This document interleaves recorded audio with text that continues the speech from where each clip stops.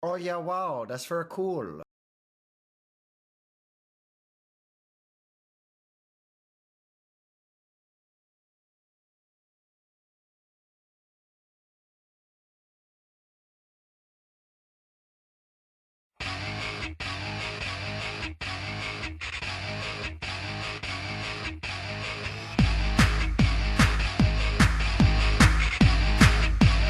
Magic people, voodoo people.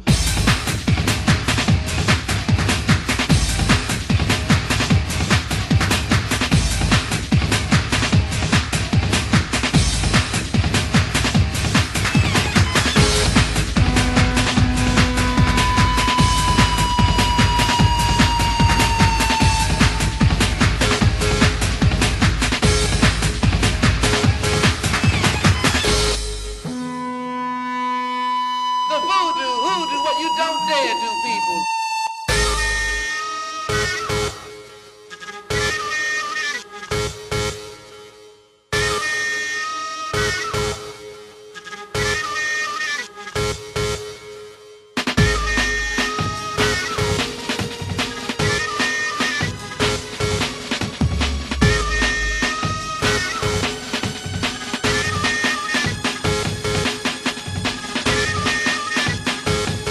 Move it.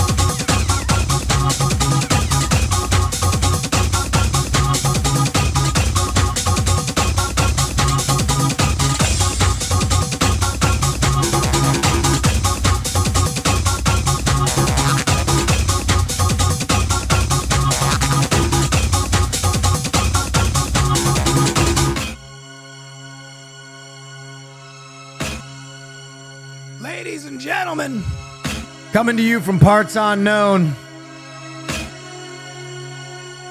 Happy start of your week. It's good to have you all here when I fire up. And as always, I'd like to wish you a very hearty, a very girthy, a very heartfelt, hey now. Hey now! Hey now!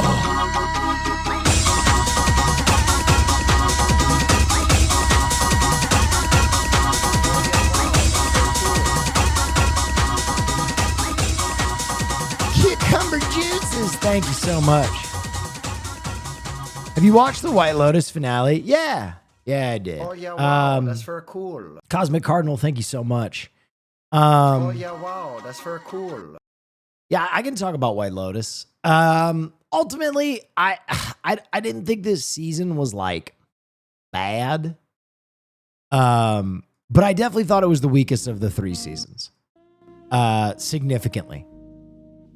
But the monologue though, honestly, I'm gonna be real with you guys. I'm gonna be so for real. I know everybody is like really juicing that monologue. That monologue was not as good as Sam Rockwell's monologue.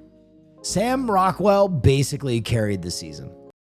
I don't know what else to tell you guys. Wow, if cool. Sam Hey, now Rockwell from French isn't in that Polynesia. season, it's like a full point less, that's in very my opinion. cool. Sam Rockwell's like cameo was unreal. He is one of the funniest characters in TV history. Admiral Starship, thank you so much. Queero, thank you so much. You know, like, I think I almost kind of forgot that like White Lotus is a comedy without Sam Rockwell's character this season, but he was so fucking funny. He was so dude, that monologue will go down in history as like, it reminded me of the first time I watched The Wolf of Wall Street, like, It's like one of the all-time iconic monologues in TV. It's insane. Oh yeah, wow, that's Why? very cool. I thought it was the strongest out of any season. Really? Well, that's really interesting. I'm going to be real with you. No spoilers, but I think there's just too many throwaway plots in season 3 for me to be endorsing that statement. Like, if you go back and follow all the threads that Mike White created, like half of them just kind of like spurious, gone. And ultimately, no spoilers. I think certain things at the end weren't really earned. I think certain things at the end were too obvious. Like the show is supposed to be like a mystery and all this, but like I called the big twist of the series episode 3.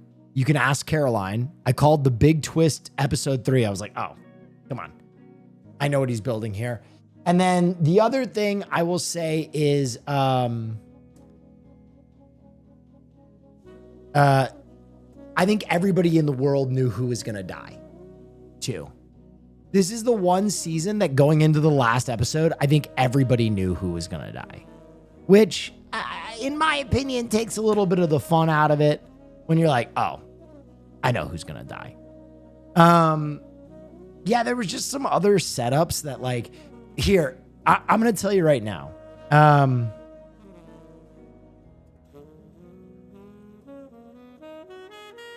Nothing in season 3 lived up to the monologue or the conversation between this character and this character at the end of season 2. That shit was fucking like big. It was such like a pregnant moment.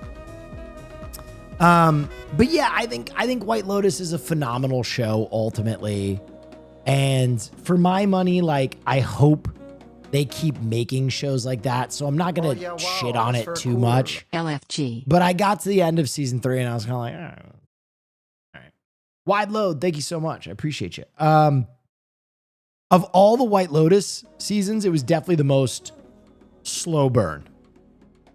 It was definitely the most slow burn, which I don't think is necessarily a bad thing, but it just it lost me a little bit. Also, I have to be honest, no spoilers, but some of the character motivations like flipped in like an instant. Like certain characters were so hard line in the way that they were, and then for the sake of finale, they were just like totally different. And I was like, okay. The other thing, I'm gonna be real. How do you get the biggest celebrity in the world and give her the worst role ever? I'm sorry, Mook fucking sucked. Mook sucked. She was the flattest character, and it wasn't even the acting job. She was just a totally flat character who turned out to be a total, like, weird bitch. Like, I don't know, man. How do you get the biggest celebrity in the world and not cash in on that more? Like, her motivation was just like, get security guard to make bad decision. Like, okay. All right. Okay. Oh, yeah, wow. That's very cool. Who played her? Lisa from Blackpink. Thank you. I was a fart. Thank you for the Prime Gaming sub. And guys, thank you for the Hype Train. It's always exciting to start streaming with the Hype Train. Oh, yeah, wow. This was an That's very insane cool. spear. Oh, let's take a months look at a already. wrestling clip. Cat sitting very comfortably my around the campfire God. with its friends with marshmallows. Oh my God in heaven. He hit him so hard he flew That's back. very cool. Ex-Golden Hawk. And I'm Famous 7. Thank you guys so much. I didn't know a new Tron was being made. Yeah, we checked that out last night. Soundtrack by Trent Reznor. Mission Impossible, the Final Reckoning trailer. All right, let's take a look at some Final Reckoning. This can't all be true. Why is this so alias? Matlayska. Oh, there we go. Every word. Oh, yeah, wow. That's very cool. Up to Entropy. Thank you so much. And Arik Bond, thank you so much. Keeping that hype train fucking juiced up and sexy. Just bouncing on it crazy style. CIA Black Vault. Oh, God. The first fucking Mission Impossible. Make my dick hard. CIA Black Vault break-in. Am I reading this correctly? The Kremlin bombing? In fairness, the bomb was actually meant to kill him. He gassed a security briefing.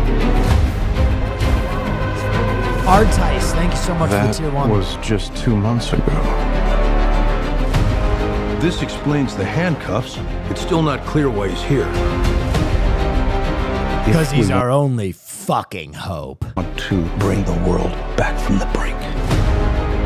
We have to deal with him. Should he choose to accept? Ethan, you're the world's only goddamn hope. Smart people on every side are close to panicking. What exactly is? Oh! Oh, now I'm seeing it. Exactly is your plan? Mr. Milchick?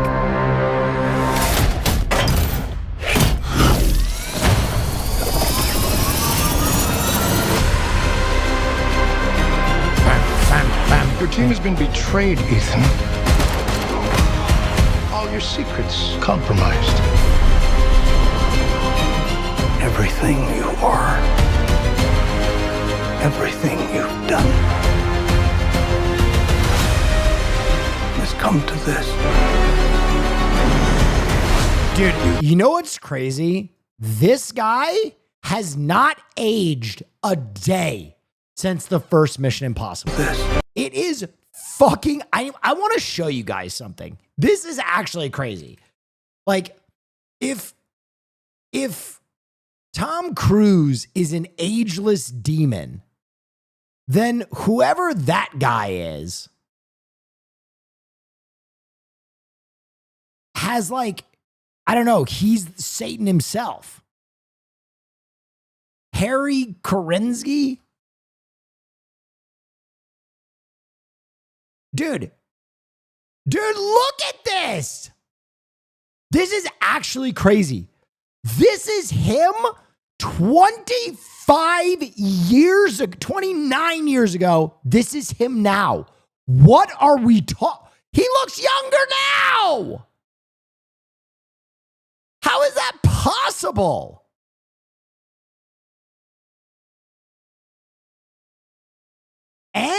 Guys, what do you mean, This was 30 years ago. 30 years ago. 30 years ago.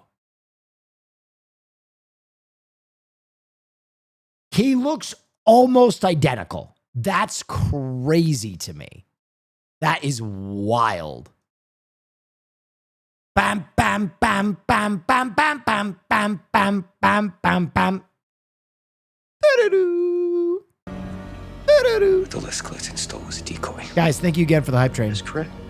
That's correct. The act. Oh, dude, we gotta. This is so good. Red Pictured light, you've green never light. seen me very upset.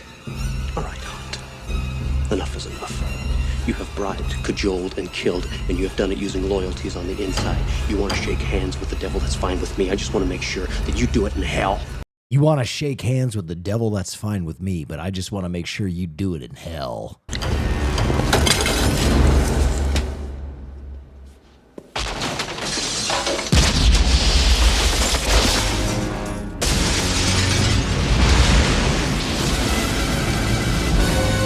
Thanks for that hype train, guys.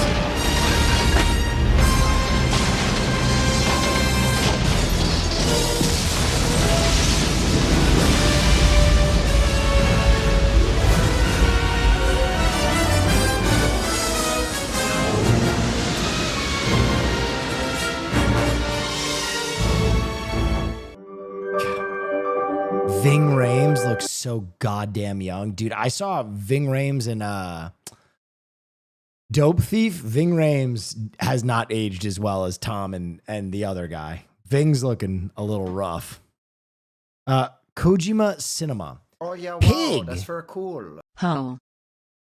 Hole. Thank you, Terrible Tay. Pig filmmaker Michael Sarnowski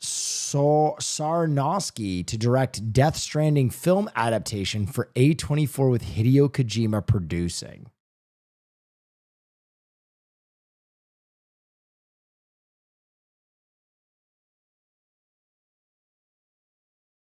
The Metal Gear movie got scrapped.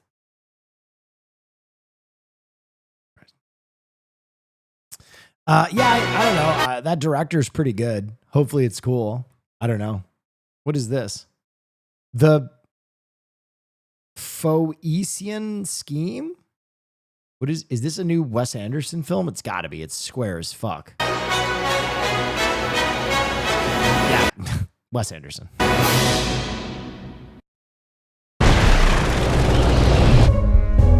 At this moment, rescue workers are laboring to recover and identify.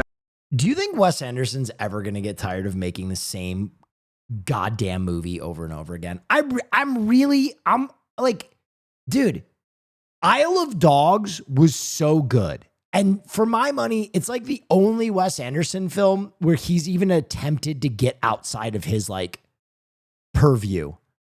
And it's like, dude, go make something, like make a biopic. I don't care. Make something other than like kitschy fucking group of characters. And it's like, ugh. Identify the remains of Zsa Korda, international businessman, maverick in the fields of armaments and aviation, among the richest men in Europe. This was Corda's 6th recorded airplane crash. He is survived by 10 children, 9 boys, 1 nun, his daughter Liesel. I've appointed you sole heir to my estate, which you may come into sooner rather than later. Why? It's been 6 years since our last meeting. I have my reasons. Which are what? My reasons? I'm not saying. I'm saying I'm not saying. Corda Land and Sea Phoenician infrastructure scheme. My most important project of my lifetime. Our objective: disrupting, obstructing, impeding, crippling Corda's enterprise in any manner possible. Get the hand grenades. Today, tonight, and tomorrow, we rendezvous with every Titan and pretend we agree what we already agreed. But in fact, we don't. We can't.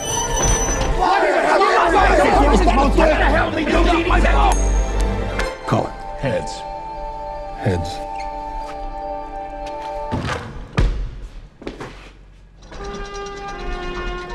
Is this supposed to be here? It was under the lunch trolley. Oh dear. Who shot you? Tara's from out of town. Help yourself to a hand grenade. You're very kind. Could you imagine falling in love with a man like me, by the way, hypothetically? You're drunk. On 3 beers. Why are you shooting my ceiling? This is a robbery on behalf of... I understand that. I'm asking about my ceiling. You idiots are destroying a magnificent nightclub. One thing you'll never know because you can't. The truth. I suppose I'm moved by this absurd performance.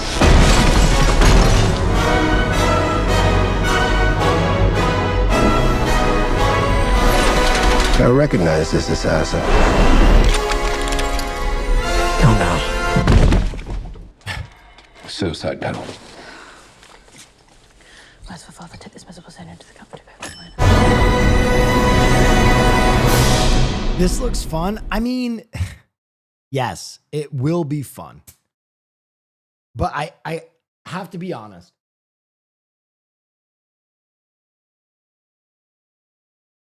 If you showed this movie after Life Aquatic, do you think anybody would be able to recognize that it's a different? You know what I mean? Like, if you just cut a scene from this movie into Life Aquatic, like, I doubt you would be able to even notice you were watching a different movie. You know what I mean? Like, it's just gotten to the point where I love Wes Anderson, but like, dude, why care? It's still good. Because I've seen it. I don't know. Because I've seen it. I don't know. Like, I love Wes Anderson. I fucking adore him. I really do. But I feel like if you look at his early career versus his later career, his films had much more like variance in how they were like composed and how they were played out. Like if you look at Bottle Rocket, Rushmore, Royal Tenenbaums, Life Aquatic, that is the sweet spot for me. That is the sweet spot for me. Those 4 movies are like, oh my fucking God. And also, I feel like he allowed his talent to like have a little bit more fun. And then after Life Aquatic, I feel like Life Aquatic was the movie for him where he was just like, I'm going to make this movie for the rest of my life. I'm going to make this movie over and over again until I die. And then they all seem to run together to me, in my opinion. Other than Isle of Dogs. Like Asteroid City, French Dispatch, Moonrise Kingdom, Darjeeling, like they all kind of feel like the same movie.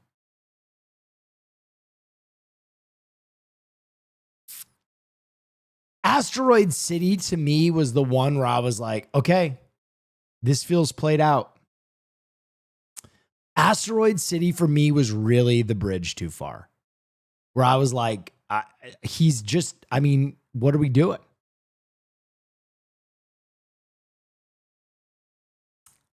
Mr. Fox. Mr. Fox feels, Mr. Fox and Isle of Dogs kind of feel like a departure. And that's why I love those movies. Here, can I be honest? For me, I'm such a Wes Anderson fan because Rushmore, Royal Tenenbaums, and Life Aquatic are all on my top 100 films of all time list. Like those 3 movies are perfect movies to me. I just want to see what else this guy can do. Like, I just wish he would challenge himself one time to make something bizarre. Because I just want to see the music that he has in him. That's it. Like, I will watch whatever he makes. I will watch whatever he makes. But I don't know. I don't know. Make a Marvel movie? Honestly, I know you're being silly, but if he made a superhero movie, it would absolutely fucking slap. It would absolutely fucking slap. Like, if he took an unusual superhero, can you imagine? Like, okay, here are my 2 pitches. An Alfred Pennyworth movie done by fucking Wes Anderson. It's just a movie about Alfred, like in between the Batman moments. Dude, are you kidding me? Fire. That would be so good. That would be so fucking funny too. I don't know. That's a bad pitch. I would love to see him make anything. Biopic, horror movie.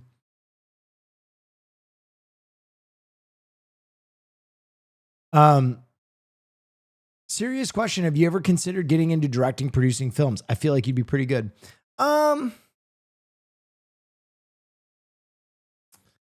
don't know. I'm so much more an actor. I do like to like help directors when I'm on set for things.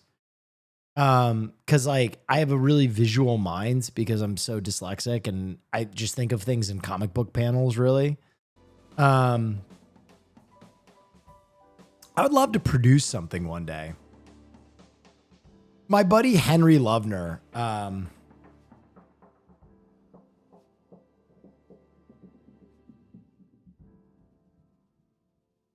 is making something that I think is really good. Hang on. Let's see if I can find it.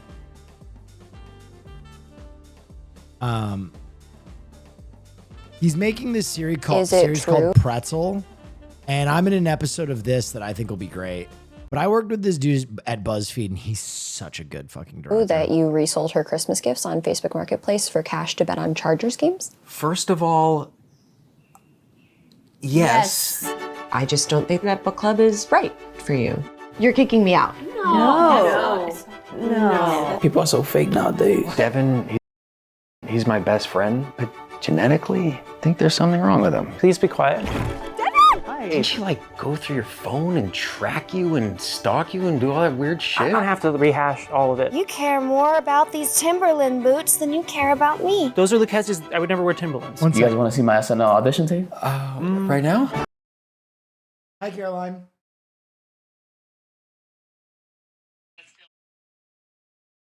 Yeah. Hang on. Can I put you on stream? Okay. Sandwich, everybody. She's calling to ask me a question. I have a question. So if you're going to go into your kitchen to grab some silverware, maybe you're eating a delicious soup. Maybe it's a broccoli cheddar. I don't give a shit. And you open the spoon drawer. Do you have like a favorite spoon or do you just grab one? A favorite spoon? Like, are there certain spoons that are just like you're more inclined towards because of maybe like how they're shaped or whatever? Or Well, yeah, the soup requires the biggest of spoon. Okay, but you don't have like a favorite one, or maybe you just like, you're like, that's a really good spoon, or maybe No, like, I mean, but I did used to have a bowl that Caroline threw up. Okay, yes, okay. So my bowl, I had because I like big bowls and I like big glasses because I drink a lot of water and I eat a lot of food. So I used to have this certain ones that just feel right. Right, I had this big ass bowl that I ate every single meal out of, be it wet or dry. And then I would just clean that afterward. And Caroline was mad because it was discolored. Yeah, I have bowls like that I've bought more of because they make so much more sense. So we're talking about like how people that are neurodivergent Right. will like lean more towards certain spoons or forks or bowls. They have favorites because it's Yes. just, it's like a vibe thing, Yes. No, I don't understand. But people that are neurotypical, they don't get it. So they just go in and they grab. That's true. Yes. Yeah. Yeah. That's it. That's the question. I- I was like, I said to Caroline, I said, call Will right now. I know he's got. I also have a spoons. coffee mug that I think Caroline finally killed. And it was of Wonder Woman. And I always drank out of Wonder Woman, but like it was all dinged up. Yeah. Yeah. Sometimes the mugs are a little too thin. Sometimes they're a little too chunky, but sometimes they're just right. Yeah. Yeah. Okay. Yeah. Hold on, last thing. I just have to say, okay, for anybody listening with this bowl, it was disgusting. Okay, it was like a Tupperware bowl that had been. Yes, but- it was so old and scratched up that the food would kind of still. No, it settle into the protected all the No. other bowls, It the was normal so- bowls. William, that bowl was so gross, and it was the only bowl that you had. And for a while, I thought, well, maybe it's because he's so broke that he can't have any other bowls. But It was like my cast iron pan. You know what I mean? It had a seasoning. Did you wash it with soap? No, he would not always wash it. No. Yes, I would. Yes, I would. Now you're making shit up. Sometimes I would come over, and that was the only bowl he would use. He'd be like, "You want something to eat?" I'd be like, "I mean, is it?" He'd be like, "Is it in my hands?" It was. You can use the bowl. Listen, the bowl was discolored from years of use. Well, it was so gross. That plus the mold in the apartment. It just always. Well, I couldn't help the mold in the apartment. That's just because I was poor. What is it cooler? Where's the bowl now? Oh, I had the bowl thrown out. Yeah, she killed the bowl. That bowl did not. When we moved in together, that bowl was not coming with. It was. You replaced the bowl. Not making it. Well, I got us stuff for our kitchen. I got us lots of bowls, uniform bowls, actually. The spoons are good. Yeah, we'll see. Anyway, thank you. All right, you're welcome. Now I miss my big ass bowl. I might get a new one. Oh no, Big ass bowl. Will, I have gotten us so many bowls. Yeah, but it feels wasteful. No, but there's bowls for pasta, bowls for soup, bowls for Yeah, but if you get a big enough bowl, you can put anything in there. You know what? You don't have to go through the mental anguish of trying to size your bowl correctly for your food. That's true. Sam is nodding and saying that's true. Mhm. She agrees. I have about 3 bowls that I just wash over and over again because they're perfect. They're wide. They're like a salad. They're a plate with rolls. Yes, and this is why, Sam, you need to move in. Yeah. Because Caroline does not understand. Bring him a bowl. She doesn't understand the neurodivergent mind. No, she doesn't. She doesn't. She's like, oh, any bowl. I don't care. I'll pick one. Yes. Yes. All right. All Goodbye. right. Goodbye.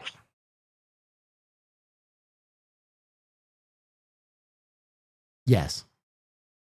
Yeah, I used to have, I miss that bowl. That bowl was fucking sick. Wait, I thought Wake was moving in? I wish. Oh! Cool. Wubby7 has high enough whammy. Dude, who did cool. this edit?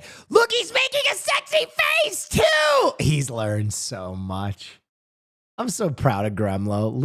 Look at this guy.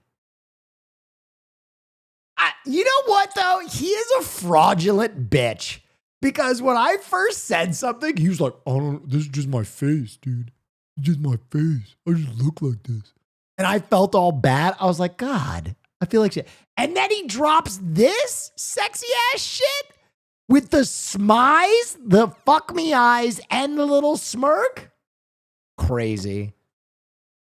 I don't know how to look sexy. I don't even know what that is. Bullshit.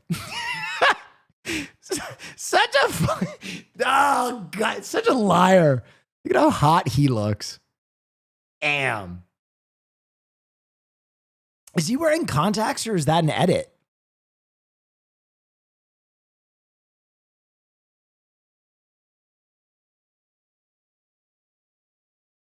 And who did the edit?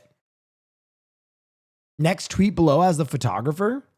Oh yeah, wow. It's that's real. very Those are cool. contacts. That's sick. God, that's cool. Beyblades on steroids. Oh my God, this is gonna make me horny. This is gonna make me horny. By the way, if you don't follow Gremlo, please follow Gremlo. He's incredible. He's a fucking great dude.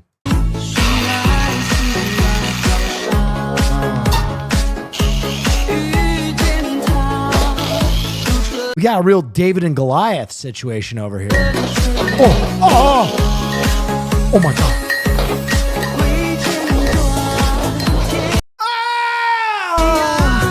Oh, holy shit.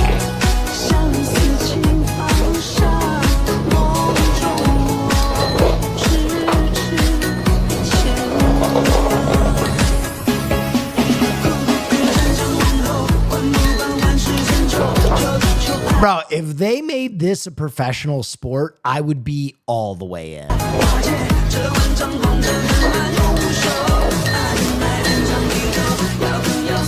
Can you imagine gambling on this shit?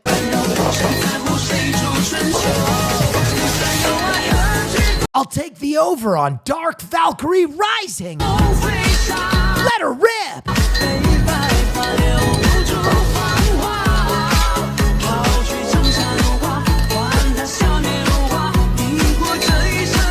Oh my God, David and Goliath. David and Goliath.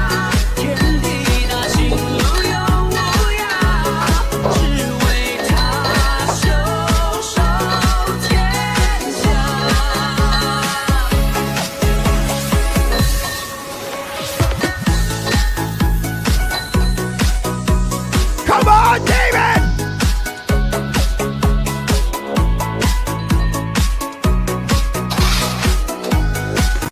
Damn, Goliath ate that ass. This was not an underdog story. Okay. What's the point of the fire? Kindly leave. Get out. Get the fuck out of my face.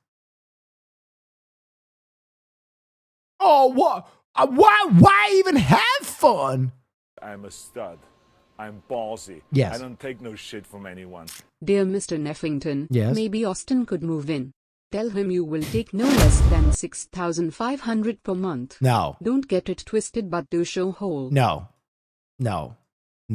I offered Austin Show to rent my old place that I had in Los Angeles before I moved to French Polynesia, and he turned me down flat because he said, A, it's not close enough to the Abbey, and B, it's not fully furnished. And I offered it to him like so far below the market because I just want him in Los Angeles, right? I told him, I was like, I will take a loss on this just so that you're available for the podcast because I think that's worth it. And he's like, no. And I was like, all right, okay. Yeah, he called my old apartment the Luxor. What you got for me? Oh. Havoc? Dude, what is happening here? Not enough bullets. You got footage of our suspect. Do you know him? My son is not a killer. This kid is public enemy number one. Your son just started a gang war. They just want to shoot him dead. That's the end of his story. I make one phone call, you go down for life. Is this a sequel to Ghost Dog? Get him back. I'm here to get you out. It ain't up for discussion. There are people out there looking for you. Anybody been watching Mobland? It's really fun. You're not gonna get out of this city alive without my help.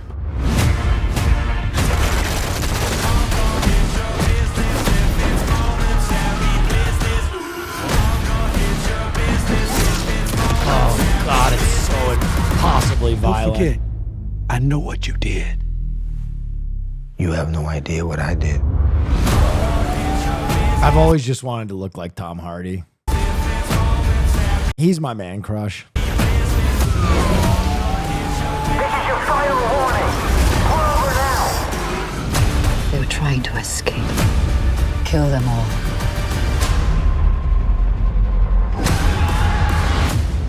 It looks like you got chewed up pretty bad, Jake. Well, it's kind of hard to dodge a fucking washing machine.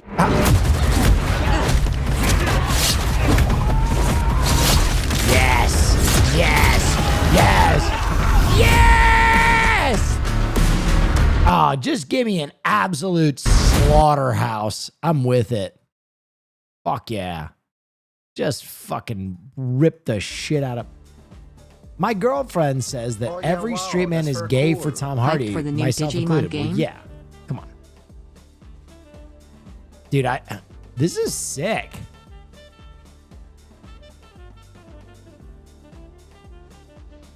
I'm such a wide human. I'm just a square. This drawing is incredible, though. Thank you to whoever did it, Captain Brazy. Thank you. Oh yeah, wow, that's very cool. My goat Nathan is back. My goat Nathan. The Rehearsal, dude, the trailer for the second season of The Rehearsal looks fucking unhinged. It looks so insane. Yeah, I mean, a Death Stranding movie. Listen, I hope it's good. It might rule. It might rule. I honestly, I'm just bummed that we never got the Metal Gear movie. But Hideo Kojima has made it so clear that he fucking hates that intellectual property now. And yeah, I don't know.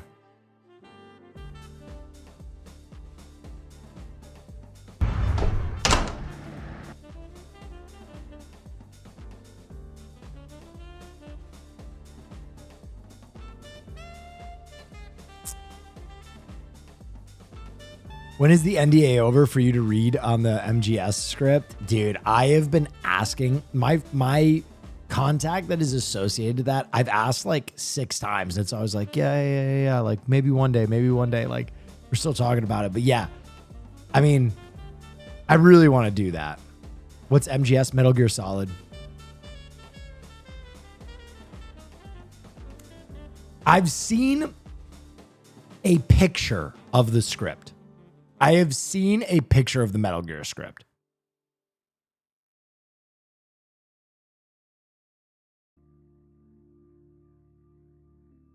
It exists. It exists. It exists. For those of you who don't know, I have a friend who had access to the Metal Gear script, and there was some talk of me possibly one day being able to do a table read of the script because it's not getting made anymore.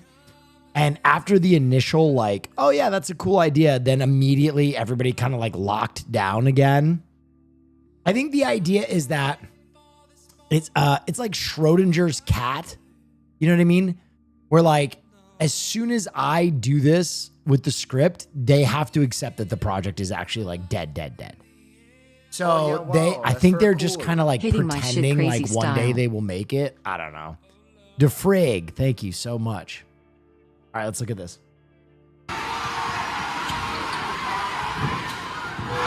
That's crazy. Get you a cameraman.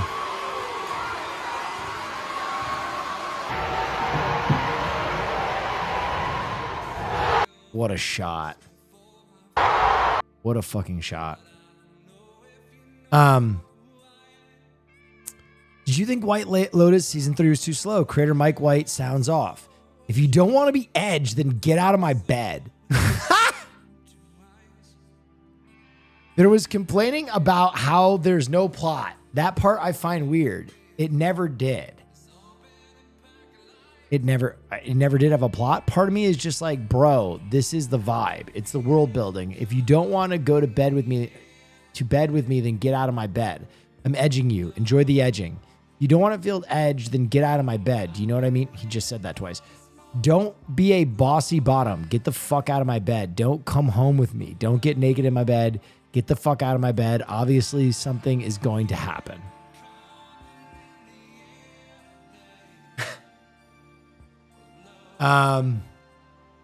Yeah, obviously, I think, did you hear Mike White is a transphobic bro's a weirdo? What? I didn't hear that. Isn't he like super gay?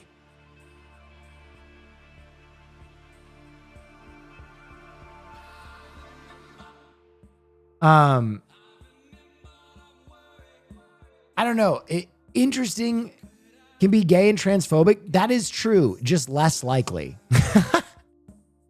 Just less likely, honestly. Like you can be black and racist against blacks. It's just a lower percentage chance. Creator of Mike White appears on racist podcasts to promote anti-trans conspiracy theory. What? Mike White confirms that Sam Rockwell's monologue was autogynephilic. I am going to be honest, I don't know that word. Is a term used in psychology to describe a sexual orientation in which a male individual expresses sexual arousal from the thought or fantasy of being a woman. Okay. Referencing the widely discredited anti-trans pseudoscience, okay, that trans women are men with a fetish. The relevant section is behind a paywall, but key quotes include Mike White laughing along with the host's description of the scene as Sam Rockwell coming out as autogynephilic, asserting that we're made into two genders and that Sam Rockwell's character was a depiction of an autogynephilic fetish. This took place on the podcast promotion of these bell jars pseudoscience theory that different races have different intelligence potentials. Wait, what? Long time anti-transer seems to confirm the argument made by the TERF. It's post-woke. That is so bizarre to me. That's also such a woof because I thought Sam Rockwell's monologue was like the funniest part of the entire season. That's such a woof.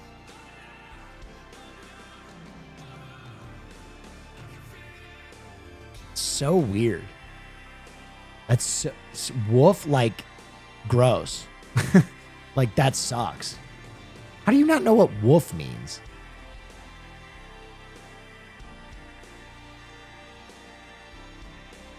Like Buzz, your girlfriend. Woof. I'm old as fuck. It's from fucking Home Alone. Buzz, your girlfriend. Woof.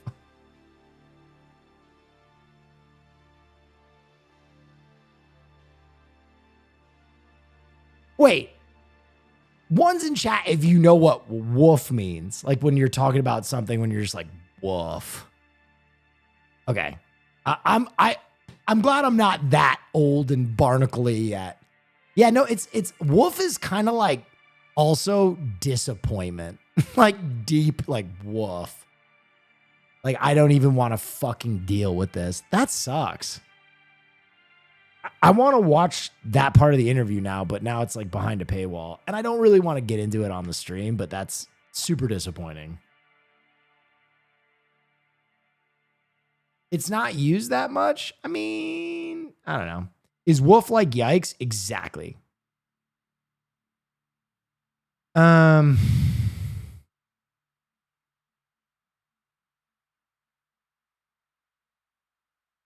What is this? Hassan exposes. Yeah, say labia again. Say it. Technically, you can hide your stuff in there. This is 2021. You cannot expose me like this. Again. Why did you say labia like that? Like SpaceX, LMAO. Yeah. Say. What? What is this? Say labia again. Say it. Technically, you can hide your stuff in there. This is 2020.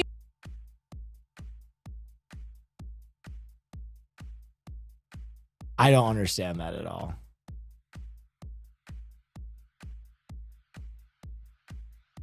Oh, those are her chat logs again.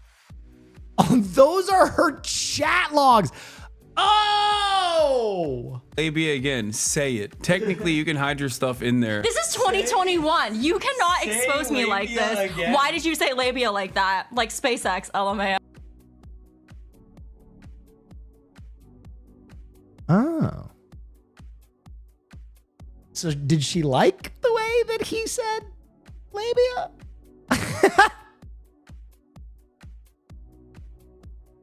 Labia is not an attractive word. Labia. I don't understand the context of that at all. No, he said it weird. How did he say labia? Labia?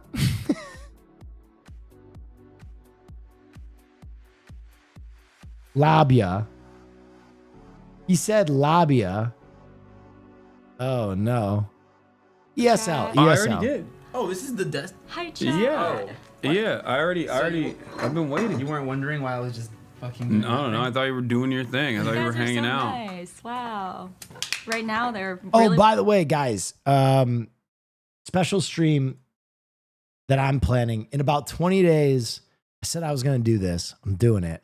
I'm going to the East Coast for the first time since I was like a kid. And I'm going to go to Princeton for the first time since I was a teenager.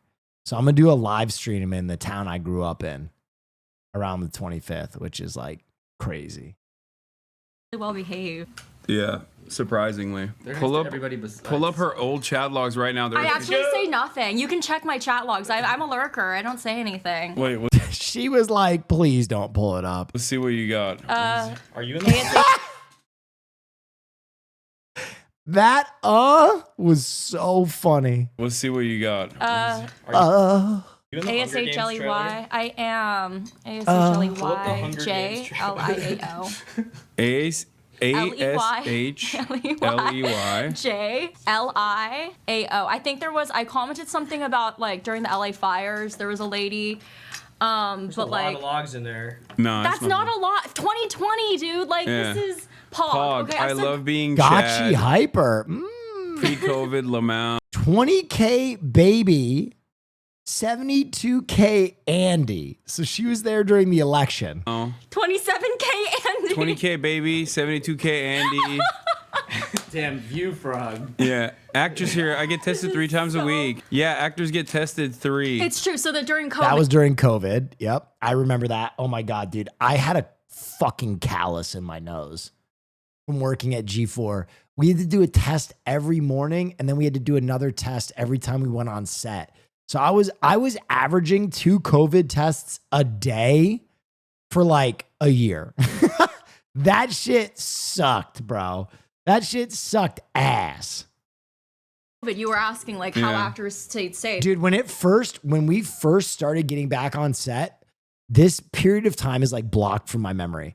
We didn't have COVID testing on site. So we had to drive to a Universal parking lot, right? We had to go to the Universal studio and sit in the parking lot.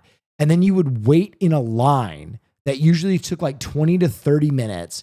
You would get swabbed. You would go back to your car. You would wait for your results for like another 30 minutes. You would get your results, and then you could drive to work. I was like, oh, fuck. Every day. And we did COVID testing up the nose like 3 times a week. That's literally the point. Keep going. You Don't- fold it like a taco and let it slide up there. It's labia. Why are you guys being so weird about woof? Yeah, you couldn't pronounce the word labia. You called it labia. And I'm like, Labia. You can feel it. You can feel it. Oh, because I was talking about Diva Cups. Oh, yes, those You are can- great. No one here can relate to that. Yeah, say labia again. Say it. Technically, you can hide your stuff in there. This is 2021. You cannot expose me like labia this. again. Why did you say labia like that? Like SpaceX, LMAO. Yeah. What you were talking about stuff you can hide in your So, Diva Cup? We're gonna move. That's to crazy. Not my chat. Oh yeah, I Oh. just got back from UCLA's UAW 411 on This tweet from strike. Ukraine back in December. This tweet from December. Damn, she was is juicing a golden Kappa train. She's a real one. She was doing that this year. Please don't. What is this? Please don't. I don't know what it is. I'm scared. Oh. I would send something like It's that. boys. He didn't want to use the colonized French bois. Oh, I think we're talking about Du Bois. Yeah. What? Oh, and then Golden Kappa. You guys can see I did. It was important to me to Real one. see that. Real one. Yeah, dude. Okay, just so you guys know, in slang, wolf can mean yuck, yikes, that's rough, or especially in a gay context, can mean a man who is strong and attractive. What? When did that one happen? That's why you're all fucking griefing me.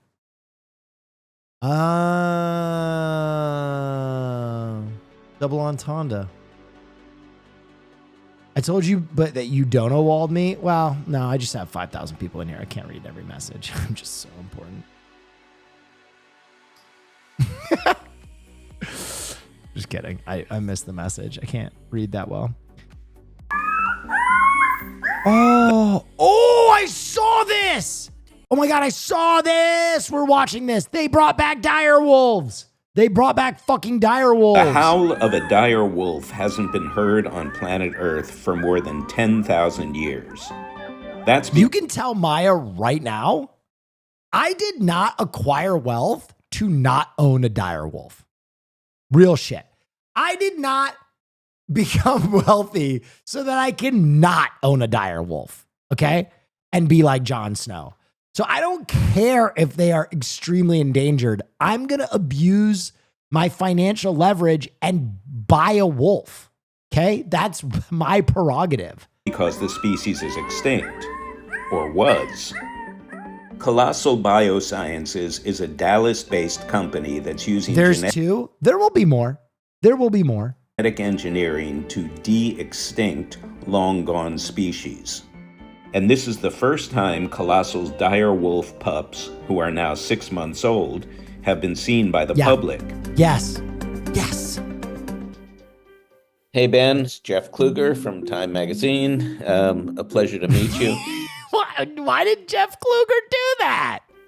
Hey Ben, it's Jeff Kluger from Time Magazine. A pleasure to meet you. Tell me a little bit about what the goal is for de-extincting and rewilding ultimately. Why are you Okay, this is so cool. In this work? It became abundantly clear that we need new tools. They don't have any actual wolf DNA. They're just like Grey Wolf lab-made mutants. Okay. Yeah, and diet soda is rotting my brain. Okay? Can't we get a little happiness in our hearts that they brought the wolves back? Tools and technologies for conservation. And so we thought this was a really cool way that we could create value, create impact, inspire people, and then also hopefully thoughtfully rewild some of these species, which apparently will also have ecological benefits to these different potential ecosystems. To try and do that, Colossal needed to understand dire wolves at a genetic level. The company has documented. Let's be honest.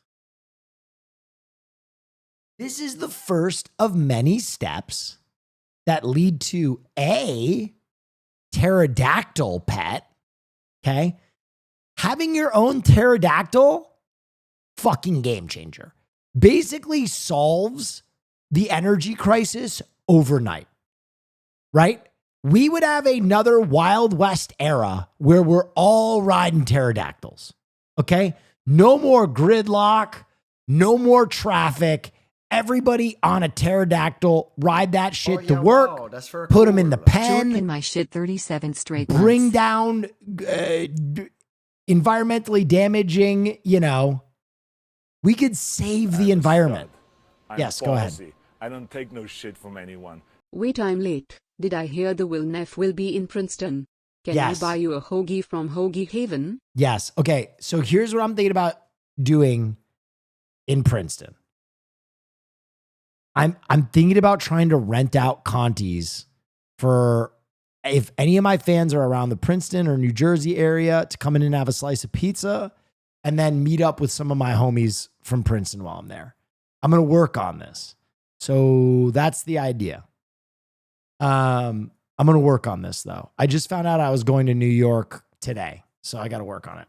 Oh yeah, wow, Yeah. that's very cool. I say we start a sub-train right now so we can fund Will's Direwolf purchase fund. Well, that, but guys, so 5 steps removed, we have the pterodactyl commute, right, to work, pterodactyl commute. And then, listen, I'm not big on this. I wouldn't care that much. But if you are mutating animals to create other animals, there's a lot of benefit in making cat girls, because I feel like, you know, you could, they could help society. They would make good. Oh yeah, wow, that's very cool. Funked out, where am I gonna at? Rescue workers. They would make good rescue workers, because, you know, if you're trapped on like a 7th floor, you need a buxom, strong, sinewy cat girl to save you. And that's not my opinion. Okay. I'm just telling you how other people might react.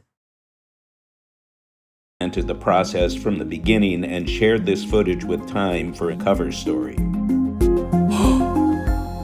So can you tell me a little bit about what went into engineering the dire wolf? We extracted DNA from 2 fossils that we knew from previous work. Dino DNA! They're literally doing Jurassic Park. So cool. Had some amount of preserved ancient DNA.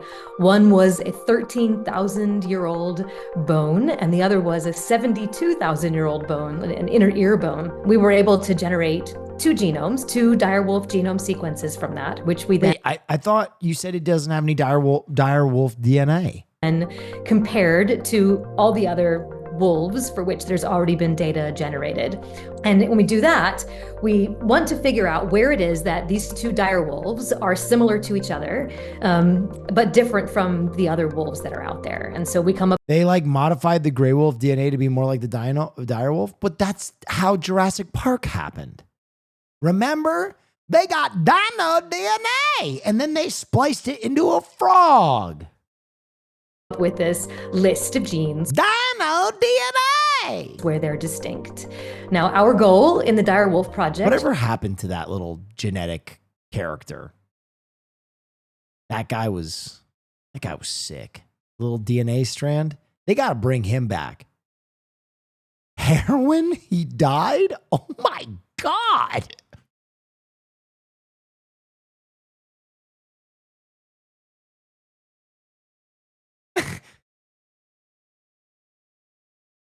Mr. DNA, you have to stop using. It's over. The park failed. My career is in rubble. Who else is going to hire a strand of dinosaur DNA? That was my perfect job. They're never going to bring this park back. Who else would make this horrible decision?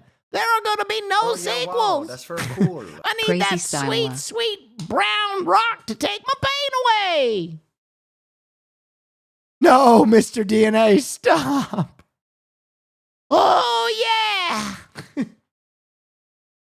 just like with all de-extinction projects, is to re-engineer the core traits, the core characteristics that made these extinct species unique and able to fill whatever role that they filled in their ecosystems when they were still alive. Using this knowledge, Colossal then made 20 modifications to 14 genes in the DNA of common gray wolf cells. These relatively few tweaks to the genetic code produce some big differences. The dire wolf's white coat, large size, characteristic vocalizations like that howling you heard at the beginning of the story, and more. That DNA was transferred to denucleated egg cells, meaning cells without their own genetic material. This is so fucking cool. And then developed. We just need to let science run wild. God is dead. Let's clone people. Let's make cat girls. Let's breed organs inside of tiny little, let's breed a human heart inside a hamster and saw that fucker open and let me live for 1,000,000 years. Let's take the restrictor plates off. God is dead. Build a Gundam. You know what I mean? I'm ready. Sorry about that. Developed into embryos and were then implanted in the wombs of surrogate mothers, who were hound mixed dogs. We didn't know how big these embryos would grow and wanted to make sure that the surrogate was healthy. So we picked large dogs. Romulus and Remus, named after. Oh, that's so fucking cool. They named them Romulus and Remus? And they're gonna nurse at the teats of the mother wolf? The Roman mythological twin brothers who were raised by a wolf were born on October 1st, 2024. And in January, they were. I would do anything for that dog beast. Joined by a younger sister that the colossal team named Khaleesi. Khaleesi! No laws can stop me from getting one of these. Thank you. Thank you for backing me on this, okay? I want a dire wolf. Each wolf is on track to grow to as large as 6 feet long and 150 pounds. Yes. Colossal isn't planning to reintroduce them to the wild. Instead, the 3 dire wolves will live out their lives on a fenced 2,000-acre preserve. Colossal does not want to disclose this location in order to protect the animals. Well, that's smart, because I would steal one. I think these are the luckiest Thank you for protecting me from myself. Animals ever. They will live their entire life on this protected ecological reserve where they have all sorts of space and they have natural denning environment and they have a inclement weather hut that they can go and hide out in if they need to. They have 24-hour veterinary care. Dire wolves aren't the only species on Colossal's de-extinction agenda. Woolly mammoth, give it to me. Tasmanian tiger. Give me the Tasmanian tiger and the woolly mammoth duo. Do it right now. American company says it has genetically engineered mice so that they have developed some traits like mammoths. A small but potentially important Give me the fucking mammoth! Step in a quest to eventually bring back the prehistoric woolly mammoth. They hope to de-extinct the woolly. Fuck yeah. I've been waiting on this woolly mammoth since I was in elementary school. The woolly mammoth is so fucking cool. That animal deserves to come back. Mammoth as early as 2028. The company is also hoping to bring back the dodo and the Tasmanian tiger? Tasmanian tiger. Yeah! Fuck yeah! Dude, I have been haunted by the video of the last Tasmanian tiger for so long. I don't know if you've ever seen it. They have the last Tasmanian tiger in fucking confinement and he's just like walking around and you could almost see he's like, oh fuck, man, this is it. Let me pull it up. Here it is, the last Tasmanian tiger. There he is.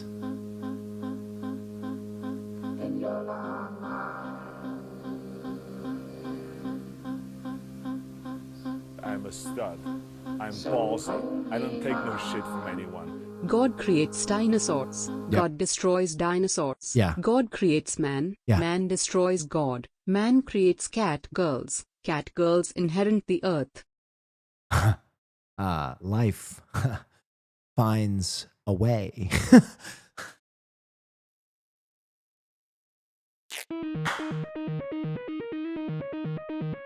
Will with his own dire wolf in 2 years.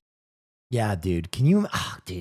That's a great way to go. Being ripped apart limb from limb by a feral cat girl, a buxom, busty cat girl. The dodo and the Tasmanian tiger. Tasmanian tiger deserves a second shot at life. If some of this genetic Dino DNA! tinkering feels familiar, it's because Hollywood has been here first. And spoiler alert, we all know that didn't end well. So naturally, bioethicists have some concerns. Oh, shut up. Here, when you're playing, We're fucking fracking. Who cares? Let's make some fucking freaks. Let's make some mutants. Let's on extinct some. Let's get some of the dangerous ones back too. You know what I mean? Fuck it. Let's get one of them big old water things. You know, like a Leviathan, a Megalodon. Fuck it. Let's bring back survival of the fittest. You know what I mean? I think we need some more dangerous shit outside. with nature, nature usually wins. Nature is much more complicated than the ability of our brains to understand it. Genes do many things. There may be a lot of unintended consequences. Let's say we alter a gene to make extra hair or to make it burn metabolism more, burn fat more. Those genes may do other things in ways that we just don't even understand. So we may create animals that have lots of medical problems. If we start tinkering with genes, we may create a super mouse, a super rat. Okay. Here I come to save the day. We know how that turns out.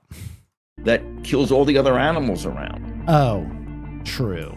But the team at Colossal says their mission to restore extinct species is also about stopping the disappearance of endangered ones today, as experts predict Earth will lose 30% of its genetic diversity by 2050. Yeah, that sucks. Colossal has used techniques learned from the Direwolf Project to clone 4 red wolves, a small but important step in fortifying that endangered species. The 4 new wolves could help inject fresh DNA into the red wolf gene pool, which currently suffers from a so-called genetic bottleneck, the result of too few individuals carrying too little genetic variety to keep the species healthy. Yes, it would be really amazing to see a mammoth. It would be great for the habitats of Tasmania to have a keystone predator reintroduced into that ecosystem. But the tools that we're developing on the path to these species have immediate application to species that are not yet extinct. Cat girls. A future that is both biodiverse and filled with people. We should be giving it's going to be filled with people, all right. ourselves the opportunity to see what our big brains can do to reverse some of the bad things that we've done to the world already. There's a huge need to help prevent animals from becoming endangered and going extinct. We need to spend more money on conservation. Particularly now, there's a lot of threats that lands that we have as national parks and as preserves are going to be used for drilling oil, for instance. So there's a lot of habitats where species now live that are going to be under threat. So, and there's not enough money to help with conservation efforts. I'd bang a toad person? Oh my God.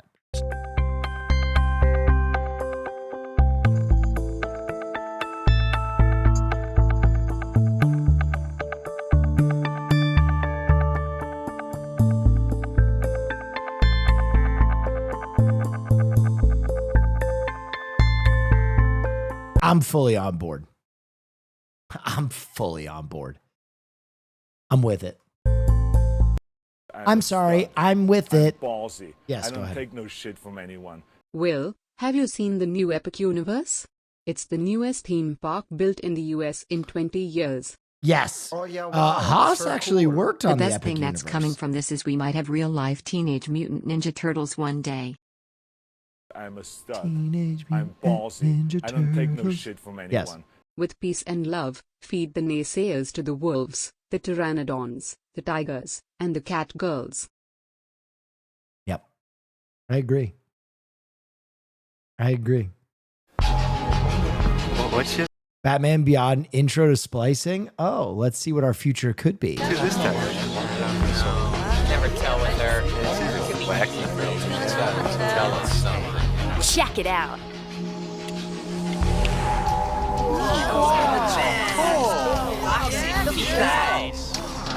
I don't believe it. Chelsea, you got spliced. Crazy girl, your dad must have had a spiz fit. I don't know, Chelsea. Spiz fit. Isn't messing with your DNA a bit drastic? Even for you. Please. Well, then why is the city trying to shut it down? Lighten up, Terry. The law's against practically everything we're into. You gotta keep an open mind. Based. Here's all the info. Personally, I'd jump on it if I were you guys. Because if you're not the first, then you're the worst. They call it splicing, the new high-tech teen rage that has taken Gotham's youth by storm. But outraged parents and lawmakers call the use of genetic animal augmentation a crime against nature. Some say it's a matter of choice. Splicing is like establishing myself as an individual, you know? Just like all my friends. Yeah. You tell him that. That's right. At the center of the controversy is the director of the Chimera Institute, Dr. Abel Cuvier. I want to assure everyone that splicing is safe, reversible, and more importantly, utterly beautiful. I was the first test subject, and as you can see, I'm perfectly fine. Perfectly creepy is more like it. Him and that whole splicing fad. This is no simple fad. Something bad will come of this splicing. Something we'll most likely have to clean up. Shut up, Batman!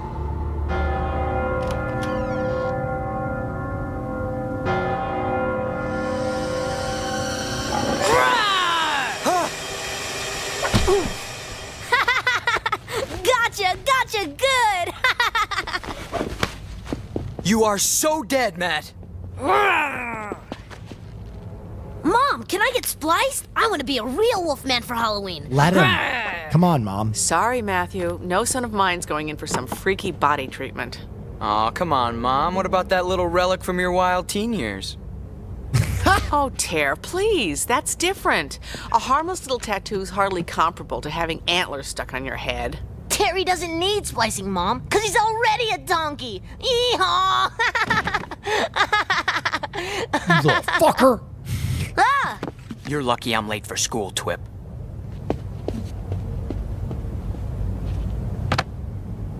Mom, can I get a Wolfman tattoo?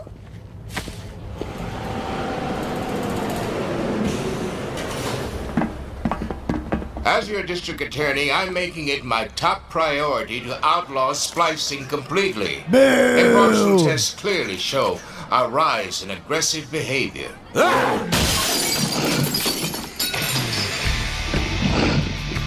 How's that for breaking news? God, this show fucking rules. A volcano erupted in the Philippines a few hours ago? What? Oh, shit.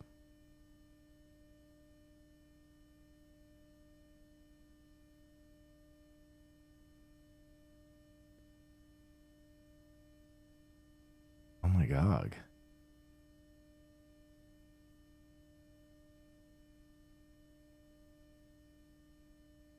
Earth pimples are crazy, dude. Truly a thing to behold. I'm a stud. I'm boss. Yes. I don't take no shit from anyone. Well, can we trust these scientists with gene splicing? How long before they create a real life Ahuri and sell it for research purposes? A real life what? I missed a real life what? Ari?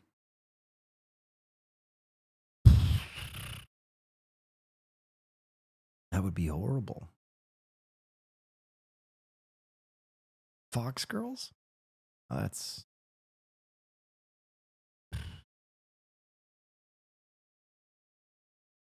$50 best action movies of all time. All right, let's take a look.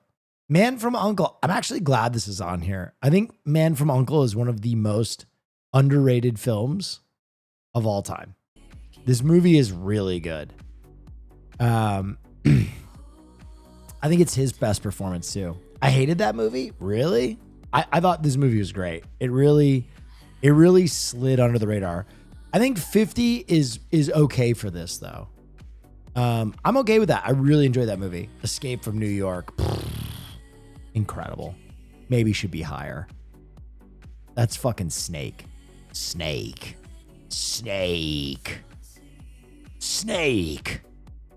God, I love this movie. This should be higher. Dead or Alive at 48. Okay. A little Yakuza movie. I don't mind that. I think that's cool. If this is on here though, I want to see Killer. I want to see Hard Boiled. I want to see a lot of international cinema if we're going to put that on there. The Rock at 47, deserved, should be higher. This would be in my top 15, but if you've never seen The Rock, it is the best James Bond movie by an absolute titanic margin. Taken. All right, yeah. Taken, the beginning of so many memes. I have a very special set of skills. Perfect. The Fugitive, this has to be higher. This has to be higher. The Fugitive is one of like the last super high budget, like weird, independent, super action. Like they crashed a train in this movie. It's fucking ridiculous. It is ridiculous. This movie is insane. The One-Armed Man. The plot isn't half bad either, but this is just such an airtight action movie. You switch the samples. Yeah. Phenomenal. Phenomenal. Bum, bum, bum, bum, bum, bum. Dun, dun, dun, dun, dun, dun. This would also probably be in my top 10. Speed is so good. Speed is one of those action movies that it like set the standard. For when it was made, I think Speed was like such a bellwether project. Speed kind of feels like the first like pure action movie I saw, right? Where it was kind of like the next departure from like the John Woo. It was just so sick. And the premise was great. Keanu Reeves. This movie rules. Blech! Get this shit off my list. Hero is very good. I think I'm okay with where this is on the list. This would kind of be around my number 50. Really great action. I think that films post Crouching Tiger, Hidden Dragon kind of like really leaned into that aesthetic, almost to the detriment of the character development and stuff. And I think Hero is one of those projects. But Hero is phenomenal and visually so striking. La Femme Nikita. Woo! A little Luc Besson. One's if you've seen this movie, two's if you haven't. I feel like this one, it'll be one that a lot of people still haven't seen. Yes, I am correct. La Femme Nikita is Luc Besson before his career blew up and he made Fifth Element and Leon the Professional and a few other projects. He made this last French action movie about a girl who is like a violent junkie in Paris who basically gets put into like a CIA, like the French version of the CIA, like training a disposable asset. And she's like a badass. The movie is incredible. It is really, really good. This deserves to be on the list. One of my favorite action movies, with a badass female protagonist. I feel like there aren't enough female-led action projects that really kick ass. This is one of them. Warriors, come out to play. I gotta pee.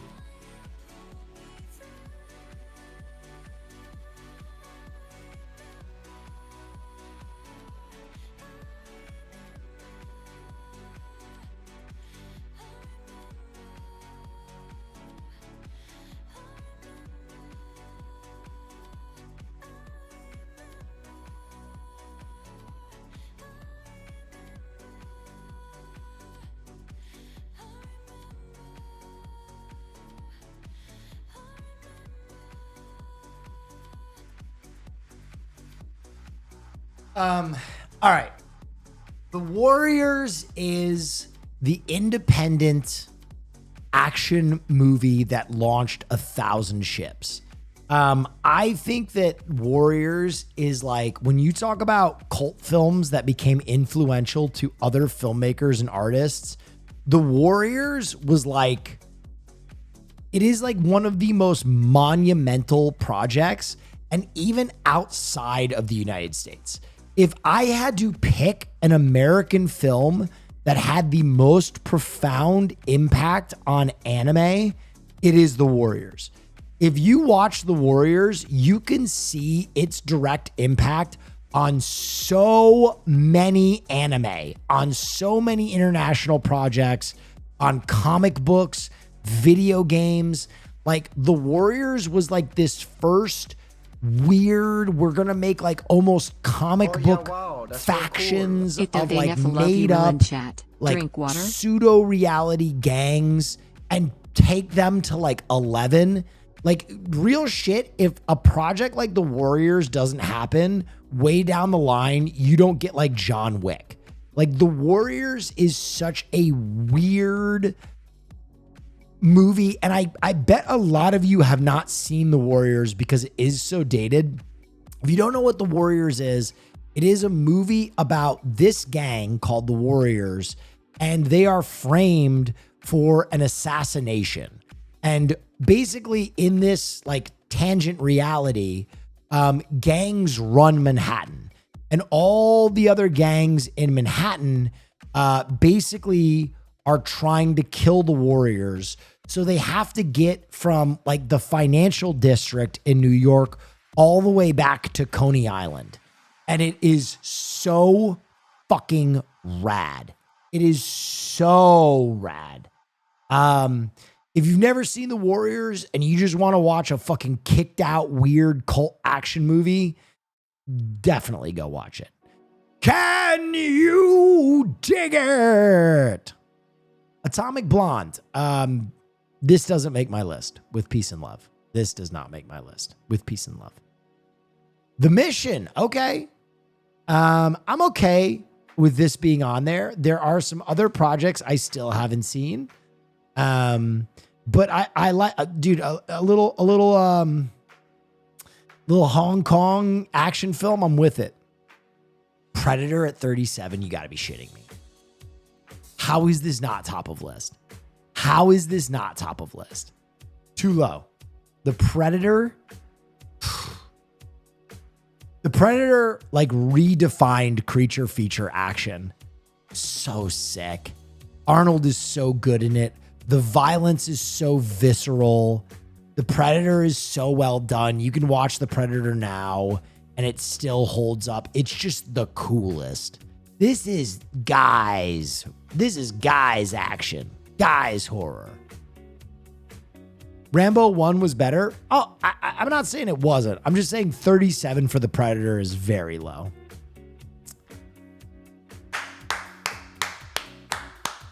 Buddy, people died. You gotta go down. Point Break. A film that at no point in its conception, in its writing, in its casting, should it have been as good as it turns out. But Point Break is an absolute pleasure from its opening credits to its closing. So much fucking fun. It kind of feels like Hollywood taking a look at a culture that it doesn't understand, that it is next to in Malibu and the OC, and trying to write a script about it that would appeal to those demographics. And it feels so alien to those places, but also so real. Point Break is fabulous. The cast is unbelievable. Swayze at his absolute fucking best. And dude, when you talk about like one of the great bromance, like before we had Guts and fucking Griffin, we had Bodhi and Johnny Utah, right? Like, are they sexually attracted to each other? Are they best friends? Do they hate one another? Maybe all of the above. Maybe all of the above. Fucking rules. So good. The 5 Deadly Venoms. Dude, a little Wu-Tang influence. Okay, I'm glad they threw a pure kung fu movie on here. There are some other ones I would like to see on here if they're gonna put kung fu movies. Masters of Flying Guillotine, Drunken Master, but there's still a lot of lists left, so I'm with that. The Great Escape. Okay. A lot of people would have this as their number one. I'm going to be honest. When you talk about Criterion action, this is the top of the top. 34 feels a little low to me, but we'll see where they go. Avengers Endgame. Okay, fair. I don't hate it. I don't hate it. No. You guys, listen. I know it's Avengers. I know it's cape shit, but you cannot completely look away from how big and how wild Avengers was. It was really a big movie. Yes, I can. Okay, well, I'm okay with it being on the list. I'm okay. Get your ass to Mars. Get your ass to Mars. Total Recall. Total Recall is one of those movies that this could probably be on your list for best sci-fi movies of all time too. Total Recall is fascinating because it is in that short list of like Arnold movies that are just perfect fucking action movies, Commando, Predator, blah, blah, blah, blah. But also Total Recall really succeeds as a sci-fi movie as well. It's really fucking good. It's really fucking good. If you've never seen it, it's great. The makeup and special effects are phenomenal. And the little twists in it paved the way for like, what's the movie with Leonardo DiCaprio where he's like at the fucking, you know what I'm talking about. Shutter Island. There you go. Goldfinger, not on my list. Train to Busan. Okay, we got a zombie movie on there. I love Train to Busan. Train to Busan goes crazy. This goes wild. Love this fucking movie. Can't say enough good things about this. Lord of the Rings. Okay. Yes, definitely action.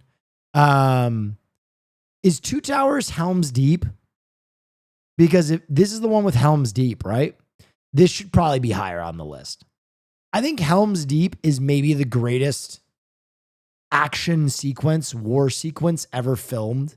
Helm's Deep almost plays out like its own movie where it has like an introduction, rising action, climax. Like it's such a well choreographed battle that I think just by that very nature, this should be higher on the list. Even though I wouldn't think of the Lord of the Rings trilogy as like action films.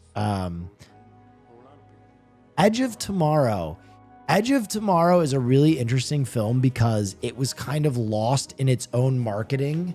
What was it originally called? Die, Live, Die Again? It had a name that was horrible. And they Live, Die, Repeat. That's right. I'm going to wash my hands.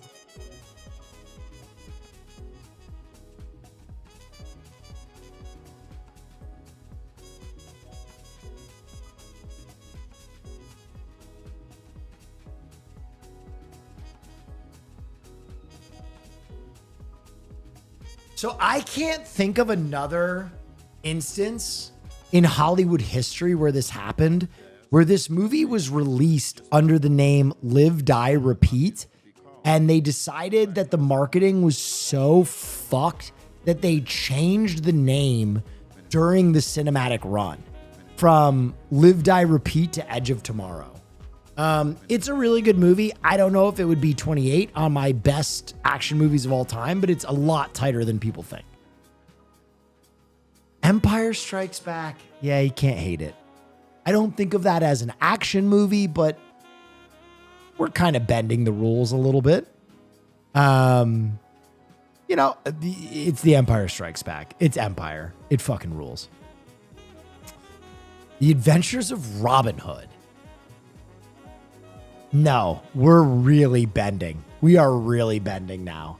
We are really bending our definition of action film. I'm sorry. No. Great movie, but what are we doing?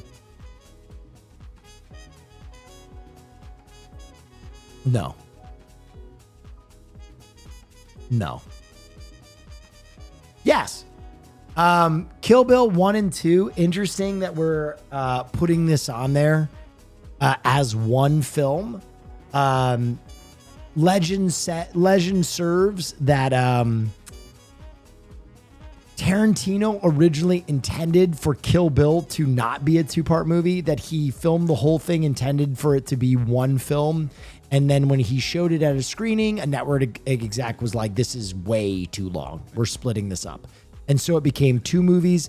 And even still, what I think is crazy is there were a lot of scenes cut out from the first and the second movie, even after it was cut in half. I think Kill Bill needs to be higher than 23. Kill Bill's probably in my top 10 because it is such a perfect homage to Kung Fu, and yet it succeeds as a modern masterpiece. The soundtrack is phenomenal. The action is phenomenal. The Crazy 88 scene that's being referenced here is one of the coolest and most violent action scenes of all time.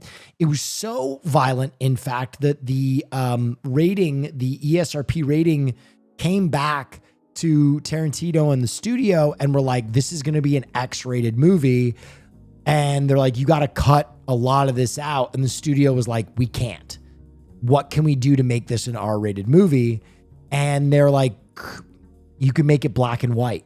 So if you don't know, that is why Kill Bill flips to black and white. That was not a creative decision.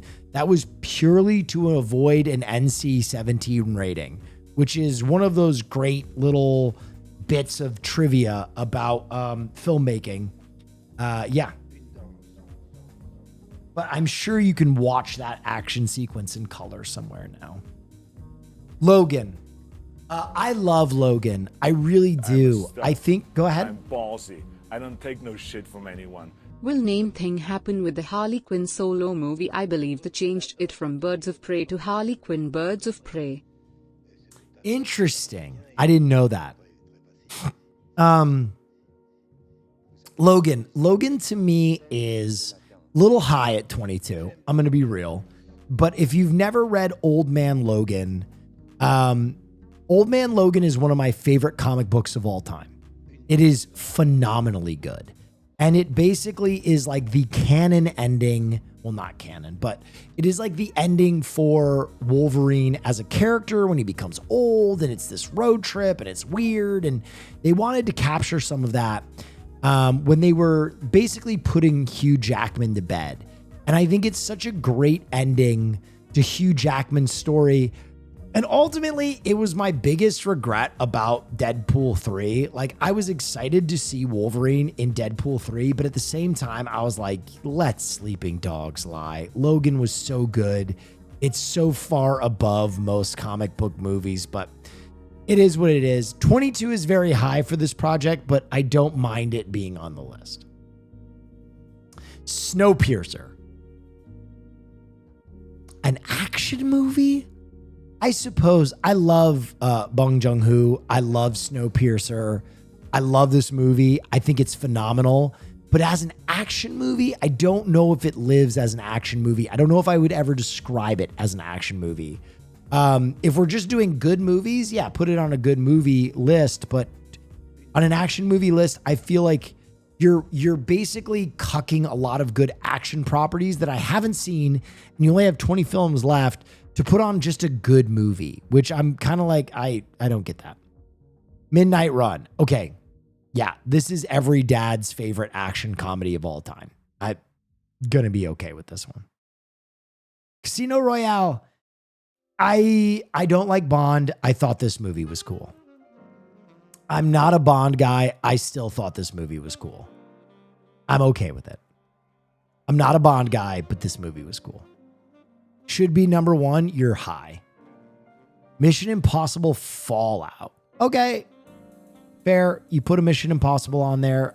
18's very high, though. Crouching Tiger, Hidden Dragon. fair, deserved, should be higher, should be in your top 10. Crouching Tiger, Hidden Dragon was like an absolute thermonuclear explosion on the United States. It took all my favorite parts of Kung Fu and it made them Criterion and general audience.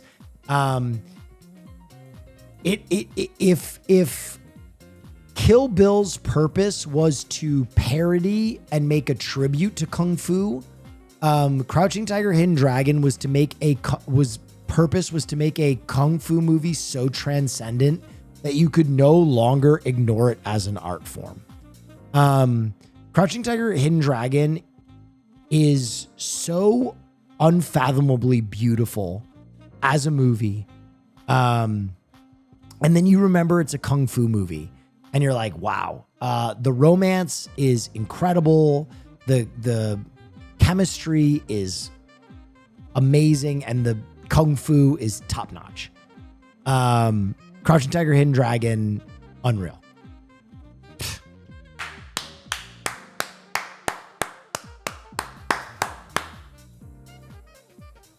Real ass shit. This might be my number one. Real shit. This might be my number one. Terminator 2 Judgment Day goes fucking crazy.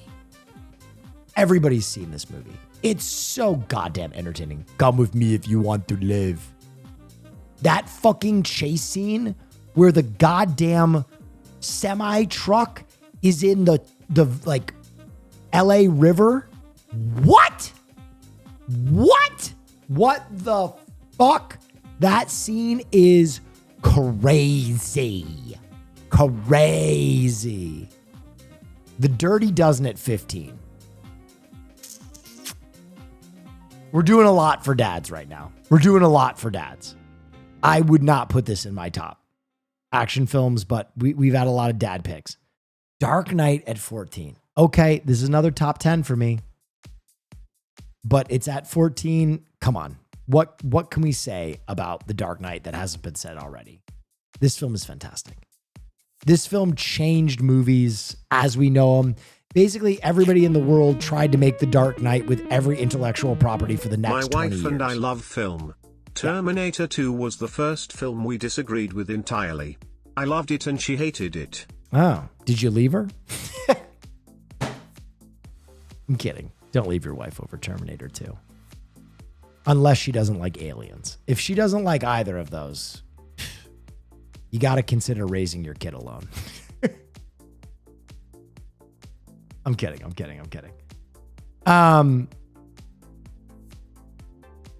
Police Story, valid. I was waiting for a Jackie Chan movie. I would have liked to see Rumble in the Bronx, but Police Story is fire. I love Rumble in the Bronx. Rumble in the Bronx is so insane. Or Drunken Master was the other one I said earlier, but Born Identity, Born Identity fucks. When he kills that guy with the telephone book, that shit lives rent-free in my head. He kills a dude. Born is, dude, I don't know if you guys know the story behind Born, but another film that like changed filmmaking, where like the Born Identity, first of all, one of the coolest stories in this is it's a lot of the filmmaking style is based on this movie right now, or right here. I don't know if you guys have ever seen Run Lola Run, but you must.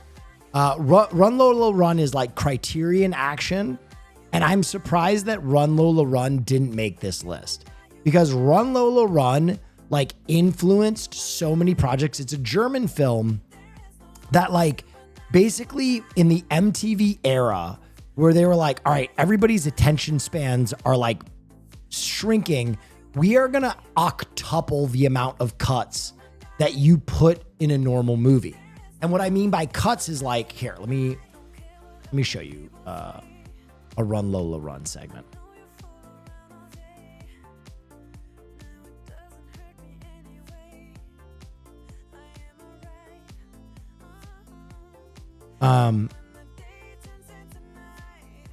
Here's a trailer. Fuck.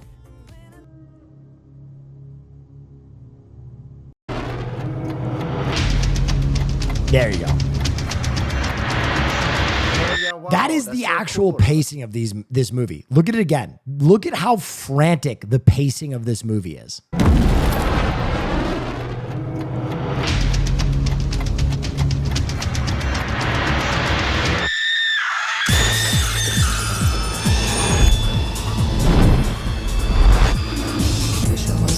Okay, some of you are noticing something. So this movie was so influential that when Matt Damon saw it, he like demanded that this actress was in The Bourne Identity, which ultimately he got. So that is why, because Run Lola Run was so influential on how The Bourne Identity was made that they wanted to use that same actress.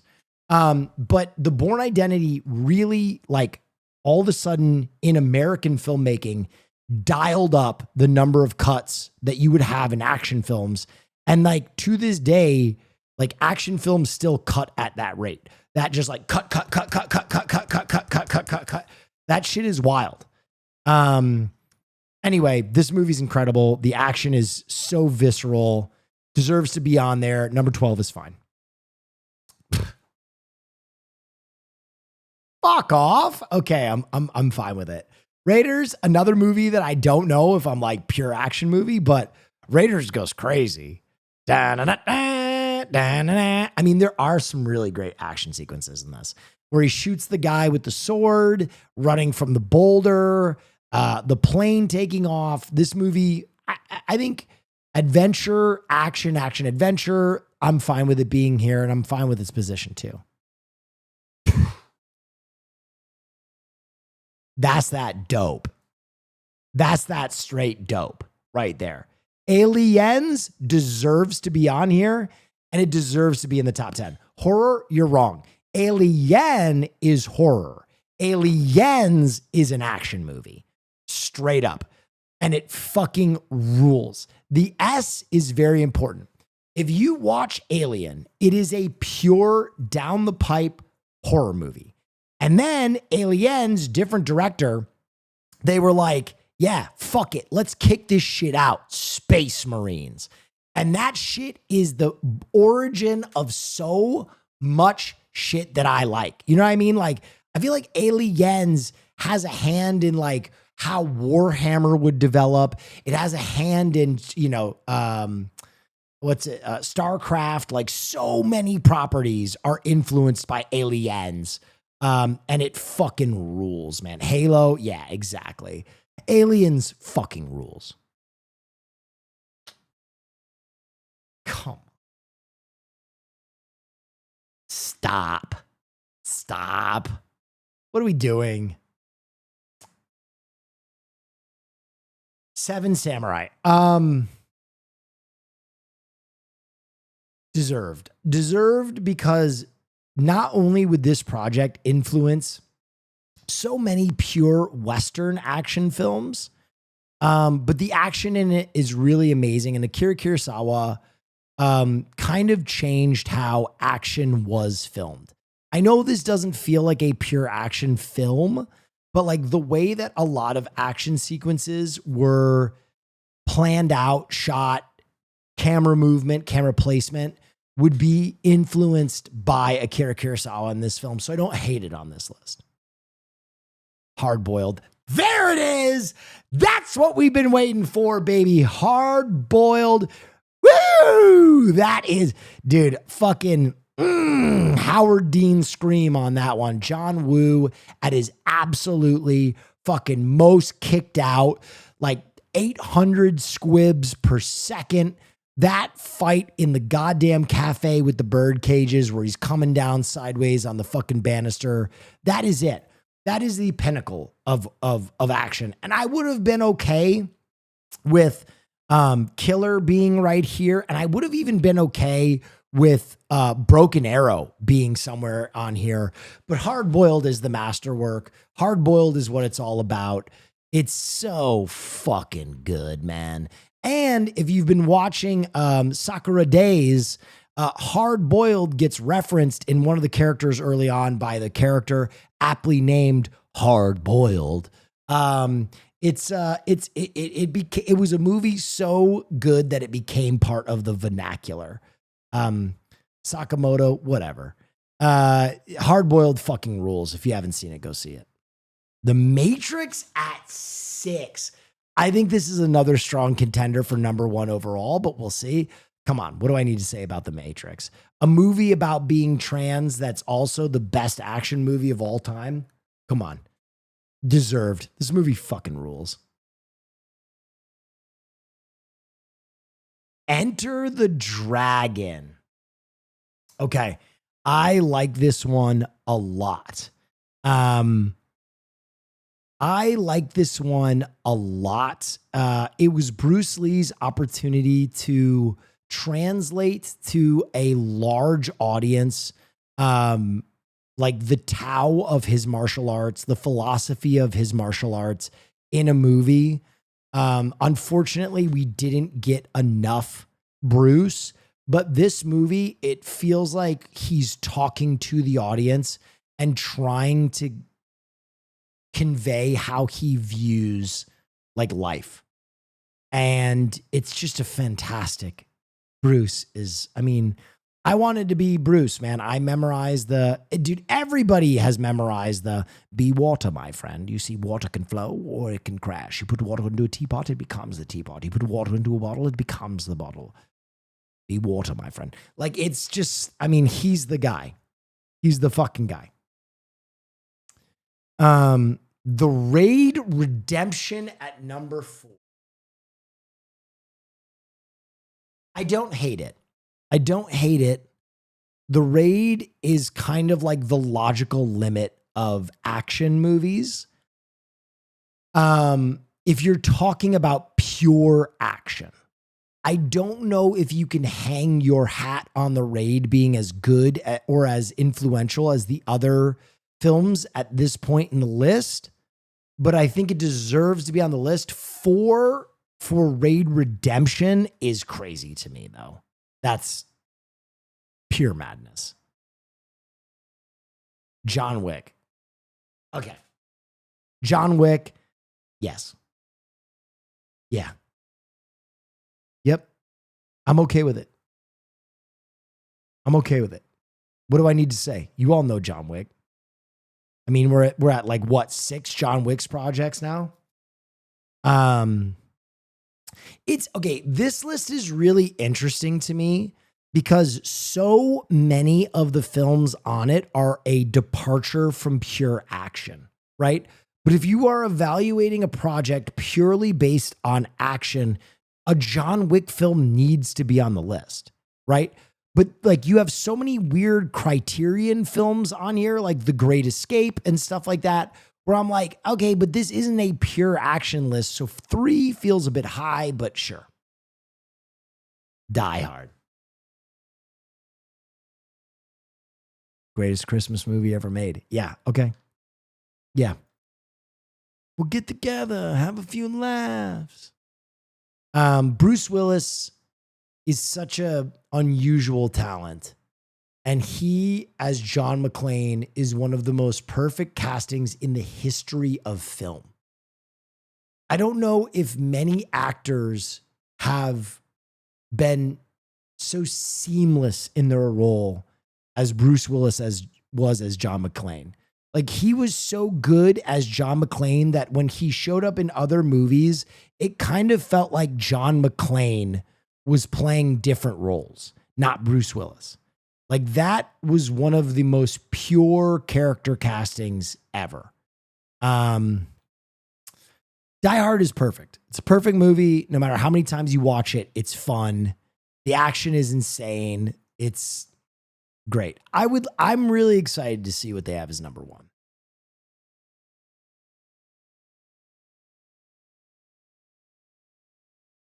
Perfectly valid. Perfectly valid. Fury Road was, there will never be another movie like it. Fury Road was the last of its kind. I mean that sincerely. George Miller, even Furiosa, like he couldn't make Mad Max again, not because he didn't want to and not because he doesn't have the ability, but because if you know anything about the production of Fury Road, that movie almost killed everybody associated with it. It's not like a cost thing. It is a Mad Max Fury Road was maybe one of the most dangerous filmmaking projects ever made. Like next to that's Sphere very cool. and stuff Taserface like that, or gifted a like tier 1 Werner sub to Uzi Herzog Amandias. making that movie in the jungle. Like Mad Max Fury Road was a absolutely insane undertaking that like basically broke all of the talent that worked on it, right? Like Charlize Theron and oh my God, I'm drawing a blank. Tom Hardy. Charlize Theron and Tom Hardy hated each other by the end of this movie. Fucking hated each other. Hated each other so much that that ending was not the original ending. They literally had to film 2 scenes with them in different ways or in different times and stitch them together because at that point in the movie, they refused to be on set with one another. Tom Hardy, when the movie got done, was convinced it would be a flop. He was absolutely convinced it would be a flop to the point where in one interview, he literally is like, yeah, that movie is going to be dog shit. Fuck that movie. Like, I hated every part of it. He talked so much shit about it that after it basically cleared the Academy Awards, he went on stage and was like, I have to issue an apology to George Miller because I talked shit about this movie. And at no point did I think it was going to be any good. Just so you know, the production of Mad Max Fury Road was fucking insane. You guys want to see the clip? All right, let me see if I can find the clip.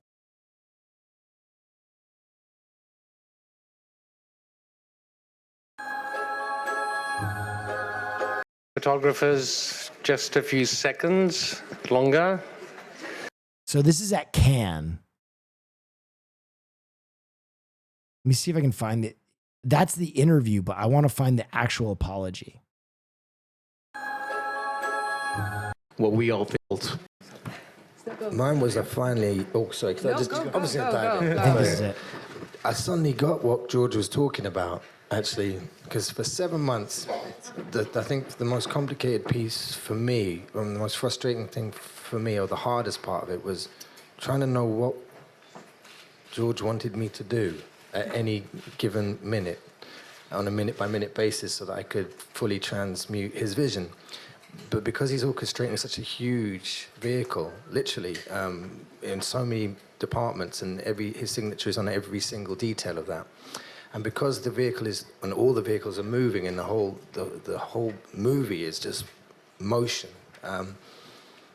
There was no way that I realized, and I feel I have to apologize to you because I got frustrated, and there was no way that George could have explained what he could see in the sand Ballsy. when we were out take there. No shit from anyone. I come to you today seeking absolution for the most heinous of sins. I have not seen Mad Max Fury Road. Oh, yeah, definitely see. It's one of the best movies of all time. And because of the due diligence that was required to make everything safe and to make everything, which is incredibly complex, so simple, and what I saw, which is a relentless barrage of complexities simplified in a fairly linear story.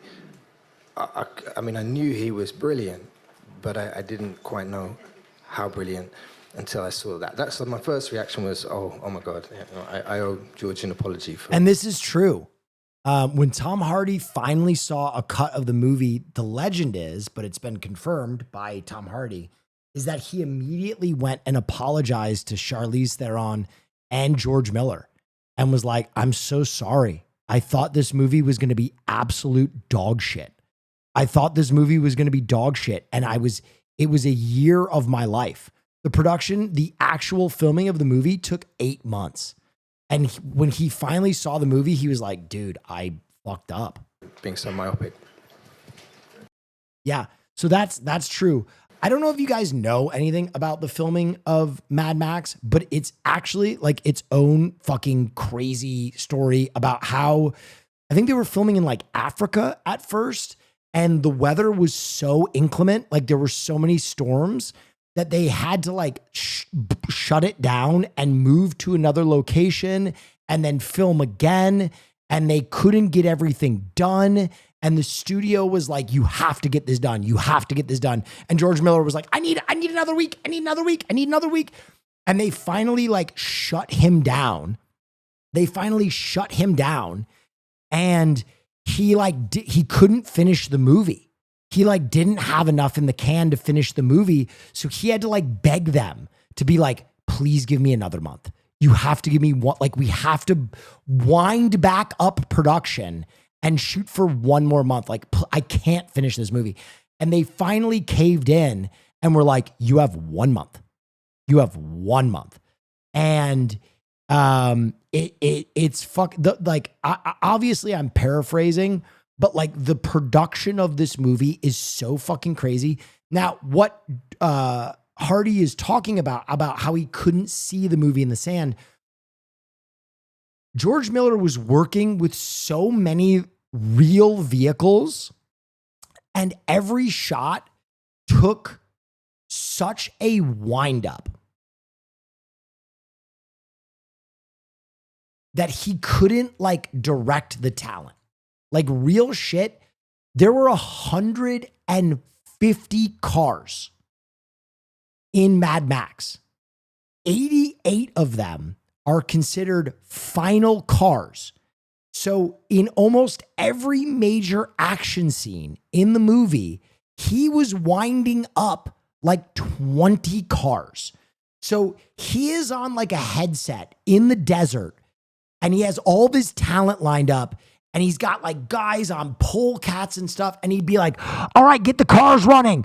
All right. Like blah, blah, blah, blah, blah. And then he would be like, Tom, read your line. And Tom would do like one line, like, and they'd be like, cut. And Tom Hardy was like, what the fuck? Like, this is not how I work. I'm like a Criterion actor. You're having me do like a full day of waiting to deliver a single line. This is never going to work. And so he got very frustrated, and he was like really toxic, actually. But what ended up making its way to the screen is, in my opinion, it should be a top 50 movie on anybody's top movie lists. And I agree, one of the most outrageously, like, unbelievable action films. You will never see this again, right? Like, when he was making Furiosa, George Miller is literally like, I couldn't do what I did on Fury Road again. I couldn't do it. And that is why he leaned more heavily into CGI and stuff and filming on sets, because he literally was like, I almost killed my career. I almost killed the talent on set. I almost traumatized all these actors. It took a year. Put them back! They're my property! Oh, what a day! What a lovely day! Want to get through this? So the one thing I have to show you is this right here, the polecats. So they talk about the polecats as like one of the most dangerous stunts ever attempted on a set. They had real guys swinging from these poles on cars that were flying so fucking fast. This is real. Like, that is so fucking insane to me.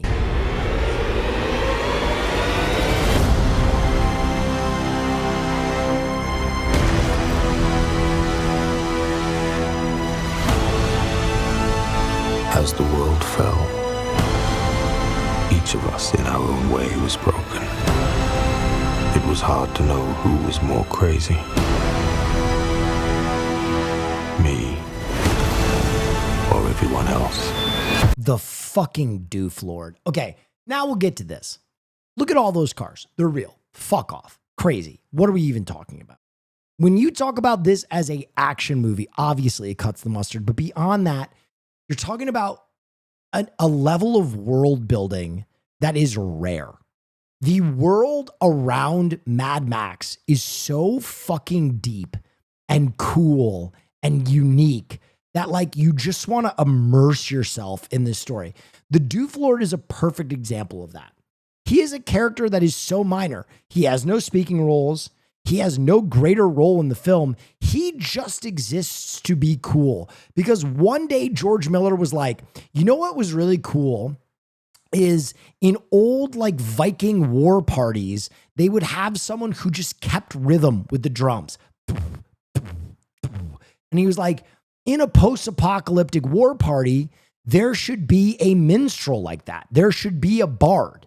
And so the Doof Lord was his version of a Viking war party keeping rhythm with their boats. He's like, how would that manifest?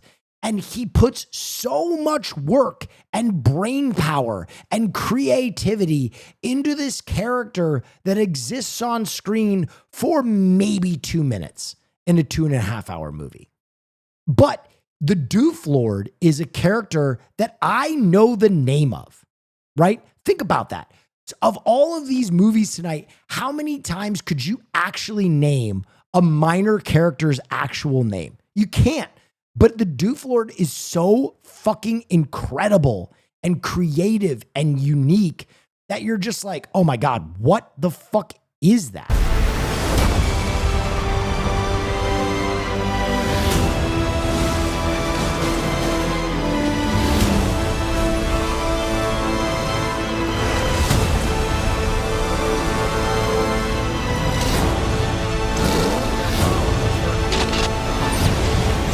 Thank you. And then we're going to talk about the last thing that I have to talk about with this movie. Great films, in my opinion. Wow, that's very cool. I watched great. Fury Road and Furiosa for the first time on the same day. While I liked Furiosa more because it's less linear and Chris Hemsworth was a crazy good villain, Mad Max is undeniably a better action movie and is a must-watch. Yeah. Great films sound great. And the Mad Max soundtrack is fucking insane.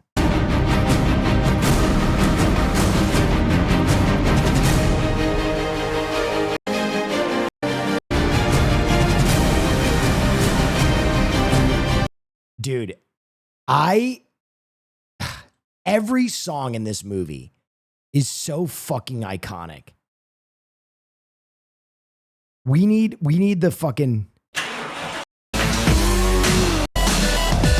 Where is? What is the name of that song? It's not Survive.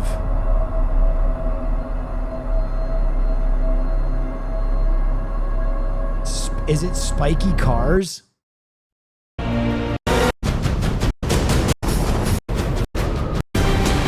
Yes. Oh my God.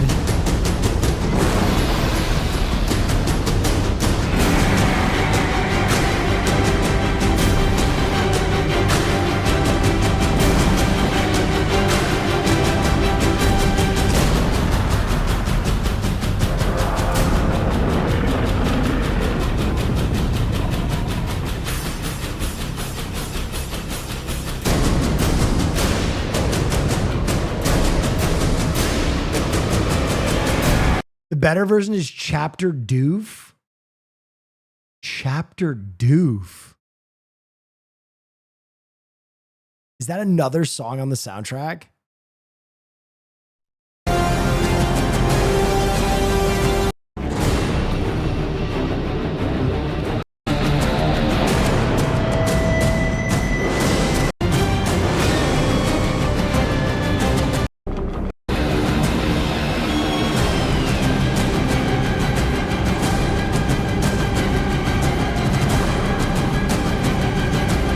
The last thing I will say about this movie, and it's something that it gets criticism for, is the movie is very linear. The movie is very linear, but I will say this. It's 1 2-hour chase scene. The entire movie is one chase scene. The reason it is linear is because for almost the entirety of the movie, you are stressed because it is a chase scene. Like, in the same way that Birdman tried to revolutionize the one take, you know, a whole movie that's one take. Wow, like what a novel concept. Basically, Mad Max does that, but they're like, yeah, we're going to make the entire movie one chase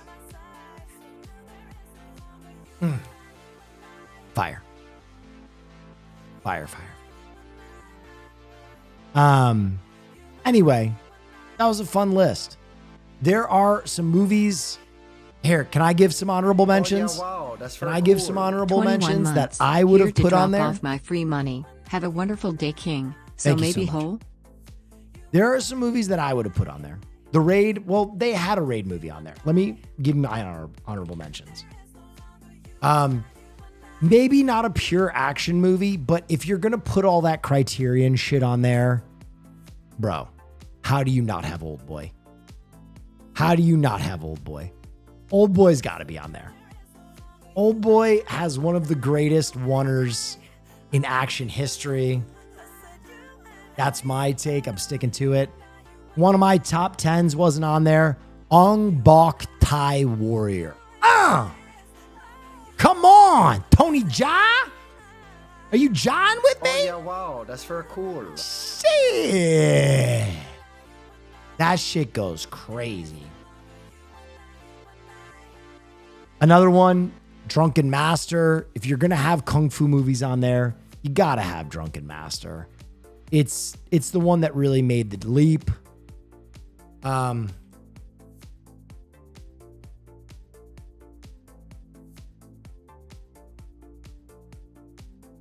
Come on, Lethal Weapon? No Lethal Weapon? Who are we kidding? I am actually really surprised this one didn't make the list. I thought this would be top 10. Rambo. Where the fuck is Rambo? Where the fuck is Rambo? Crazy to me. Another one, the late great Ip Man. Ip Man goes totally crazy. I can't believe that's not on there. Ip Man is one of those movies. Another one, Heat. How do you not have Heat on there? Heat is fucking crazy to not have on there.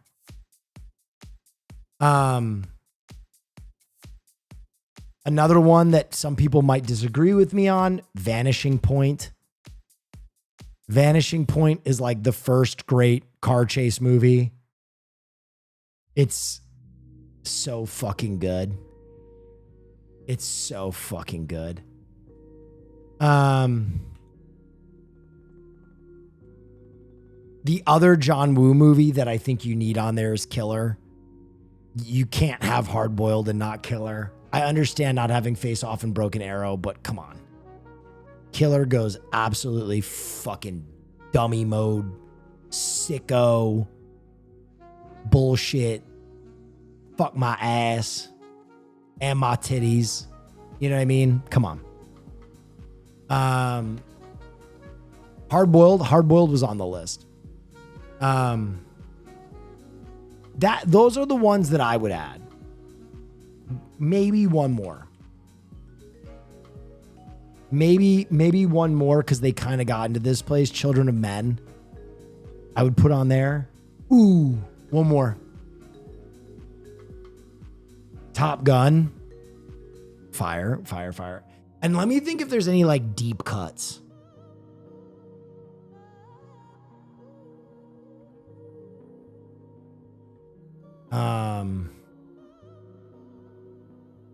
this movie.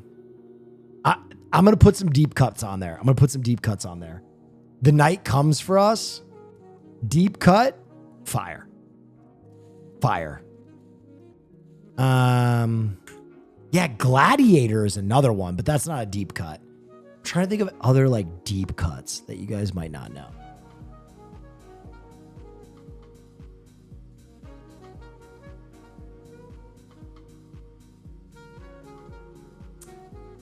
I mean, this isn't a deep cut, but Run Lola Run. I already talked about Run Lola Run. Saving Private Ryan is not a deep cut, but it probably should be on there. Oh, dude. Last deep cut, but is not really a deep cut, but should be on there. Boondock Saints, bro. Come on. Other ones.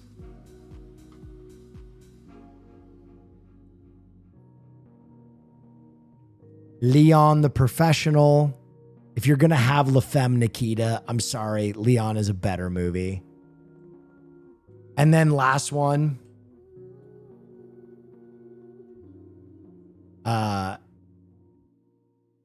Fucking Equilibrium, dude. Gun Fu. All right. Those would be my honorable mentions.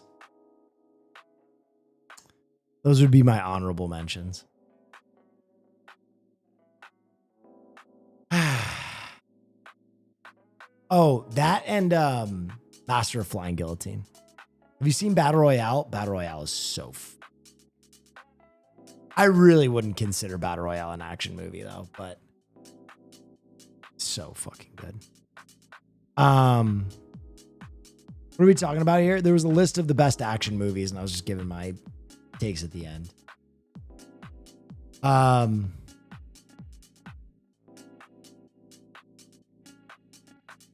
Anywho, what else is going on in the world?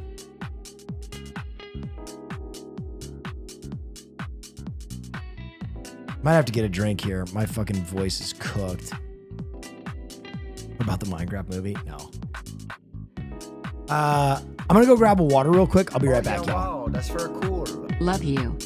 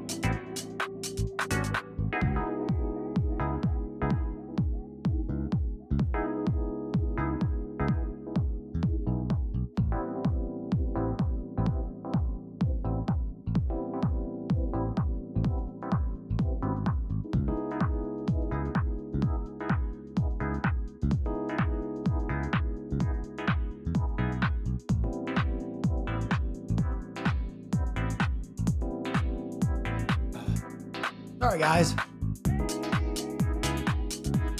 My throat's been a little cooked recently. How's everybody doing? Just about out of curiosity, which would you choose and why?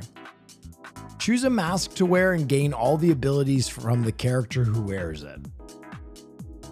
Batman, Black Panther, Green Ranger, MF Doom. Not Doctor Doom, but MF Doom.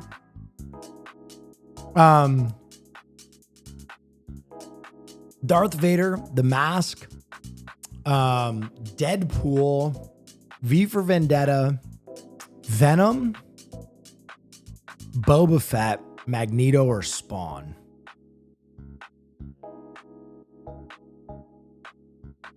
Probably The Mask. Because The Mask is like, it brings out your inner desires. It brings out like your personality. Or 19 inches of Venom, dude.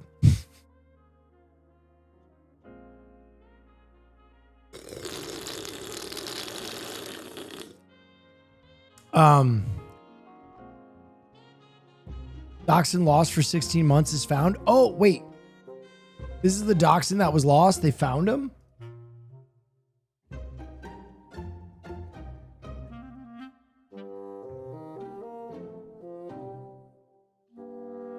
$500 days. Fantastic news off the bat.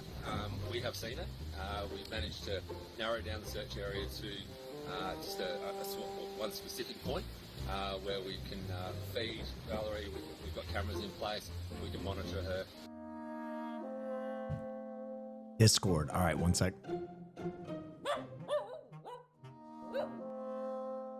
Little doggus.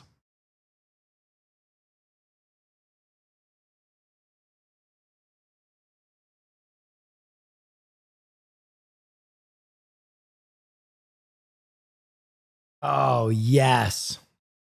All right, a message from Haas. Here's what's happening tonight. No news. Tonight, News is taking a vacation, but instead we have a segment that he prepared because it's that time of year again.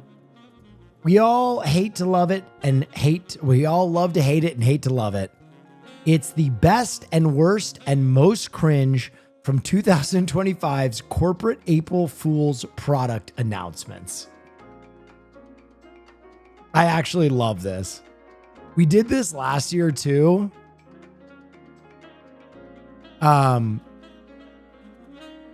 There's 128 of these, and we're going to rank them. Let's take a look. So first up, we have Cinnabon changing its name to Cinna. I didn't even know this was something that they did. Versus Burger King. If you're craving a joke for April Fools, try one of our competitors. I'm going to go with Cinna. Cheez-Its Coffee Maker, Cheez-Its Cold Foam Creamer versus D-Brand Touch Grass Skin. Oh, Cheez-Its Coffee Creamer. Welch's Fruit Snacks. They did the expensive. Or the Domino's Just Crusts. I'm not going to lie. I would actually consume Just Crusts. This looks fire.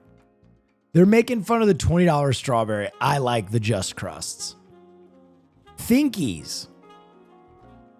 Smarties versus Quizlets. Okay. Or the Rizzler Skibbity. Sorry. The Razer Skibbity Intelligent Brain Rot Translating Headset. I need that.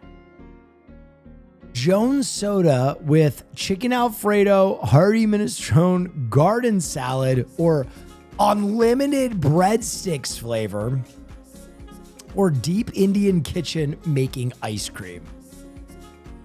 I'm not going to lie, these would both be fire. Jones has never made a bad soda.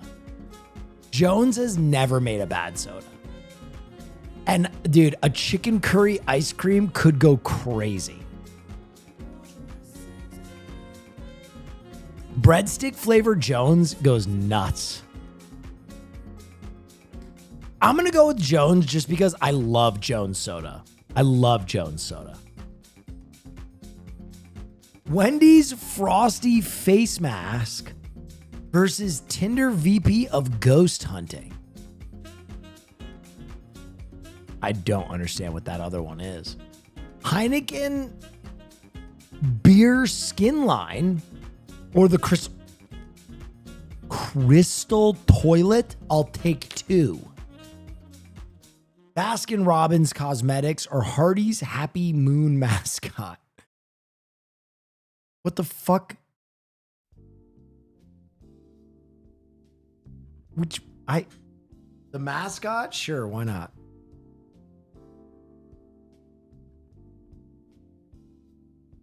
PB&J ice cream? I mean, Skippy, this is just a good product. But Rizberry.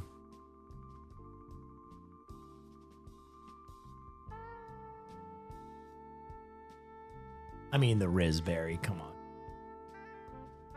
The bed and breakfast drop. Mattress Firm. Limited time only. I mean, this bed goes crazy. Pepsi pie flavor. What pie? Apple pie? Ooh. Apple pie soda goes crazy. Body Armor shampoo. Oh yeah, wow, that's very cool. Okay. Monty _G Betty _ Crocker gifted a olive tier 1 oil sub to cake. Robo _Wizard 1. That just seems like something you'd eat. Olive oil cake is a real thing.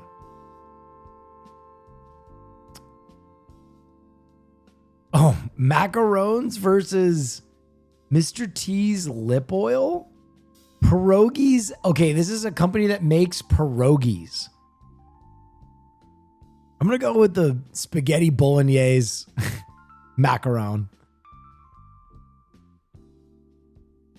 The Dude Man. Hole trimmer?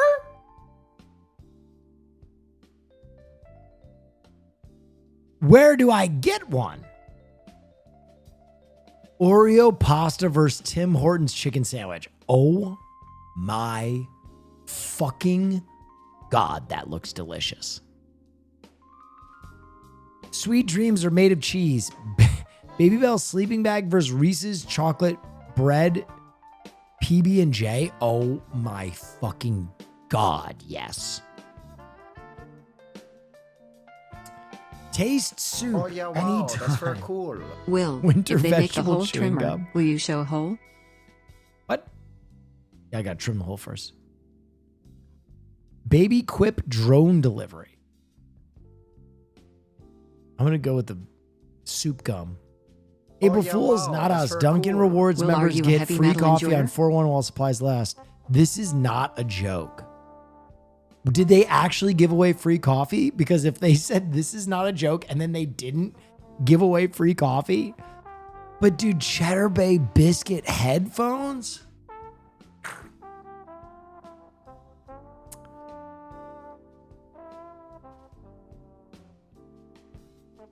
Coffee because it's real? Pretty based. Cadbury cream egg sauce. Ew! Versus Subway soap? Oh my God, these are both a nightmare. These are both a fucking nightmare. Cadbury eggs are the most disgusting food ever devised by human beings.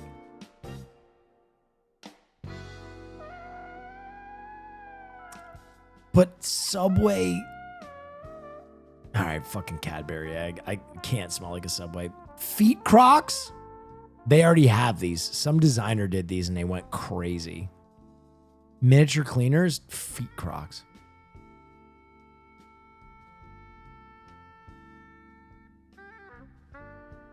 Dubai beans versus Skip.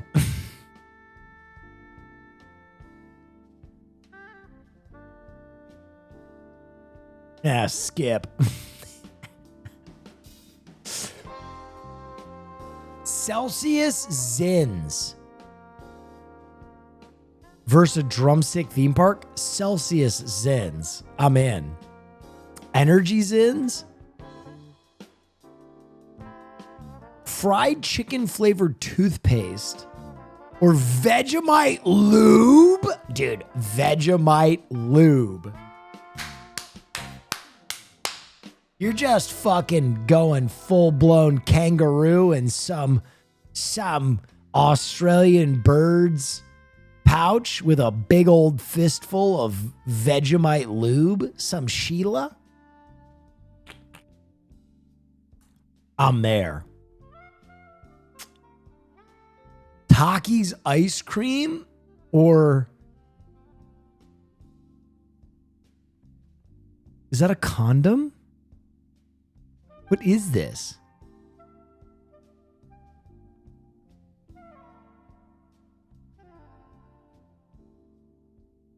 Horse gummies? Takis ice cream.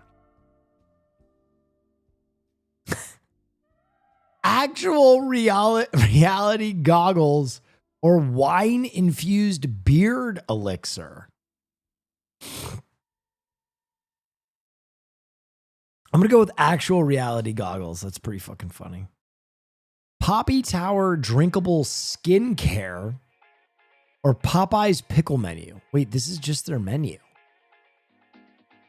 We literally watched Joe is Hungry eat this.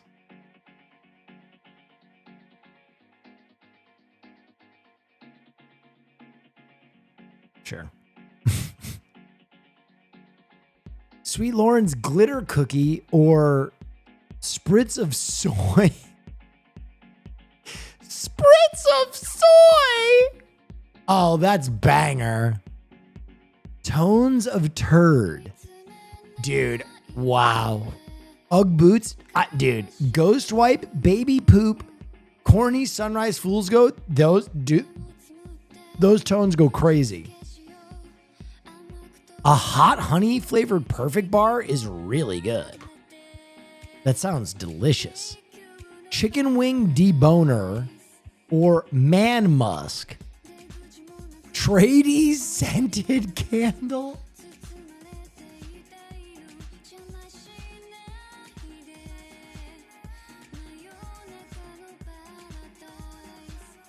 Savory spritzers. Clam water. Oh my God. Mac and cheese fizz water, raw onion water, roasted chicken water, or the Lumen Terminal Pro. Oh, dude, give me a Lumen monitor all day.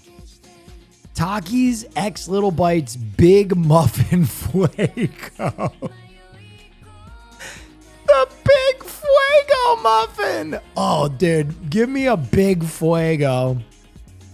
Pepto frozen yogurt or Uber Lime chauffeur. That's fire.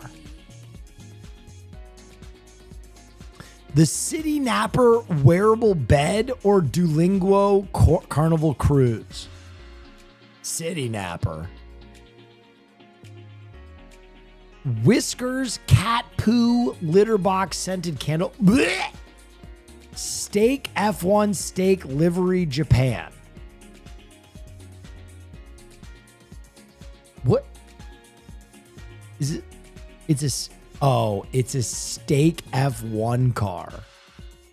And they have steak on it. Gotcha. Ew. I'll take the cat poop candle.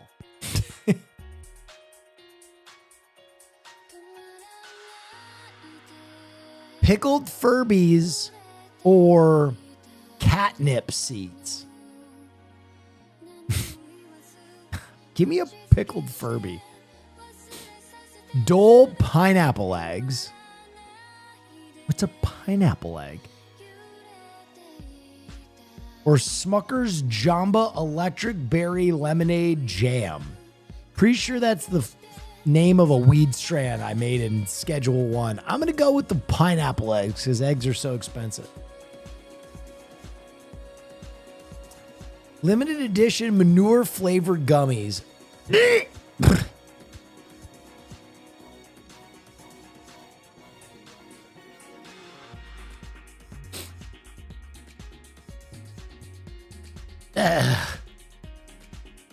Bloody Mary soda. Bloody Mary soda would kind of go crazy.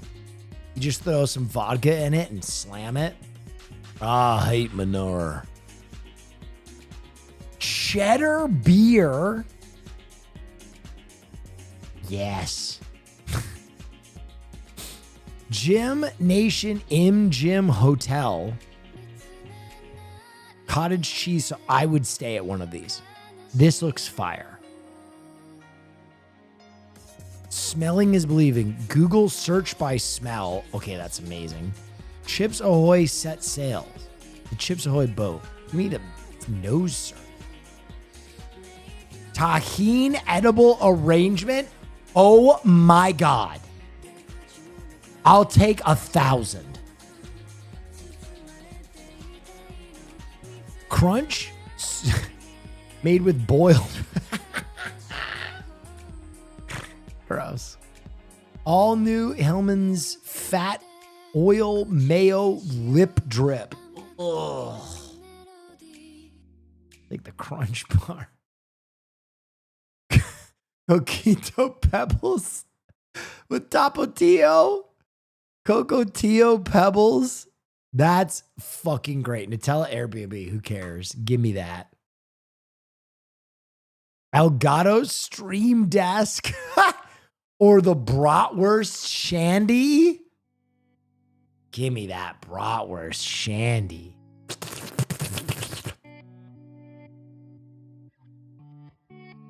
This song's too sad.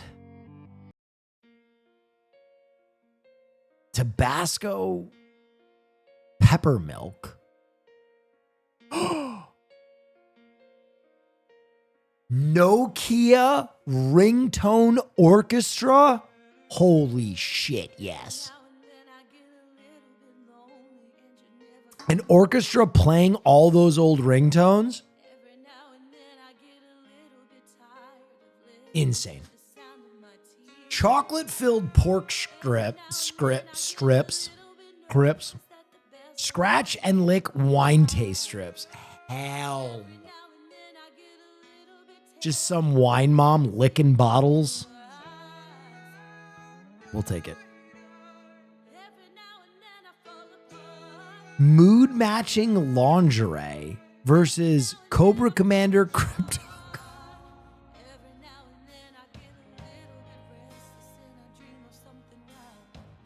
He's a villain. He's a villain. G.I. Joe. Yeah, Cobra Commander Crypto Coin goes insane. The CCCC. Maybelline New York Lip Tracker.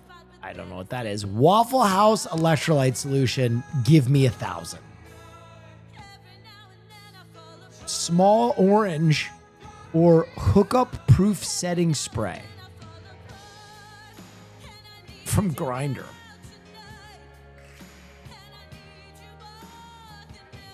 I'll take the small one.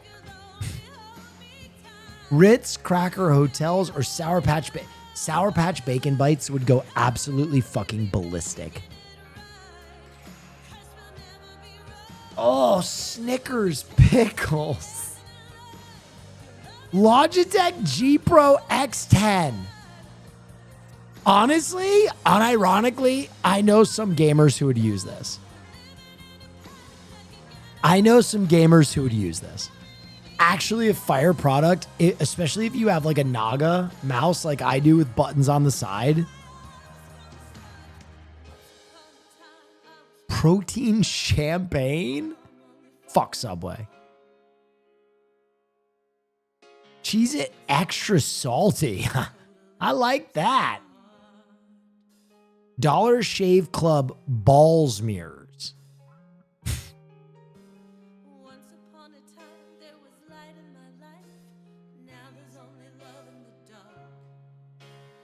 I mean, yeah. Nespresso or Nescafe Gold Espresso chocolate chip cookie. Dude, there are so many of these. Holy fuck. Hellman's real mayonnaise with Butterfingers. This looks good. Bark GPT. It's a fucking AI dog? Yes. Cane's moisturizing sauce or the footlong chippy? Cane's moisturizing sauce. Cane's smells delicious. Which Naga do you have? I have the one with 12 buttons. I'm an absolute maniac. I used it during WoW, and then I never really used it again. Microfiber lens wipe cloth line. Okay. Microfiber clothes or Skin Presso barrier machine.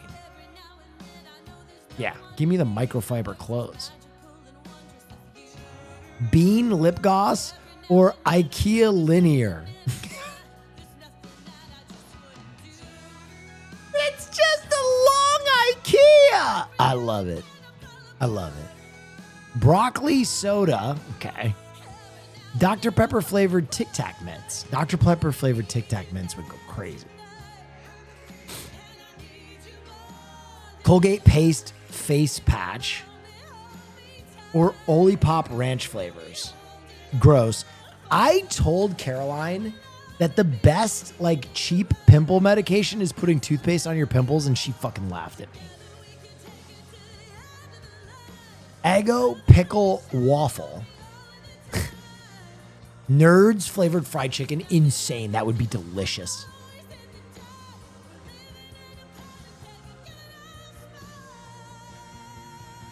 Dairy La Brunchers?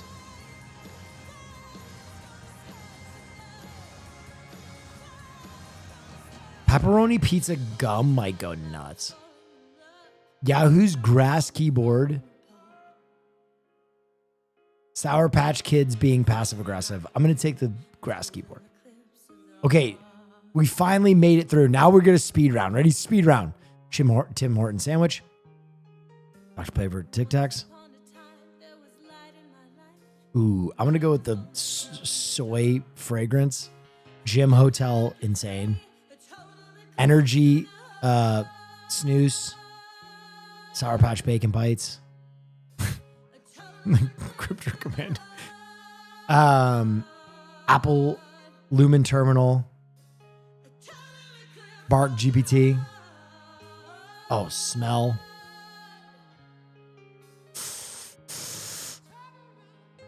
Uber Lime Chauffeur is so cool. Asshole Trimmer. Crystal Toilet.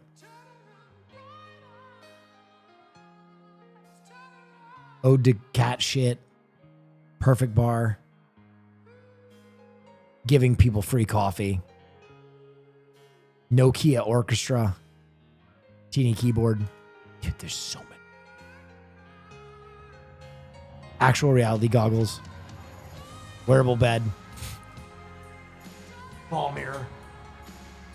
Feet. Rizzler. Long Kia. Bloody Mary soda. The Yeasty. Oh yeah, wow. Coco Dio Pebbles. We're gonna skip. Fuck you, Jones Soda. Dude, this is... I might give up on this. This is so long. All right, we got to make it to the end. Wendy's face mask. Eggs. Oh, dude. Nerds fried chicken actually sounds fucking delicious. Big muffin. Crystal toilet. Dude, Energy Zen. Tiny keyboard. Lumen terminal. Cocotillo. Feet. Asshole trimmer. Sour bacon bites. Free coffee beats even Crypto Commander coin. Ode to soy sauce. Nerds fried chicken, so good. Jim. Dude, smell search is insane. Nokia experience. Pineapple eggs. Yeasty. Asshole trimmer. Nokia orchestra. Mini keyboard. Lumen terminal is so cool. Smell search. Energy Zens. Crystal toilet. Nerds fried chicken.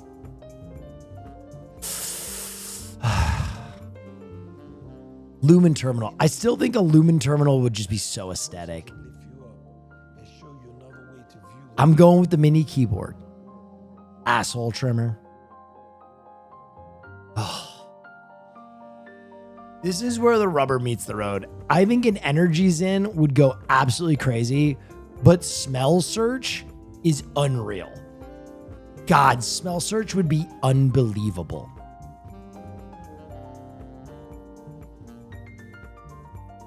Smell search.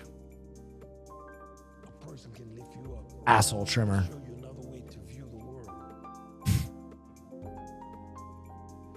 We gotta go with the hole trimmer, right? We gotta go with the hole trimmer. Smell search would be cool though. Hole now. Smell search would be kind of fire.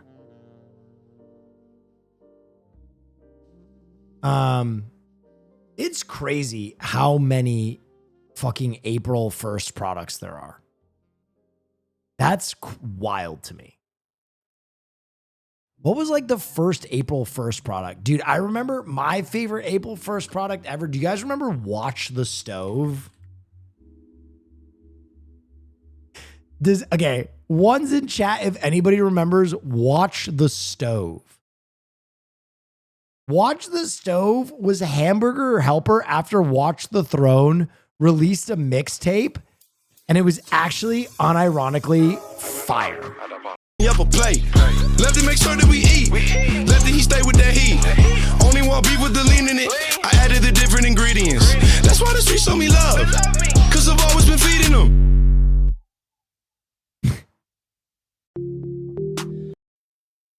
Hamburger helper, eat it all and then we did. It's been on the stove so long, might burn my lip. It just gotta stay around me just in case I trip. And I cook it up, I cook it, then I gotta catch my grip. Got the mac, I got the beef and cheese it mix. Always got a pair of boots around in case I slip.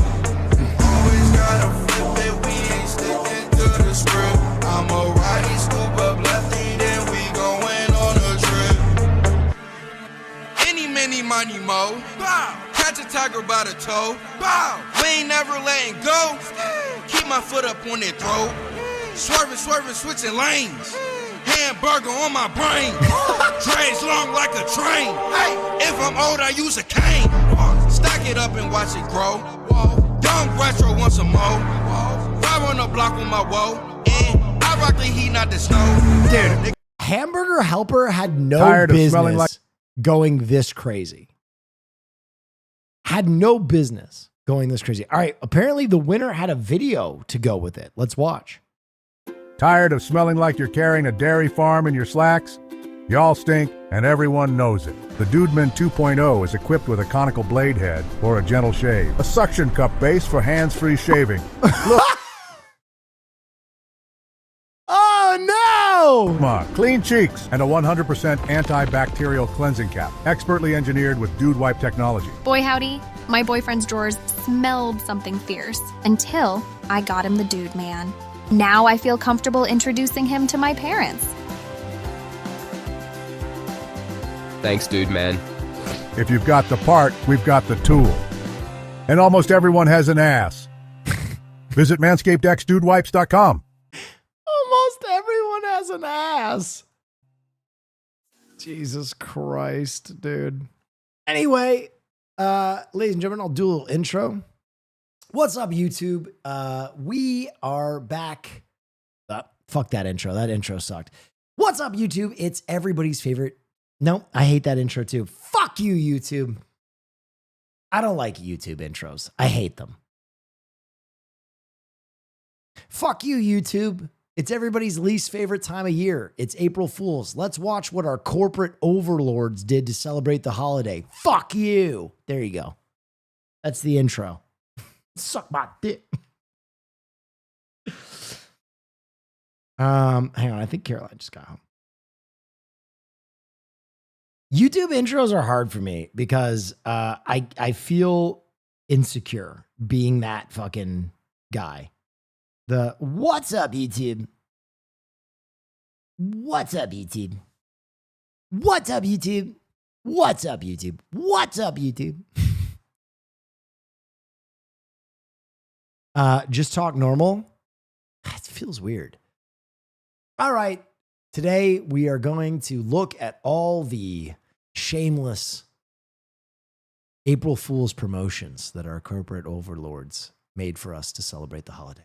Strap in because there are hundreds of them. It's pretty good. Boys. 90% of the YouTube audience clicked away. Yeah, I'm not good at YouTube. I'm not going to lie. I'm bad at it.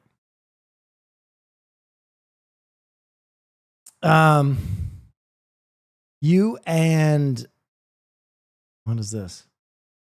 During an interview in December 2024, actress Shailene Woodley said her relationship with Aaron Rodgers caused her to lose her soul, happiness, and joy in life. And she felt depressed and was at the lowest point in her life because of him. Yeah, me too. We have that in common. Yeah, we fucking have that in common, dude.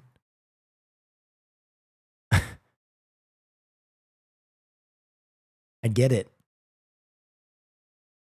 I hope you feel seen. You think that they're going to announce him to the Steelers at the Pat McAfee show he's doing in Pittsburgh? Probably. Like, Aaron Rodgers can't do anything normally. He has to make a show of everything at this point.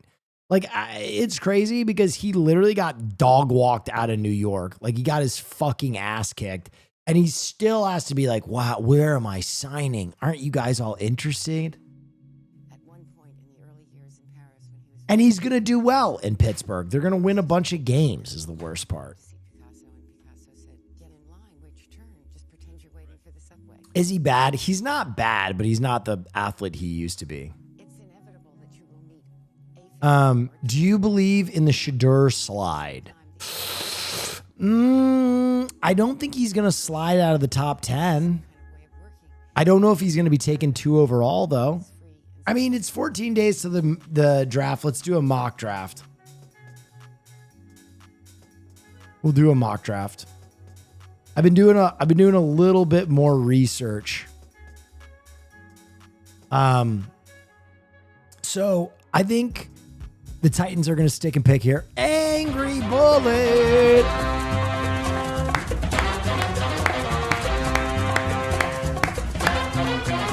Thank you for the 5. I love money. If he doesn't go top 3, he might be boned. I disagree. I think no matter what, he's going in the top 10. I don't think he makes it past the Saints. I don't think he makes it past the Saints in any reality.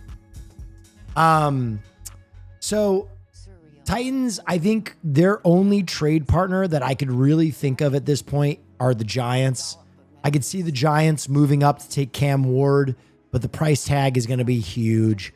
I think the Titans will stick and pick. I think Cam Ward goes to the Titans. The Browns.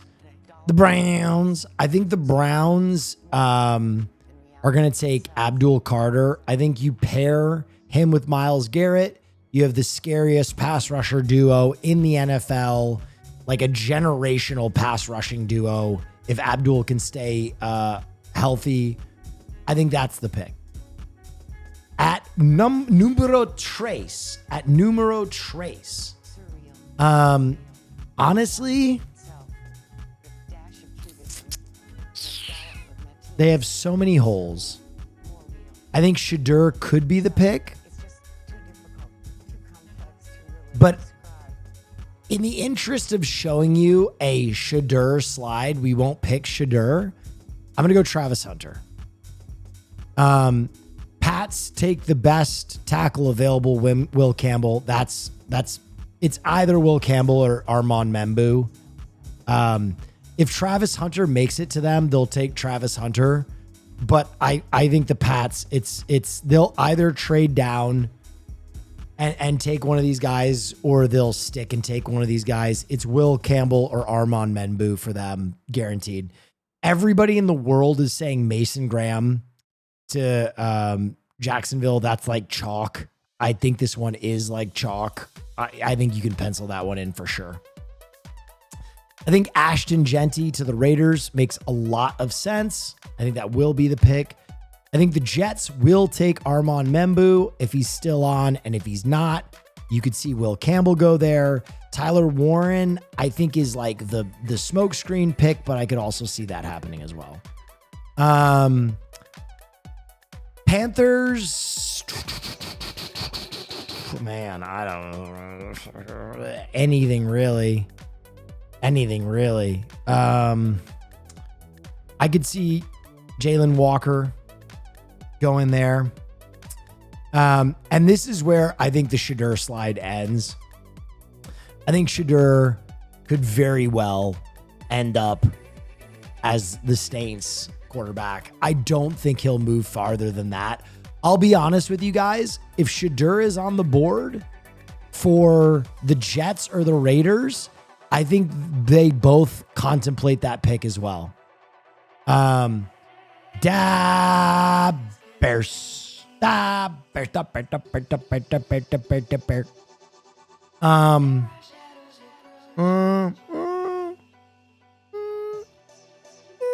think that's the pick. I know they've added a bunch to their line, but I could see them adding more.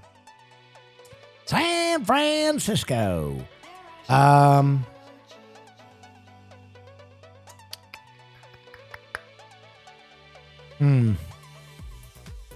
could see them taking Tet.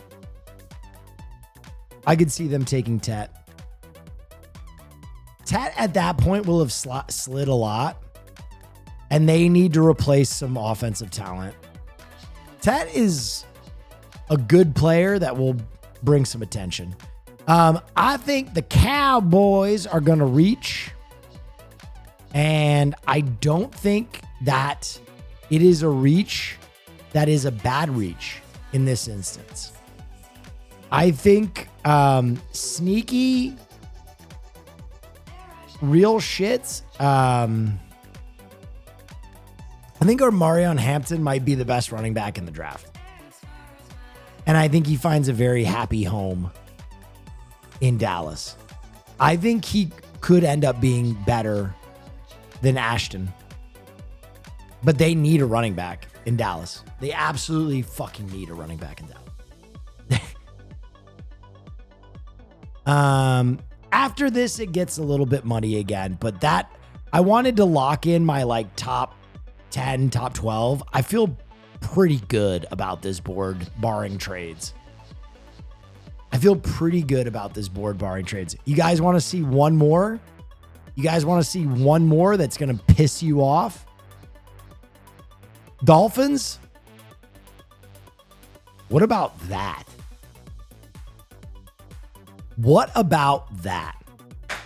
No one has talked about this at all. Why not?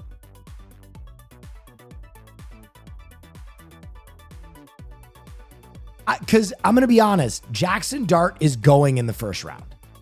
Jackson Dart is going to be drafted in the first round. 100%. Jackson Dart is going to be drafted in the first round. The Dolphins are a sneaky, because it's delusional, it's not. The Dolphins are a sneaky quarterback need team. Tua contract, guys, do you understand that for the last 3 years, everybody in the world has reached a point where they've told Tua that he needs to retire? Tua is one hit away from them not having a quarterback. If you don't think that Miami might take a flyer on a guy that could end up being the best quarterback in the draft, that's going to go in the first round anyway, I think the Dolphins are a sneaky place of need. Because they are literally one hit away from their season just being gone. First round isn't a flyer. I think in this draft it is. I think it's such a quarterback thin draft that, like, if you want a QB, you're going to have to make a play in the first round. Unless you're going to take like an absolute chance on like a Shuck or like Kyle McCord. Jalen Milroe, no. I'm going to tell you right now, Jalen Milroe does not have what it takes to be an NFL quarterback. With peace and love, I would take so many quarterbacks in this draft above Jalen Milroe. Jalen Milroe would be my last. If I drafted Jalen Milroe, I'd work him out as a running back or a wide receiver.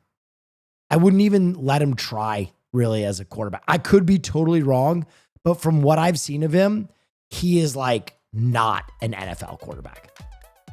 Not at all.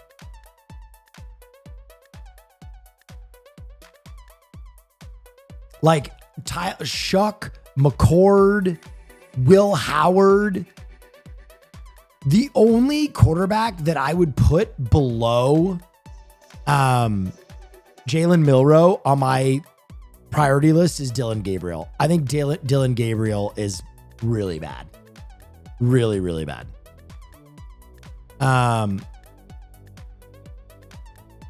That's what they said about Lamar too, though.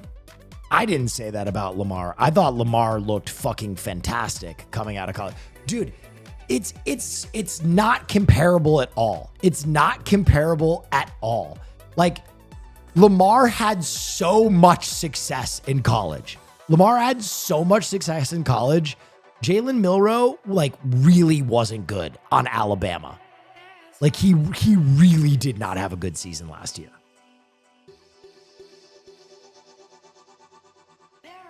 I could be wrong. But I would not. Here's the thing about Milroe, too. I don't think Milroe will go beyond the third round. So you're going to have to use so much draft capital to pick him. I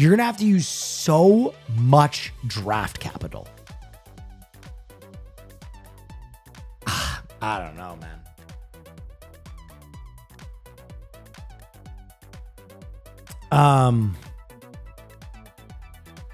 Scattaboo going in late first round or early second. Book it. Scattaboo is a dog, dude. Jesus Christ. Scattaboo is I would pick Scattaboo. Scattaboo is, he's a bad motherfucker. I don't know if he's going to go on the second, though. With peace and love, this running back class is so fucking good that it's going to push him down. Maybe in a thin running back class, you could see him climb to like the second. Cool. FB penalty, but FB challenge. This running back class is crazy. He's probably going to be like the fifth running back off the board, which is crazy. Scattaboo would make like a good fullback too. He's just such a goddamn bowling ball.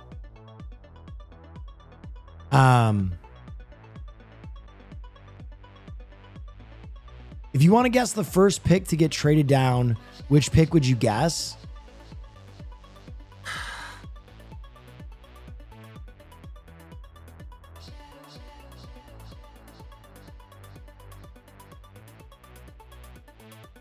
Patriots. I think the Pats could trade down. Oh yeah, wow, that's very cool. Honestly, big 45 baby. I'm gonna tell you my thought process. The Patriots' nightmare is if only one quarterback comes off the board, right? Let me show you like what the Patriots' wet dream is. The Patriots' wet dream is this right here. If Cam Ward goes 1, And then something like Abdul Carter goes 2. And then 3 is Shadur Sanders. The Patriots are running to the board to pick Travis Hunter, sorry. Running. Same thing if Abdul Carter slips. If either Travis Hunter or Abdul Carter slip to the Patriots, there's no thought process there. They're auto picking. But if both those players come off the board, I think the Patriots will trade down. I think the Pats will trade down.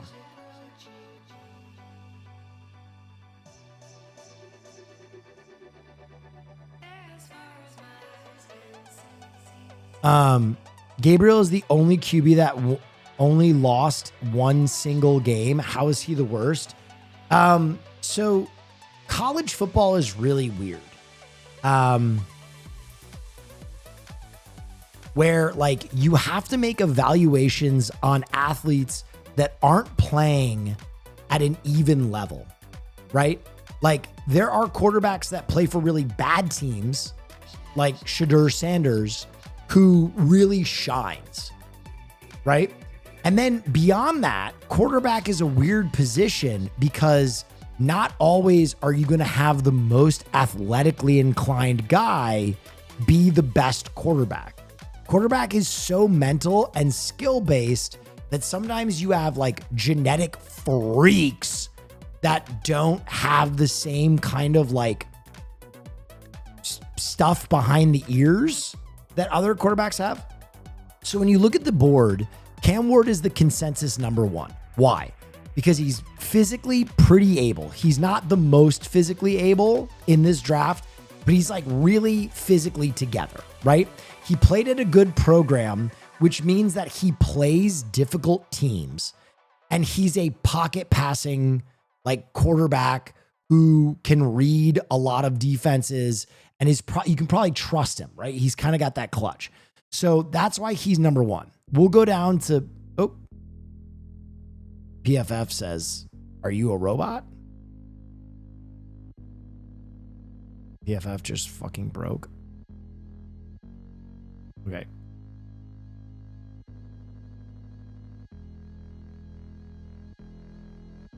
Let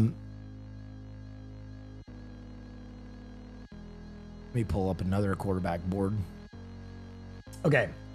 So when you work your way down the board, you get to Dillon Gabriel. Dillon Gabriel, first of all, is not very big. He's 6 foot flat, which makes him one of the shortest quarterbacks in the draft. Short QBs, part of the problem is it's not that they don't have athletic ability, but right from the beginning, you're playing from a disadvantage because everybody standing in front of you is going to be at least like 6'3", 6'4", 6'5". So if you ever look at how a lot of short quarterbacks play, they'll make a lot of passes to the sides of the field because they can't really see the middle of the field. They're looking for targets on the side, or they'll have predetermined reads where they're just putting the ball. So that's immediately just a disadvantage. Some guys are really good at overcoming that. Others are not. The next thing is he's not particularly fast. Like a 4.8 is like, it's not slow, but it's certainly not blazing. And then the last thing is like his measurables with his arm. See, look, let's be real. The measurables are rough. Bottom tier numbers across the board in height, weight, everything. Here you go. You can see all this red is not very good. And so he's not like really, he doesn't jump off the paper. And then the other thing is like, he kind of shit the bed at the combine. He was not great. He stopped talking and listening to his banger. Sheesh, go somewhere else. He was like really kind of bad at the combine. Now he was on a really, really good football team, so they won a lot of games. But I don't know. As an Oregon fan, this is all slander. I mean, you guys had a fantastic team. Like, I don't think he's going to be like, he's just not going to be a starter. I don't know what to tell you guys. He's just not going to be an NFL starter. And then like you get to someone like Tyler Shough or whatever you pronounce his name as, where this guy basically, he played at Louisville, which is where Lamar played. So it's like a smaller program, but he had like a phenomenal year and his measurables are crazy. And so he's kind of like a dart throw because you don't know because he didn't have the competition. Jackson Dart has the best numbers of anybody in terms of production. Jackson Dart's production since high school is fucking absurd. Like absurd, ridiculous. Louisville isn't a small program. What? You don't understand college football at all. With peace and love, shut the fuck up. You think Louisville is a fucking A+ program? When is the last time Louisville was in the college football playoff, brother? I entirely do. Then you have no understanding of football. I don't know what to tell you.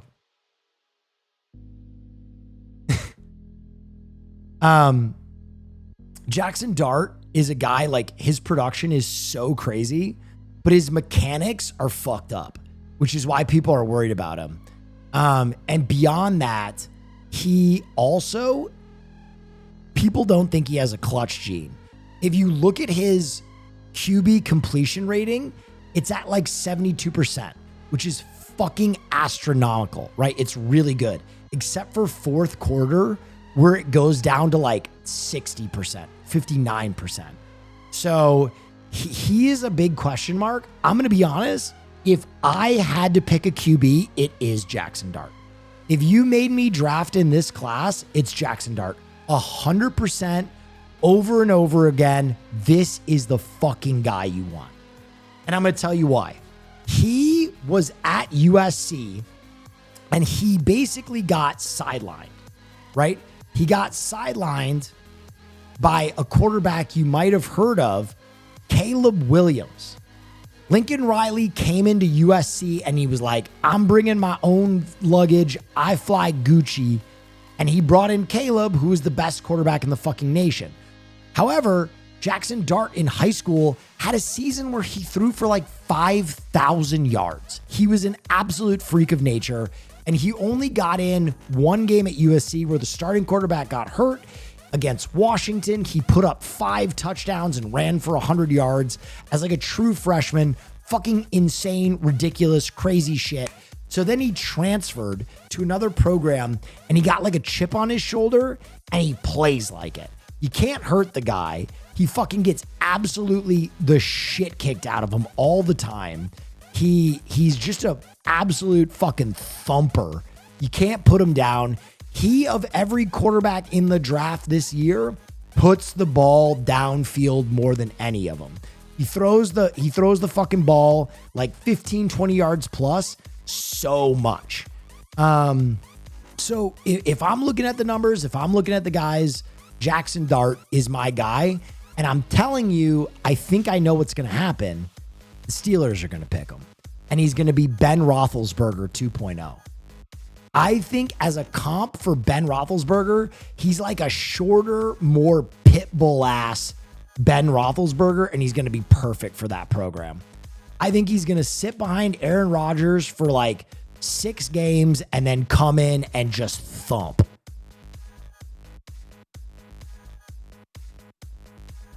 Burrow 2.0? No. He's not Burrow. He's not Burrow. Burrow is like one of the most pure, like between the ears quarterbacks ever. Like his ability to read a defense is fucking preternatural. Jackson Dart was playing for Lane Kiffin, who literally has like a genius level offense where basically all the schemes are designed to get your first read open, right? Which is another reason that people don't have confidence in him, because Lane Kiffin's offense is all about like motion, mismatch, pick. There's my read. Just get it to him. Joe Burrow basically looks at a defense and it immediately is like, oh, here's who's going to be open.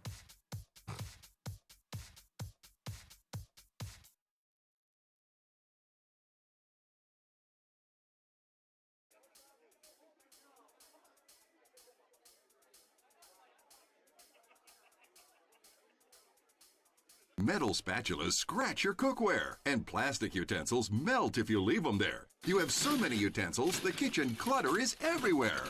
Well, now you can replace all these with my Amish Spurtle, the all-natural acacia wood spatula that scrapes, stirs, scoops, and serves. The long, flat design fits perfectly into any pot, so get down deep into Sorry, corners guys. and never miss a spot. Sorry about that. I had to pee. Sorry for that very long-winded football talk. I have started my draft prep because I take my draft show super seriously. So that's as much for me as it is for you because, like, I do so much research. I'm on the treadmill every day, just reading, watching. Are you an S fan doing it again? Yes. Anyway, I was just told about a very important update to Google. Hold on.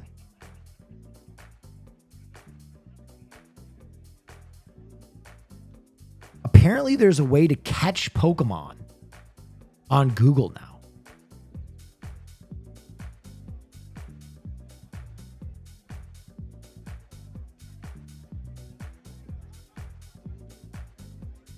Does anybody know how to do this? Yes, OG 151. How to catch them. Google has added a quirky new feature, the ability to catch Pokemon. How to play the Pokemon Google catching game. To start collecting, log into your Google account and start searching up names of various... Okay.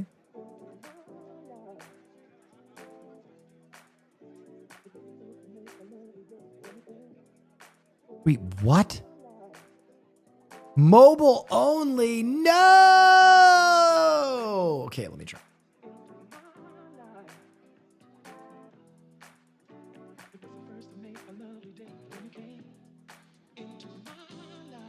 Oh my God, it showed up.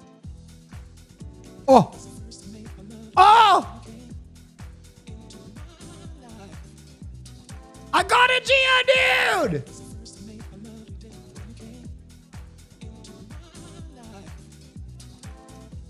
That's sick. That's so fun. Emulator time? Won't someone please think of the streamers? I mean, for real. Come on. I did want to try that tower defense. I cannot live another day without air conditioning. Says tomorrow's gonna be hotter. Hotter? Like yesterday. Yesterday you said you'd call Sears. I'll call today. Call today. I'll You call call now. now. I'll call now. Now's the time to save on Sears installed central air conditioning. Get This ad haunted me. 0% finance charge, no billing, and no payments until August with the Sears Charge Home Improvement Plan. Call now for a free in-home estimate on a Kenmore air conditioning system. State-of-the-art engineering means greater energy efficiency. A new Kenmore could save 10 to 44% on your annual cooling costs. In time, even pay for itself. Sears also offers fast emergency installation, a 5-year warranty on parts and labor, plus our satisfactory... Emergency air conditioner installation is so American.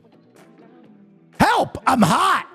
Guarantee, and you know Sears will be there to back it up. Get 0% finance charge, no billing, no payments until August. Offer ends May 31st, so call now and save with Sears. So what's the paper say about tomorrow? Another scorcher. Cool. Dude. How did I know what he was going to say? I haven't seen this ad for 20 years. Why is this in my brain? No. Oh, yeah, wow. Another scorcher. Been loving your content on you. Had to make sure I was subbed. Keep it up, my man. Thank you. Thank you, Fapple-X. Another scorcher. These are American brands now owned by other countries. 7-Eleven is technically a Japanese company since 2005, which makes sense since the US just has 9,000 stores, while Japan has 21,500. Canada owns Popeyes, Burger King, and ironically American Apparel. The Texas-based oil company Citgo is actually owned by the Venezuelan government. And Budweiser from Missouri is now owned by Anheuser-Busch in Belgium. Dr. Pepper, Trader Joe's, Panera, and Krispy Kreme are all owned by German companies, one of them being Aldi, which owns Trader Joe's. Dutch car company Stellantis owns Chrysler, Jeep, and Dodge, brands that many people would consider very American. And speaking of Chrysler, the Chrysler building in New York is owned by an Austrian company. Now, this one's tragic, but Ben & Jerry's, Vaseline, Popsicle, and Hellmann's Mayo are all owned by Unilever, making them British. Yeah, I know. And just to name a few, Chinese companies own IBM PCs, General Electric appliances, Hoover vacuums, Forbes magazine, and Milwaukee tools. Son of a bitch. Not the fucking British. Imagine owning the world's greatest love songs. By the greatest voices of our time.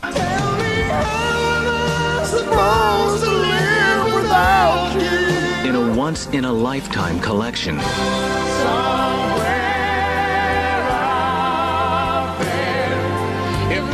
Linda Ronstadt. Time Life Music presents the Ultimate Love Songs Collection.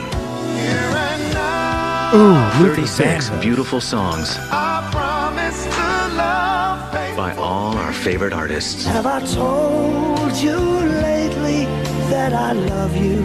Rod Stewart, Have I told Celine Dion, Phil Collins, Gloria Estefan. Get the Ultimate Love Songs Collection on 2 CDs for just $26.99. Yeah, I'm about to fuck y'all up.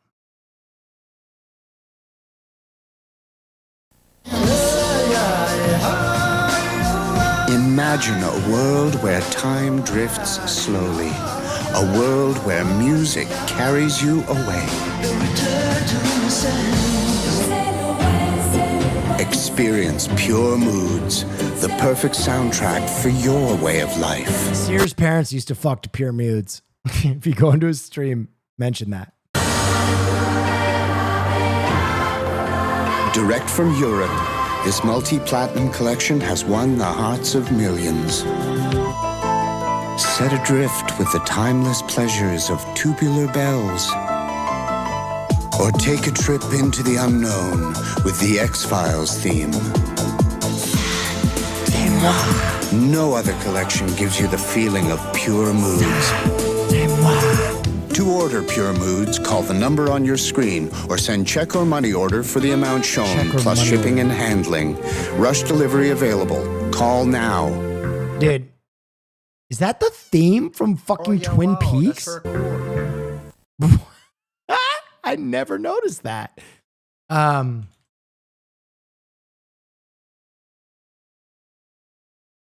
yeah, wow, that's very cool.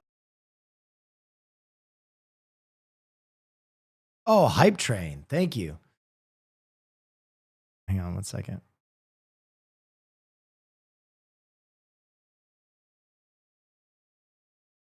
You guys want to hear something kind of cool? This is fucking insane. I've never played this for you guys before.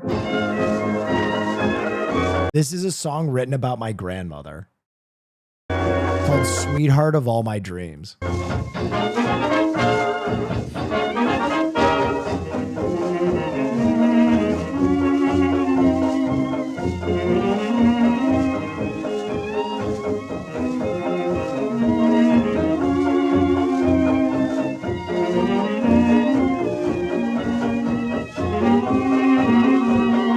Fapple X. Thank you. It's by Rudy Valley. Thank you so much for the 1,000 bits.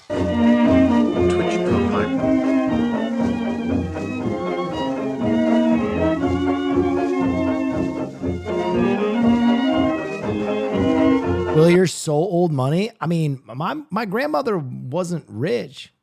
I just think her pussy game was crazy.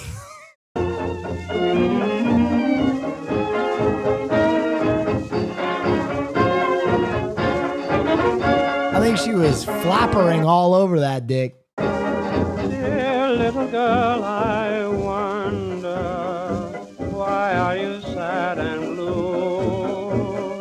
You are the She's bouncing on it crazy style. one I long for. My love is all for you. I you, I love you, I love you, sweetheart of all of my dreams. You're sick, man. I'm gonna keep it a buck. I never met my grandma, but I heard she was funny. So I hope she laughed at that. I love you, I can't live without you. My life is empty, it seems. You may do what you may, whatever you say. You know that I'll always love you this way. I love you, I love you. It's really interesting. My family says that I was like most like my grandma. Was she born in 1899? I mean, my dad's 100 years old, so probably. I love you. You are my sweetheart in dreams, it seems. Sweetheart of all of my dreams. Wait, what? Yeah, my dad's 95.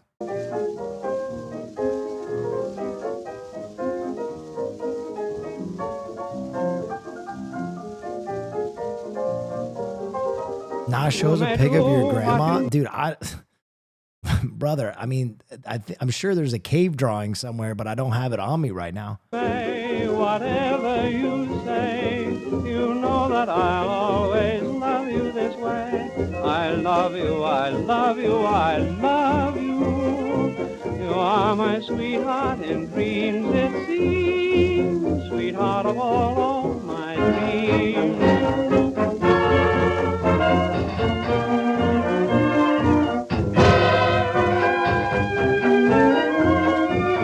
So she dated this dude, not your grandpa? I think she dated this dude before my grandpa.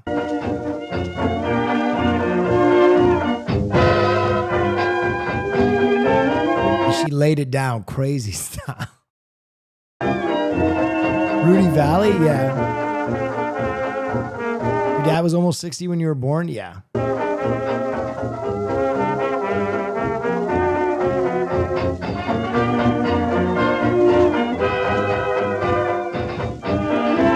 You gotta stop talking about your grandma like that. Listen.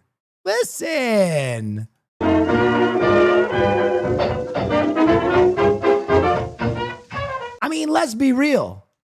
You think like Layla wasn't laying that shit down? You know what I mean?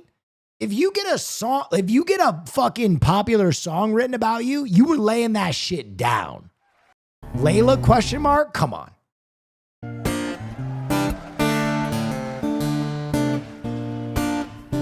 Oh yeah, wow, that's very cool. Crazy style. Crazy style.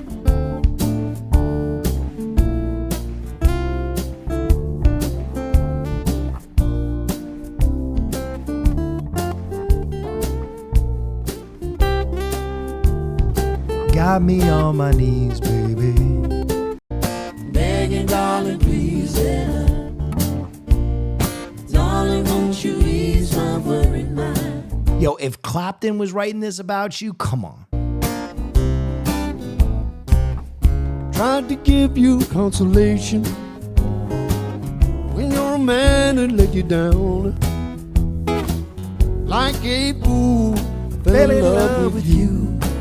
Turned my whole world upside down. You know who probably had the most dangerous pussy game? In history, though, whoever had a song written about her, real shit. Jolene's pussy game must have been fucking crazy. To have Dolly Parton write a song about you, Dolly Parton, who's still hot at like 200 years old, for her to write a song like, please don't take my man. I know you can take him. I know it wouldn't even be hard for you, Jolene. I'm only one of the most famous, beautiful, blonde country stars in the world, but I know you could just have my man. Jolene's pussy must have been on some otherworldly, like ancient brouhaha, doing the splits while she's fucking giving head type shit. Like otherworldly pussy.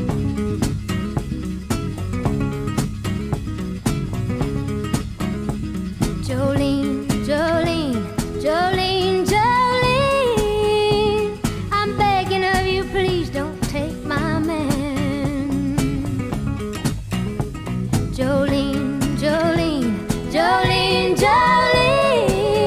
real Jolene was a bank teller? Yeah. Yeah, by day. By day. And then she was snapping dicks off by night. Please don't take him just because you can. Yeah, she was a bank teller, a sperm bank. Prime Dolly Danglers or Sydney Sweeney Swingers. Your beauty is beyond compare, with flaming locks of auburn hair, with ivory skin and eyes of emerald green. Your smile is like a breath of spring, your voice is soft like summer rain, and I cannot compete with you, Jolene. Bro, talks about- I cannot compete with you. He talks about you in his sleep. Bro, who was Jolene? Look at Dolly Parton. She is dolled up. She's Dolly, and she lived in fear of this woman. You in his sleep, and there's nothing I can do to keep from crying when he calls your name, Jolene. This is like being the basketball player that Michael Jordan was worried about. You know what I mean?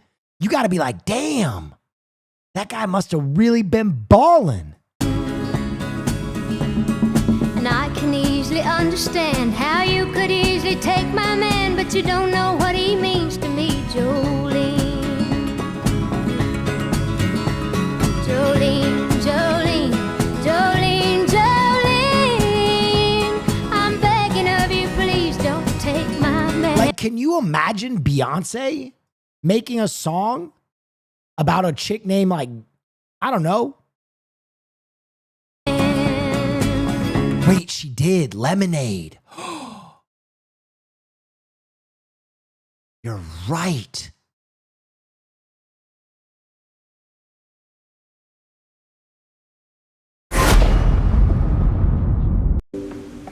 They don't love you like I love you. Wait, which song is that? Which song is that where she talks about Becky with the good hair?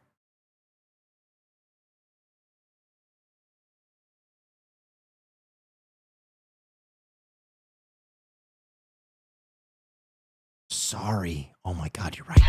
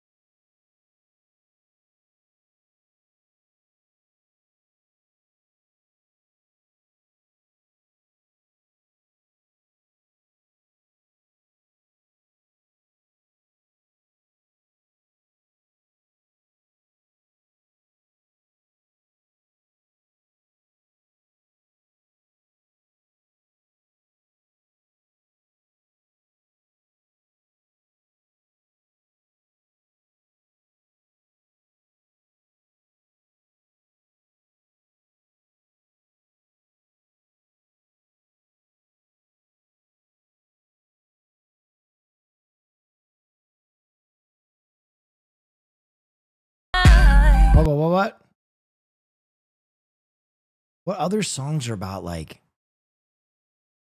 girls that are like, I mean, there's got to be other Laylas, right? What other Layla songs are there where it's like, holy shit? Come on, Eileen. No. Stacy's mom. No. Roxanne.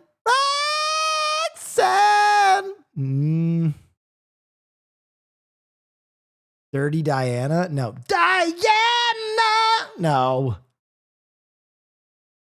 Angie? Oh, dude.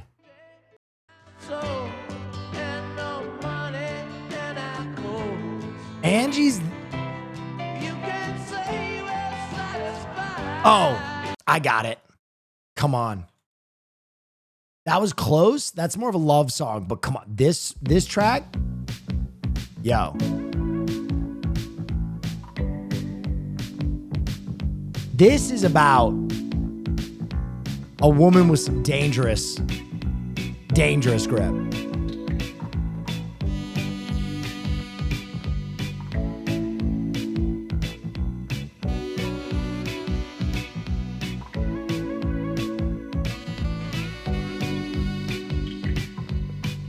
Stacy's mom, no, because like Stacy's mom is like about when you're a kid. You know what I mean? You basically fall in love with what you can see when you're a child.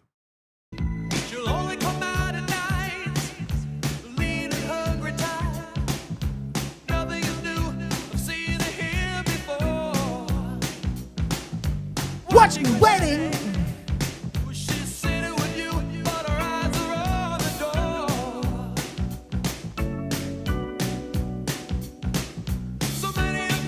Billie Jean? No, that's the complete opposite. He doesn't claim that bitch. Billie Jean's all about like, get the fuck out of here. I don't care if you had my child.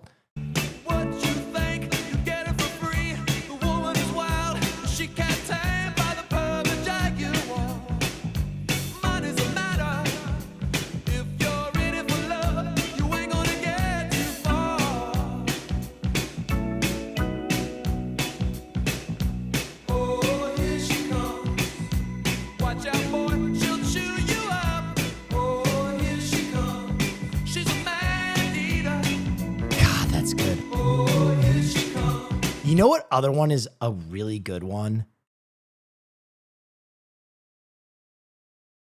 That like real shit. This song is so interesting because it's from 1970 and it's about a trans person and it's about falling in love with a trans person before they really had like the vocabulary or like the emotional understanding to deal with it. But Lola by the Kinks is fucking phenomenal.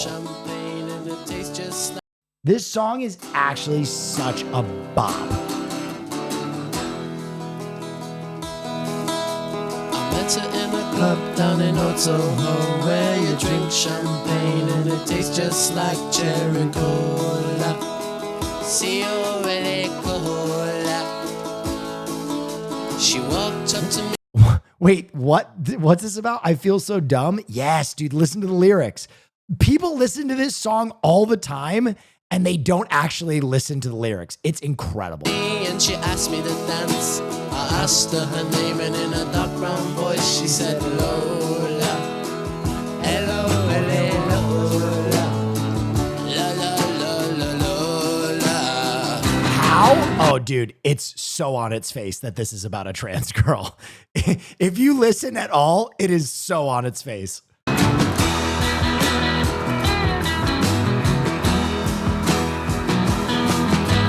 I'm not the world's most physical guy, but once you squeeze me tight, she nearly broke my spine.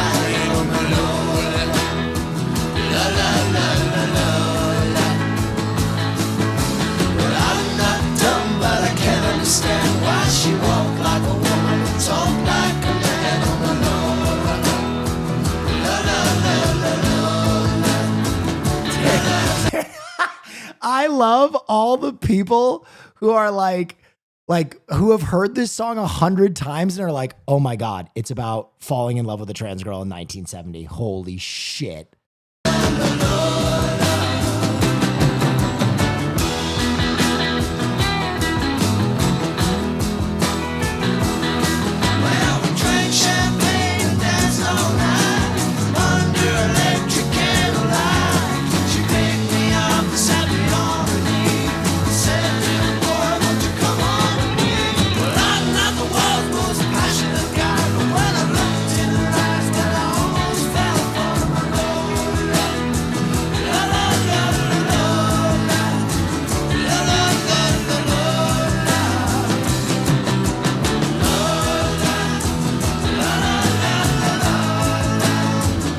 trans girl who fulfills all the bad stereotypes about being trans. Again, I mentioned at the top of this, it's 1970. I don't think these men had the emotional maturity or the vocabulary to make a song that we would consider trans sympathetic in 2025. I think they were doing their best with the tools that they had back when we still called black people the N-word, you know, like in polite conversation. It was a first step in what would be many steps that would lead to inclusion and you know, acceptance.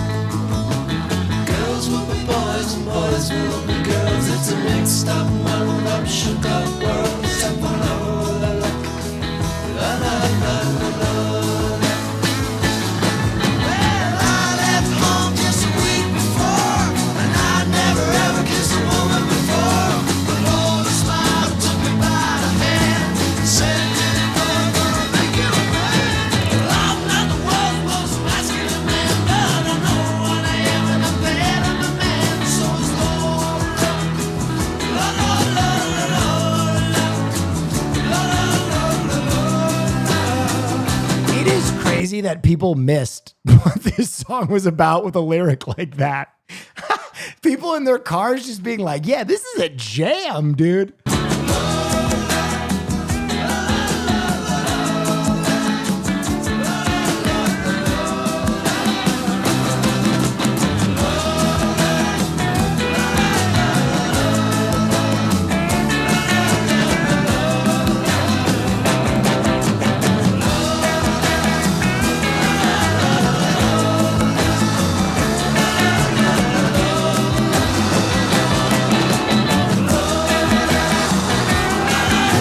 Absolute fucking banger. That was, honestly, I think that is like, you know what's crazy? I think that is like my first experience with a trans story. I remember listening to that song when I was like, no bullshit, like 8 years old and being like, whoa. I can't think of any experience I had with anything trans before that, like growing up. I remember listening to that song in fucking Long Island.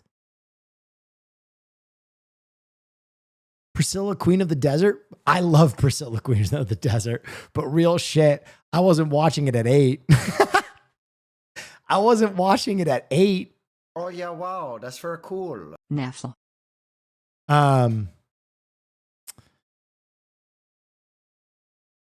Dude, good pull on another song about someone very hot, like an absolute queen that stole your life. Darling Nikki goes absolutely absurd.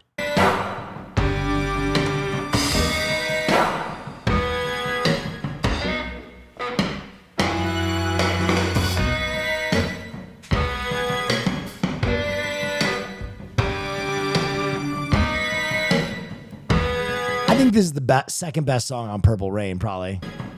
It's a deep cut, though. I knew a girl named Nikki, I guess you could say she was a sex fiend. I met her in a hotel lobby, masturbating with a magazine. She said, how'd you like to waste some time? And I could not resist when I saw little Nikki grind.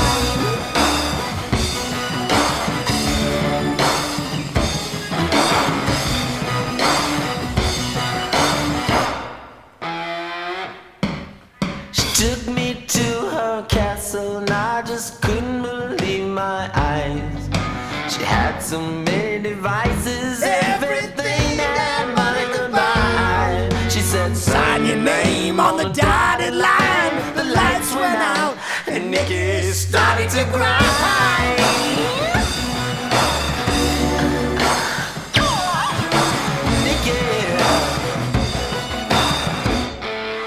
Insane. Castle started spinning, oh maybe it was my brain. I can't tell you what you did to me, but your body will never be the same.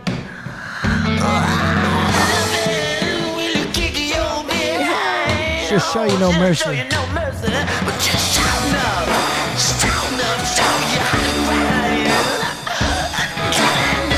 Dude, Darling Nikki goes fucking banana wacky. What other songs are about just absolute fucking baddies? Isn't there a cover of Darling Nikki by the Foo Fighters that goes absolutely insane? Honorable mention has to go. Foo Fighters recorded Prince's. Oh, yes. Yes, this is what I was talking about.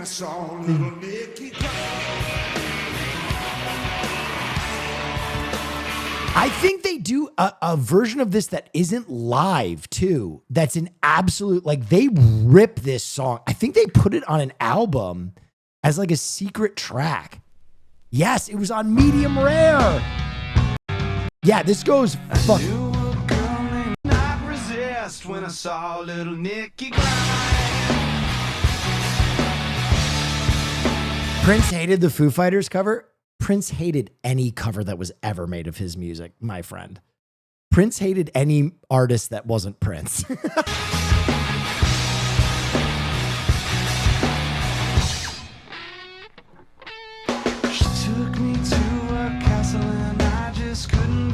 At one point in his career, Prince even hated Prince. That's why he changed his name to the artist formerly known as.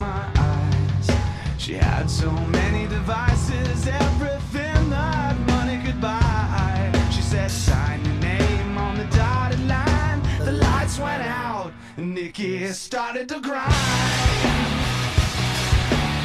I think that had to do with, that was licensing, right? That's why he did it.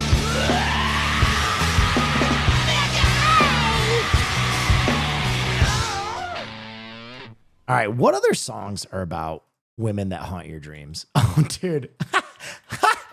Dude, I have told you guys, this is the funniest wedding song of all time. I was at a wedding where they put this on, and I was like, you got to be kidding me. Fucking Buck Cherry.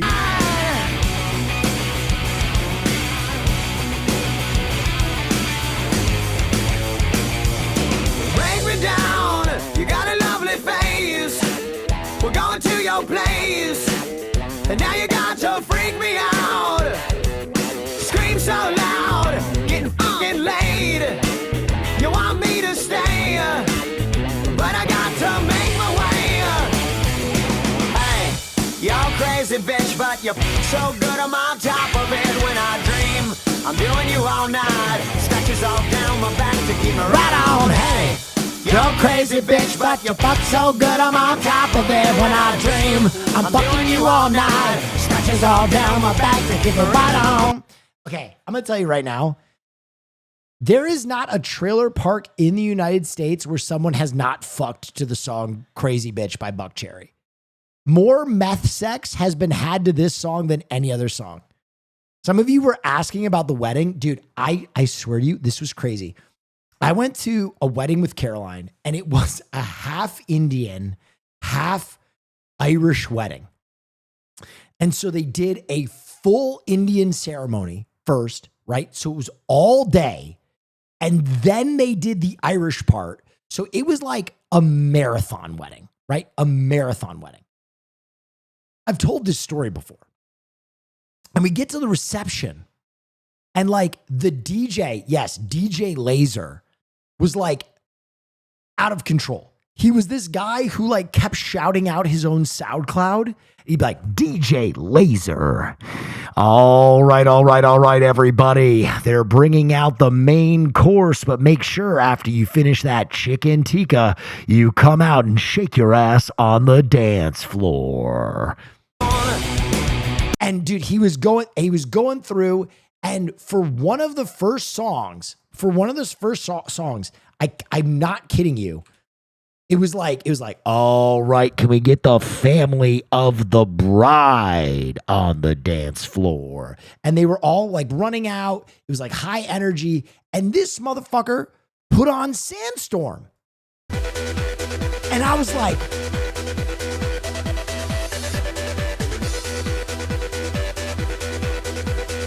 and I was talking to Caroline. I was like, this DJ is unfucking hinged. This DJ is unhinged. Like he's a danger to himself and others. This man is insane. And then he's like, all right. Let's get the bride out here. Come on out. And I literally froze and I was like, Caroline, he is about to play Buckcherry Crazy Bitch to introduce one of your best friends on her wedding. And I could see no one else was immediately identifying the song, but I just watched.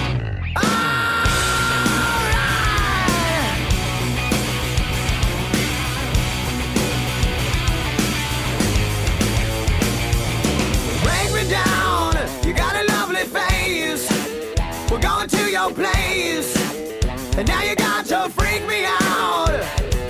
Scream so loud, getting fucking laid.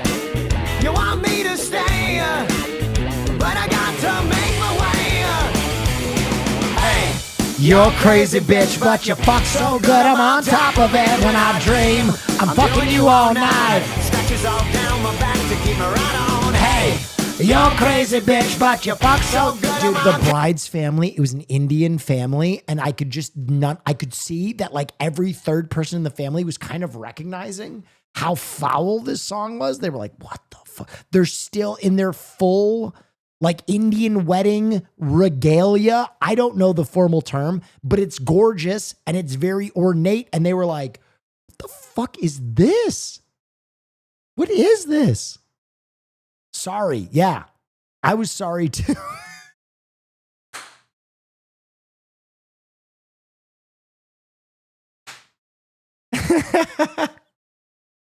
No, that was a great dad joke. No, dude, it was one of the craziest moments of my entire life. And then he put this shit on. He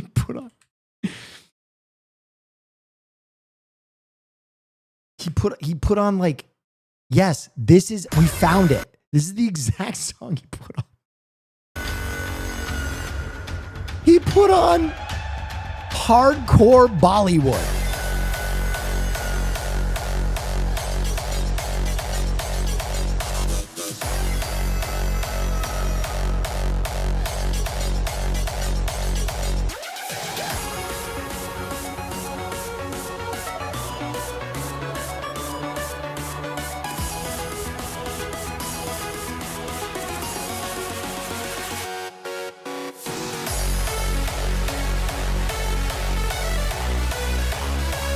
Bro, and at the end of the night, he was like, all right. I got a set down the street at the Serpent's Head Bar and Grill. Make sure that if you have any energy, you come support DJ Laser. And I was like, this dude is fucking nuts.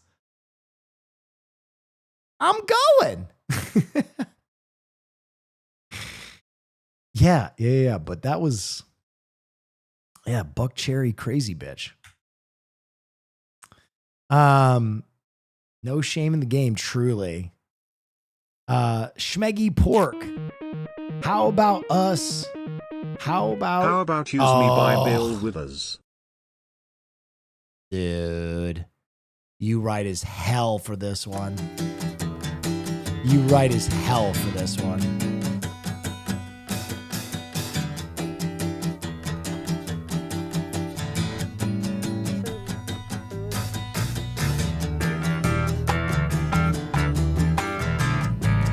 Oh.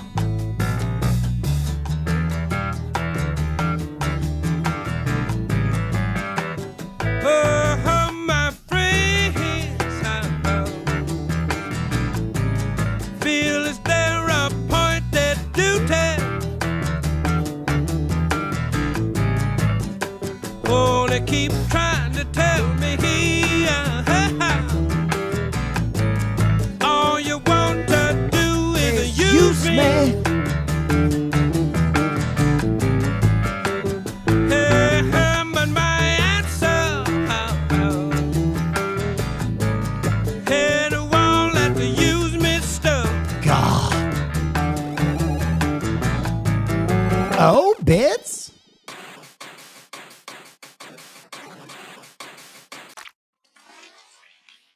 TwitchCon hype, TwitchCon hype, TwitchCon hype. Thank you so much. Hey, hey, I wanna spread the news that if it feels this good getting used, oh, you just keep on using me until you use me up. Hey, hey, till you use me up. Hey, my big brother, sit me down in the room and talk to me. You know he told me he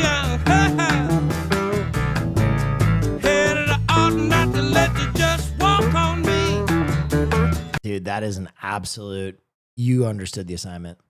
Elon Musk rage quits gaming live stream after reportedly dying, gets mercilessly mocked by viewers. Wait. When did this happen?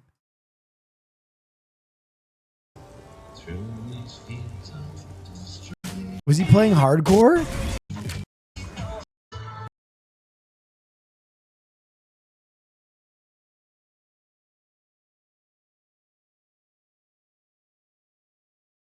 When does he die? He didn't make it out of the tutorial? Wait, how long is this video?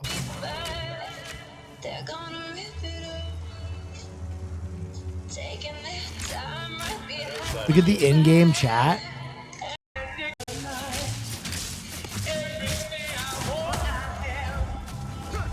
Is he playing on his plane? When does he die? Are you gonna change your Twitter username? Really? Jesus Christ. When does he die?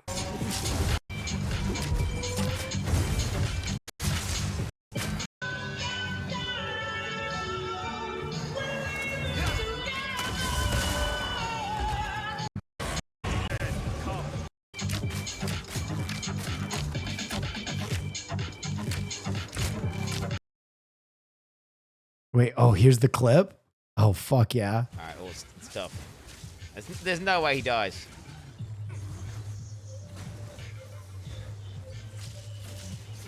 If he was gonna die, it would be to the Live crash 1 million viewers? Young ground effects, but because he's playing range, he kind of just mitigated it. Okay, do you think he's gonna roll the bull? Oh, he's standing still! Roll the bull. Oh, he's standing still? Oh, he's standing still!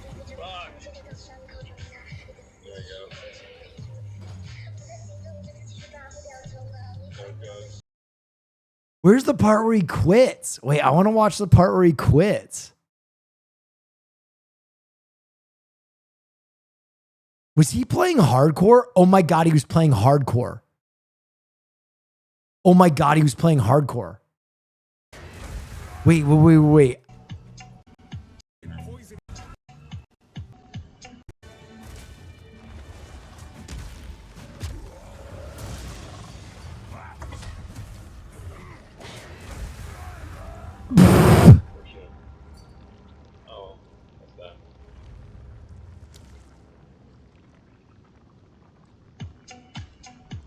Here's the chat.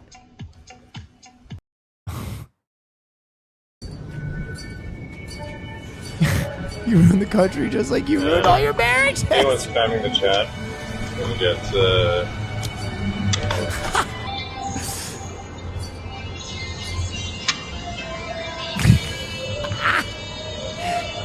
Oh my God!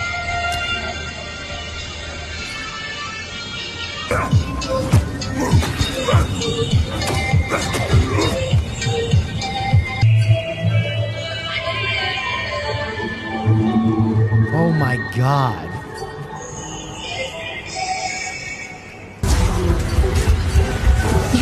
No real friends!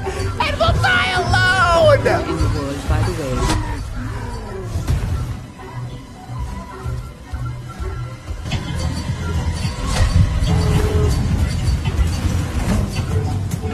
Oh my, Elon is a pedophile. Holy shit, dude.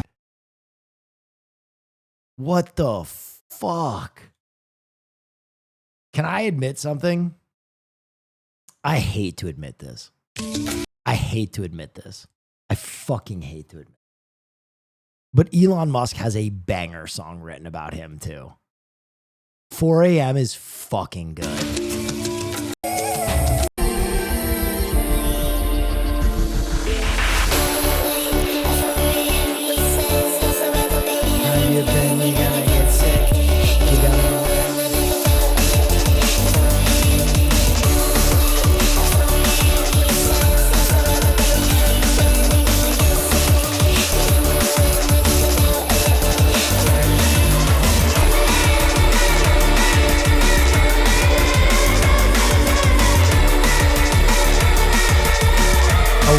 About him, it makes sense that it's about him. It would be about them talking about COVID together, which would put them in the timeline where they'd be together still. I think you ruined my day. Yeah. Listen, there's some good songs written about terrible people. Helter Skelter. Sorry to get all BuzzFeed, but which house would you be in Harry Potter? I would probably be the Hufflepuff. Yes, that's it. Yeah, you're gonna say. What am I looking at? Yeah. Yeah, I love that house. It's really big and like there's got a lot of games in it. Yeah. A Keurig. Pink. Yes. Wait, what? And they're pink. Hufflepuff? They're yellow. Whatever. That's crazy. What house would you be in? I don't care. I hate that transphobic bitch. I don't want to be in her fucking book. Hope she burns in a house fire. Not die either. Like severely burned, like it ruins her appearance. And even her loved ones look at her just a little, like they kind of, they don't want to look at her. You know what I mean? It's like that tight burn skin, and it's like pink.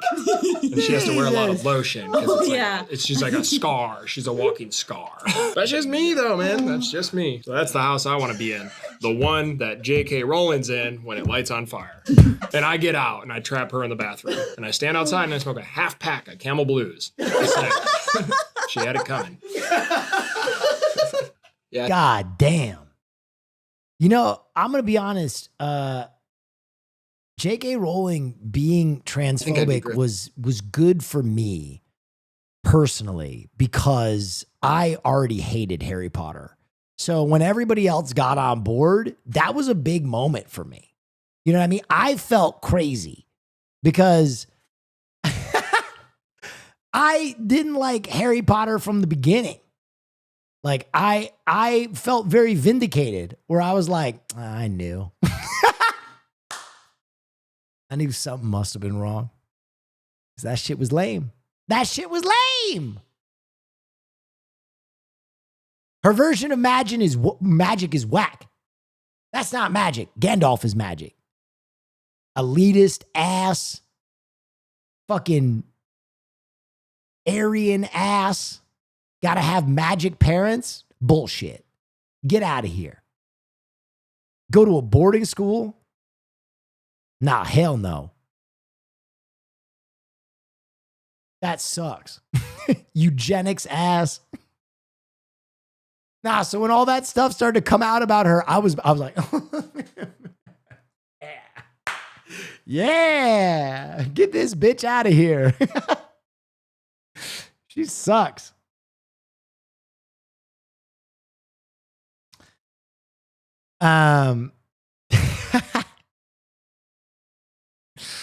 Yeah, that's true.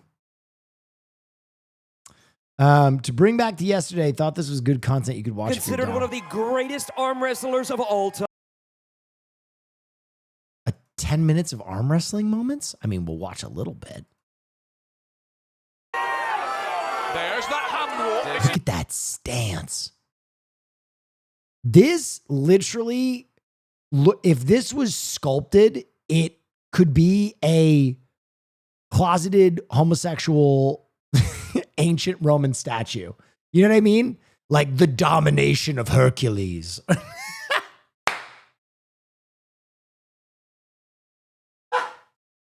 Perseus learns of masculinity.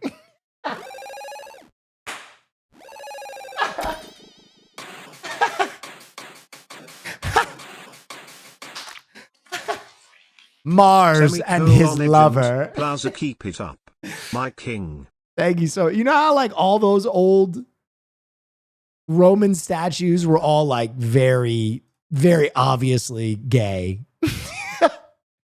Hold on, someone's saying to watch this clip. I'm so close. I mean, JOI just means like inappropriate instructions.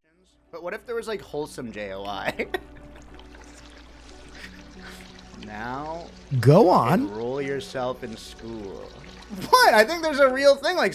No, he doesn't know what JOI means. He doesn't know it means jerk off instruction, does it? Some people.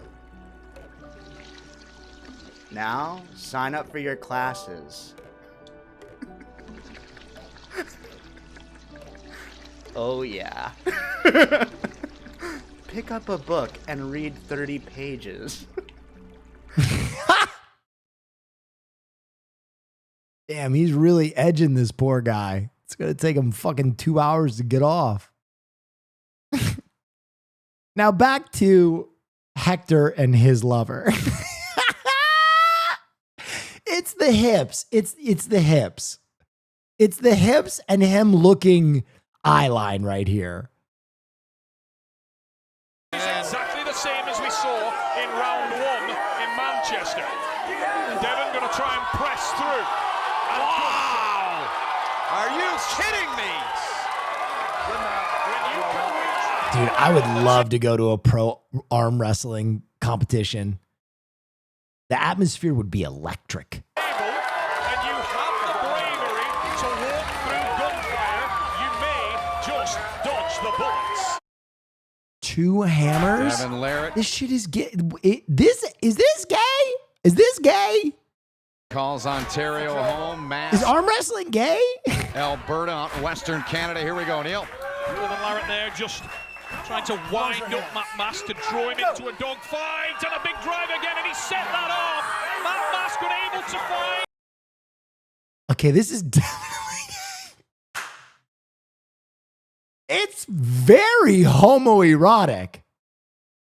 I mean, every still frame. This top roll, and he's squeezing around now and sets the hook. That's a lot better position for Mask. Wait a minute. These still frames are crazy. These still frames are insane. Oh yeah, wow, that's very cool. Pog. Better position from Mask. Really tight and dug deep there. And he's good. Nearly a finish there from Devin Larratt, but a massive counter reaction from Matt Mask, and that finger really troubled him as he tried to readjust. What did he just say? Tried to readjust. I love you, man, but not this year. Come on. Can it? I don't want to. Can it? Come on. I can't do it. Do it. All right. You can. To squeeze. This, what in the fuck? This shit is hella gay. Watch these 2 world's strongest men arm wrestle each other. Ryan Shaw and Eddie Hall have the best strongman bro relationship on YouTube. Dude, this, brothers I mean, go from I super love this. competitive This to isn't, realizing they're just brothers at the end. this Skip through isn't the rainbow most viewed gay. bits. This is like sweaty, aggressive gay porn gay. This is wild. He's around. Much better position from Matt Mask, but there goes the hand and wrist. It's over now. From there, Devin Larratt has everything he needs to secure the victory. 2 hammers! 2 hammers! Yeah! Oh my God, I love this. I need to go to an arm wrestling match tomorrow. This guy rules. From Devin Larratt, he has secured his second. Here's the schedule. Oh my God. When is the next time they're in Los Angeles? Because that's where I do my podcast. Or French Polynesia. We'll let that load. Oh. And a Georgia. Fort Worth, Texas. Oh my God. Super match showdown. Fuck yeah. Yeah.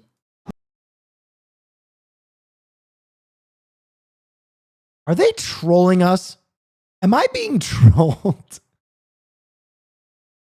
Close your hands. Go. Was upset with Chafee trying to take him down. Separation of Chafee. They're trying to finish. He's not been able to do so there.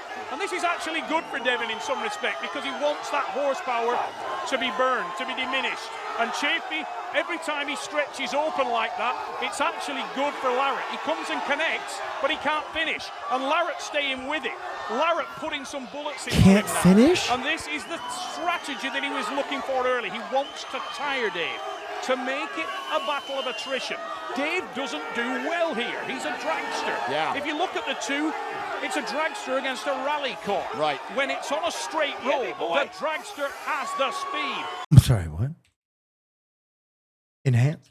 Dragster against a rally car. Right. When it's on a straight road, the dragster Yeah, big boy. has the speed. But right now, Oh my God. This shit is wild. the road is bumpy, and Dave Chafee is feeling it now. Devin won't pin him there. He wants him to pin himself. He wants to embarrass him there. Table's falling apart. Oh my God. Devin's got him. They're talking about sportsmanship up there, and yesterday he said, I'll let you pin yourself. I thought you said you wouldn't. You took me off the said you You wouldn't. said you wouldn't. Yes. So it's even at 1-1 after all of that. I'm bricked up. Close your hands. Go. Larratt trying to win it. Devin has position. Matt's waiting. Yes. Matt's conserving. Oh, but Devin's got his hand. Yeah.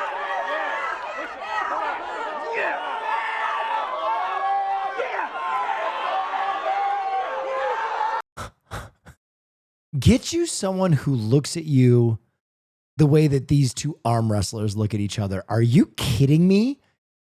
The tension is electric. Oh my God. I want to write a movie about two gay men in the 80s who can only hang out when they arm wrestle each other. So they both become professional arm wrestlers.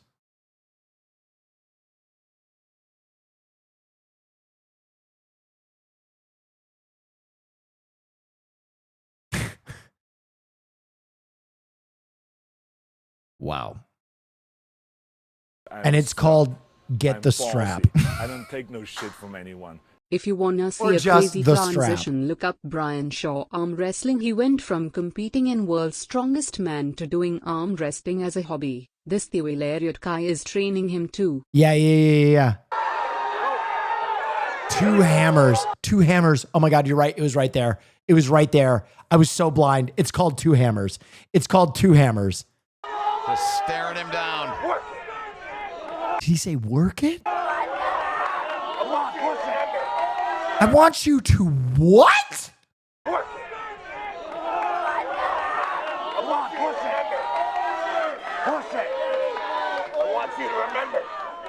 I want you to remember.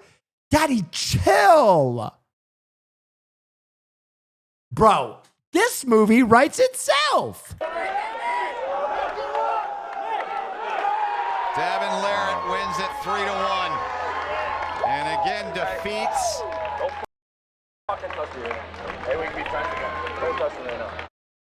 Don't touch me right now. He's denying that he's gay. This one knows he's gay. This one is still fighting it, right? You know, right after he comes, he's like, don't look at me. Don't fucking look at me. F slur. You know what I mean? Right after they had sex. You know what I mean? 3-1. And again defeats. fucking touch me right now. Hey, we can be friends again. Don't touch me right now. One of the top middleweights of all time here. He has a wise bro. I'm doing fan fiction. Come on. I can't do any fan fiction? Okay, I get it. I understand. That's fine. That's fine. Whatever. I know half of the people in here have written Gojo Jiu-Jitsu fan fiction about him getting plowed in the ass by what's-his-face's dad, okay? I know it. I know what you do. I know what you do on your other monitor. And I can't have any fun with my arm wrestling fanfic? Shame on you. Of weight against No Limits Larry. No one could challenge Todd at middleweight, so he's going for the big fist. My name is finally relevant. I gotta watch more of these now. Long, grinding, brutal pull. 45 seconds of absolute I was actually just doing that. pain, but you can see there the fatigue factor that it puts onto any opponent who faces Devin Lara. Can opener?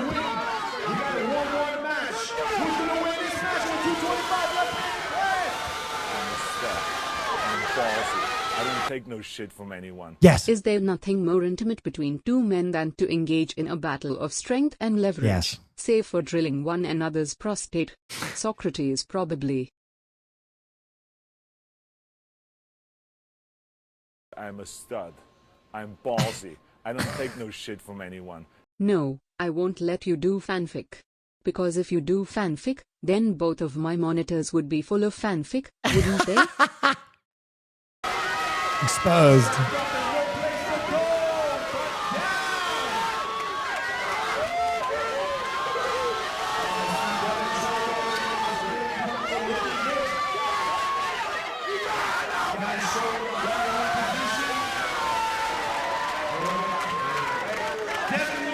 That was so sick.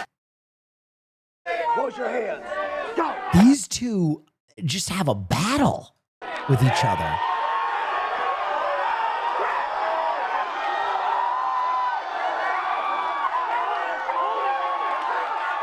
I'm speechless just watching this. Wow, I can't even talk. I'm a stud. I'm ballsy. I don't take no shit from anyone. Should you be watching this without your helmet? He's trying to pin Safety himself. First F slur. Why is he trying to pin himself? One more year. One more. Wow. That was a cutthroat moment. That was just, oh man. Devin showing absolute just killer instinct and superiority. That was vicious. Oh, so I think Devin's trying to drain him out as much as possible. Okay, that sounds even worse. So That was brutal what I just saw. Go! Oh! Devin's on top of his hand. Devin thinks it's over. Devin thinks it's over. What's up, Jerry? What you got? What you got, Jerry? Wow, Devin thinks it's absolute. Devin's looking at the crowd and talking. Wow, Jody says it's over. Devin thinks it's over.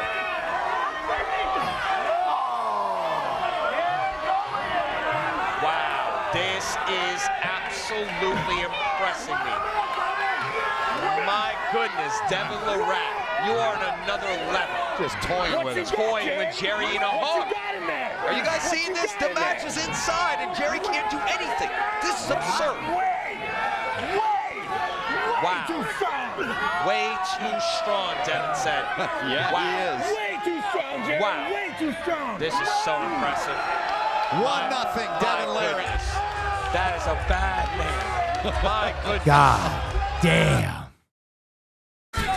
Close your thumbs. This is sick. Lara, he'll look for the speed here. He's done a lot of damage to the American in that first bit. Big drive at the start and takes it to the top roll. Yes, required. Devin Larratt has succeeded where twice he has failed and is the new champion of the World Arm Wrestling League on the right arm. Verse Monster? Oh, we saw this one. This is, dude, I was, woo. Close your thumbs. Devin describes arm wrestling as the opposite of yoga, where yoga is trying to loosen up and open yourself, but arm wrestling is trying to compress yourself as much as possible. That's why he can't extend his arms completely. Yeah, I saw that. That's crazy. God, that's so fucking sick.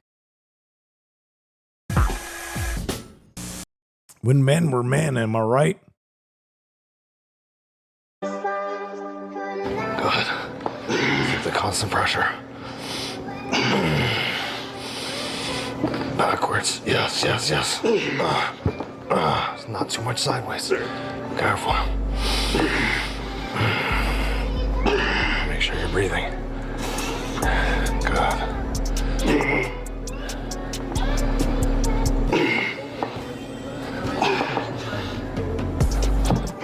Careful. Your right shoulder forward. There. Not too much that way. You don't want to torque with your bones.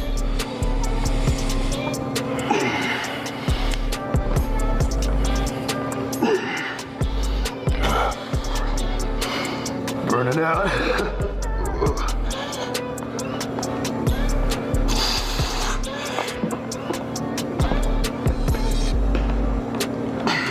Careful. Good.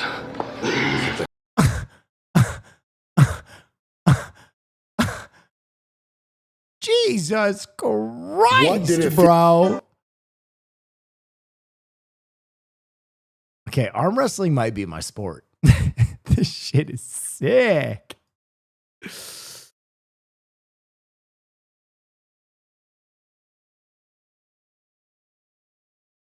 Maybe with this big old arm.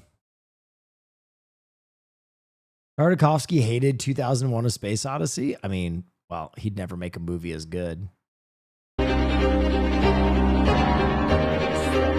So, I'm ballsy. I get it. I don't take no shit from anyone. Yeah. Content idea: rip the audio from GayCon and arm wrestling, and you have to guess what the clip is from. Is this people working out or fucking? That's an old Adam Sandler sketch. Megan. Andre, where are you? Shh. You shh. I'm looking for my boyfriend. Girl, okay, wait, I'm doing it right now, dude. Megan. Andre. Megan. Don't shh me. I'm shushing you. Andre. Megan. Andre. Megan. Andre. Megan, come here. Andre. Megan. Andre. Megan. Andre. Megan. Andre. Megan. Andre. Why would you go back to where you were before? Siri, call Andre. Don't call me. Don't do that. Megan. I'm sorry. Megan, what is wrong with you? What the are you Andre, doing? where are you? I'm behind you. Will you FaceTime me? I'm not gonna do it right now. You wouldn't be able to see me. It's dark in here. I know, that's why I can't find you. I'm directly behind you. Turn around. Okay, I'm gonna turn around. You didn't need to announce it. Just do it. I'm right there. Stop yelling at me. Megan, have you sustained a head injury or had a stroke in the last 10 minutes? What do you mean by that? Megan, dude, put your phone away. Yep. OMG, did you just hang up on me? Yes. I'm not talking to you, Yes. sir. I'm talking to my boyfriend. It's me, Megan. Andre! I love how No, it's you get out of them in here. the I can do background. whatever I want. I'm looking for my boyfriend. Andre! Come on, you can't be up Andre! Get off of me, Mr. Director. He's not the director. Can you shine this He's light not on the the director. audience? I want to see my boyfriend. Let me see something. Ah! The light's in my eyes! Megan, get out of the projection booth. Don't shush me! Excuse me. Excuse me. Excuse me. And... Excuse me. I couldn't find the bathroom. Megan. God. What a time to be alive. I lost my armor. I lost my presence. I lost my height. I lost my size. I lost my fear factor. Remember who you are!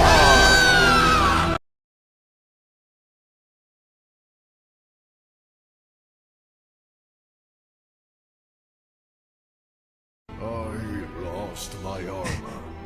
That was so fucking stupid. I lost my presence. I lost my height. I lost my size. I lost my fear factor. Remember who you are! What is that from? Or is that just brain rot? Remember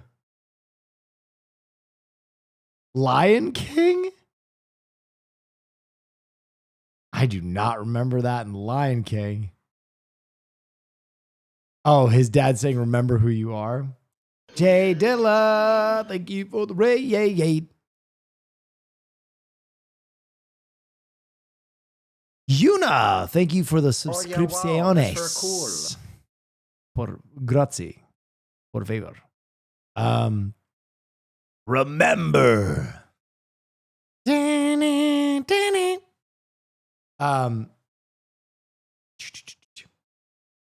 7 seconds. Someone give me their blood right now. I'm not kidding. Give me their blood. I need your blood. Can you? Someone give me their blood right now. I'm not kidding. Give me their blood. I need your blood. How old are you? 17? How long have you been 17? A long time.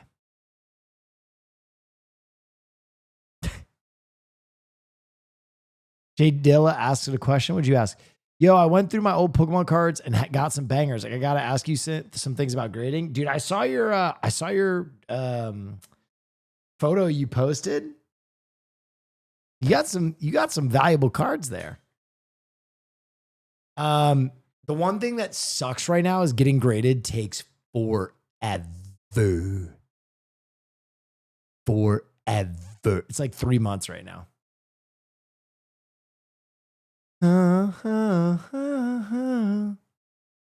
If any of those are like even 8s though, they're valuable cards.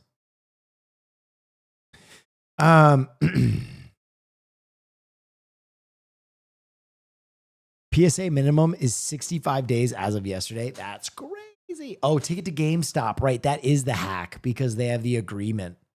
You can get it back faster.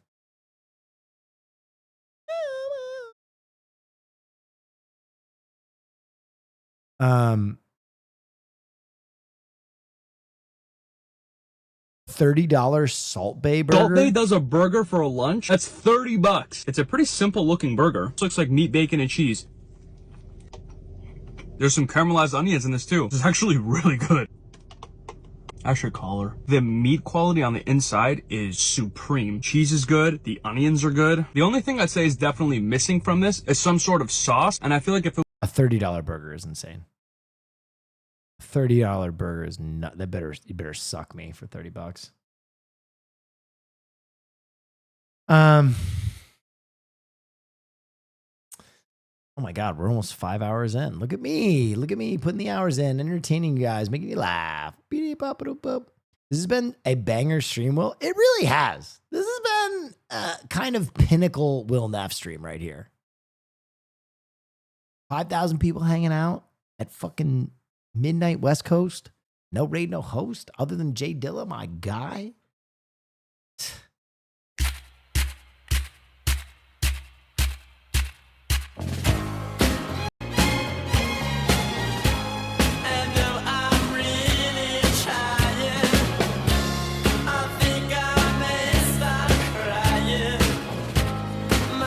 Is the hot sauce sold in any local stores or stores in LA or just the web? Just the web for now.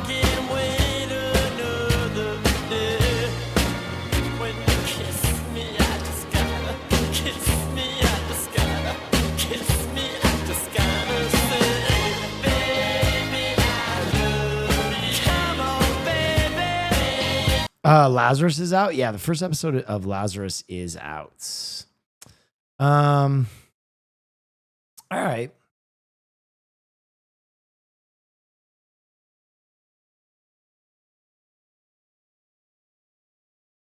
Is there any plans for gaming? I usually do gaming right around now. I usually do around 5 hours of streaming, just kind of entertaining you. And then, making sure I do my normal content and make people laugh. And then I'll usually do some gaming. There's a tower defense game. Also, I am like 3 games away from hitting Grandmaster in Marvel Rivals, which I kind of want to do. Nandre challenges Gremlo. What is Gremlo doing? The cards wanted me, they wild. Here's the thing about Gremlo.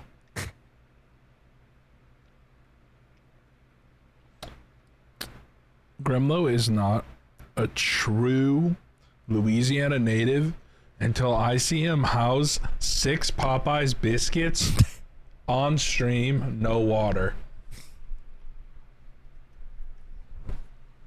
So fucking stupid. So fucking stupid. He'll die.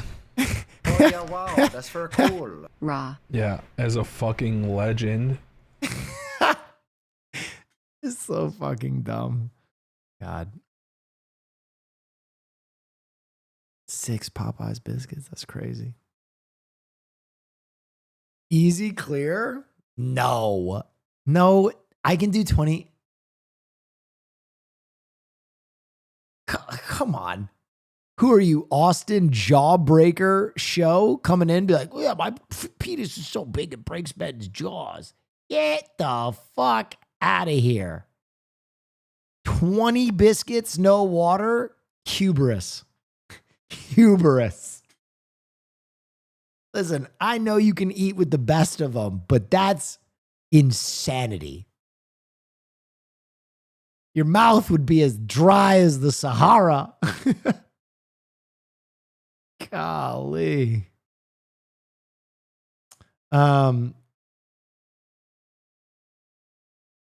Slap some honey on that? No, he said dry. Have you ever named your price, William? I mean, you talk about my show? Talk about my show? Called Name Your Price? Thoughts on a Bojangle biscuit? Oh, dude, the Cajun biscuit from Bojangles is, I think, one of the best biscuits you can get. Really delicious. I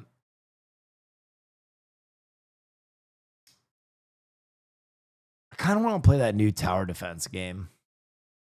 Now that I've given you guys 5 hours of my mind, my content. All right, Alex, so today we're recording the Arise scene. Oh, no, yeah, I know about this one. I got a lot of, DMs about it. So I actually had a lot of ideas I wanted to run by you. So you mind if I try them real quick? Sure, go for it.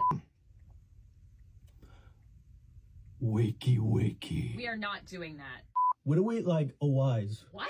Gup is short for get up. No, I got a few more. I got a few more. Yeah.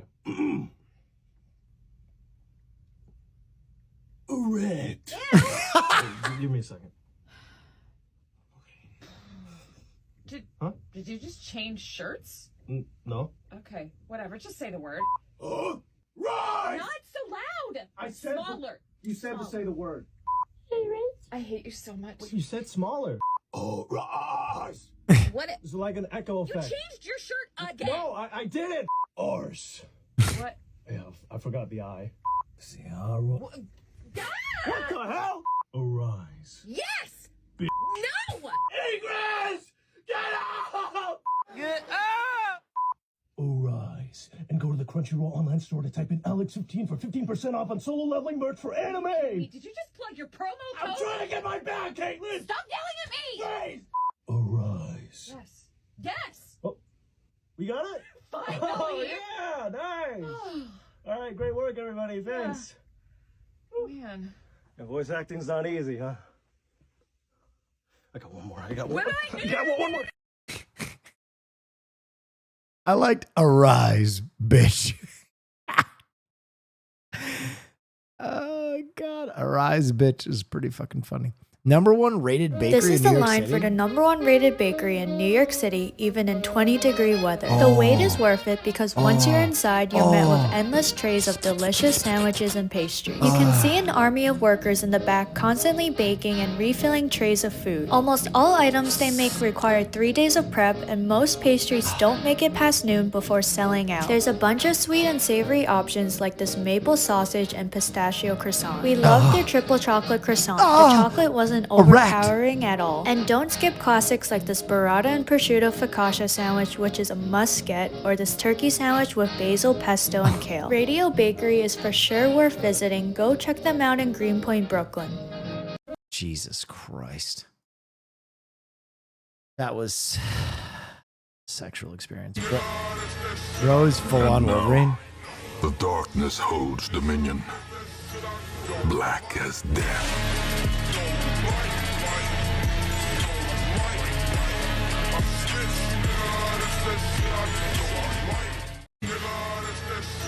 And now, I want to look like this. the darkness This is exactly how I would like to look. holds dominion. Black as death.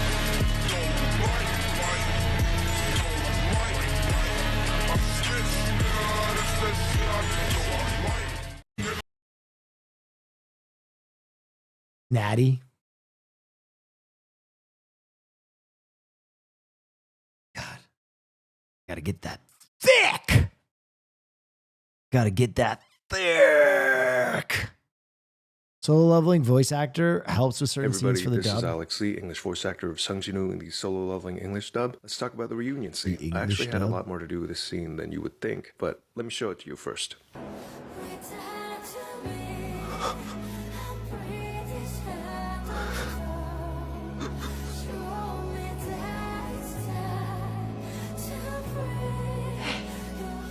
Sweet boy.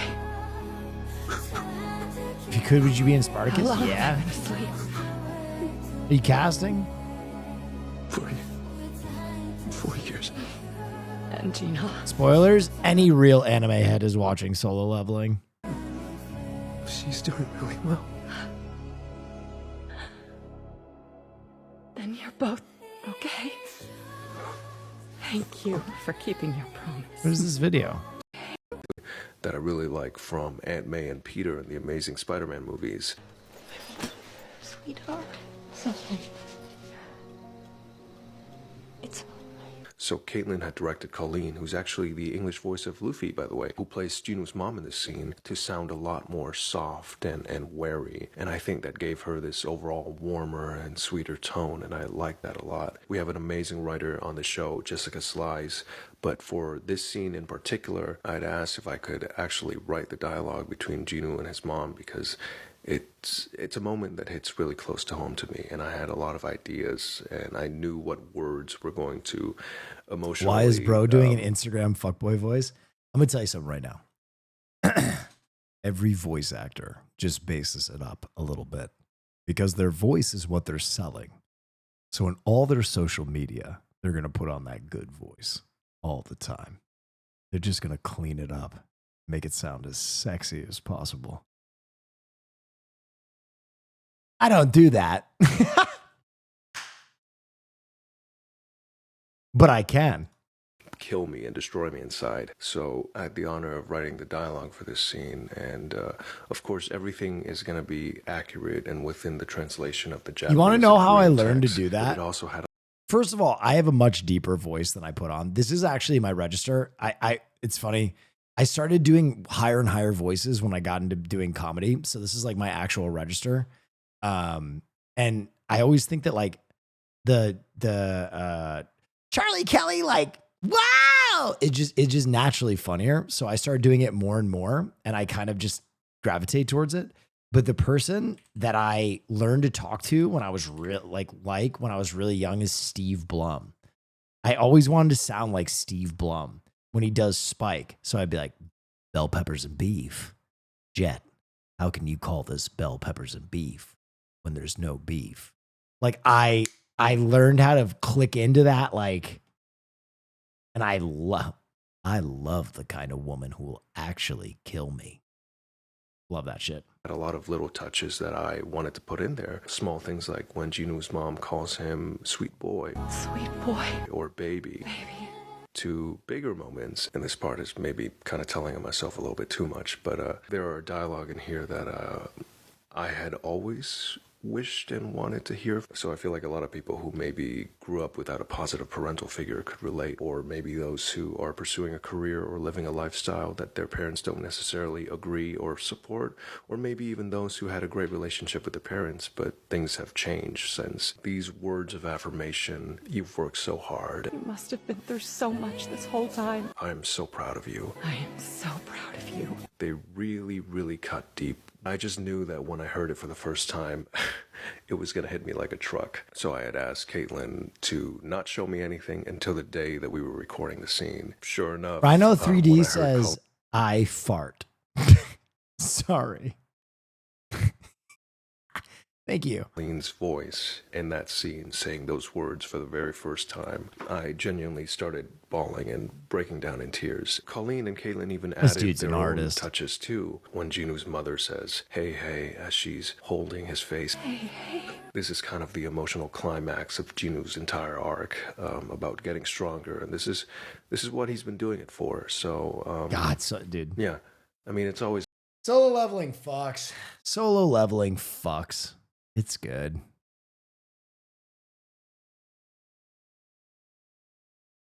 Jinwoo. Yeah, so we got the dog leash, which definitely makes it swing back to us. Oh!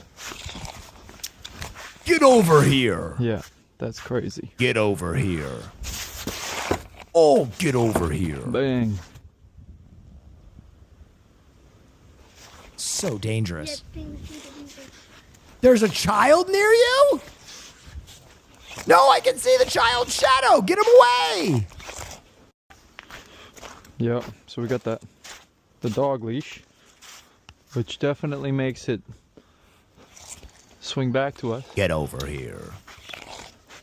Get over here. That's more of the scorpion. Get over here. Ah, that shit was fun. Whoopsie. Man, fuck those kids. Get over here. That's true. That's true. Kind of want to play that. What is the new tower defense game that everybody's balls deep on? Balls deep. Also, haste is supposed to be really good.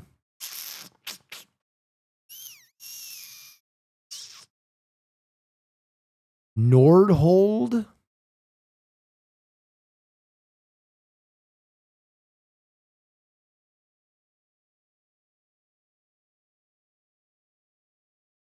There's also a half sword update. Wait. Like today? What's the update?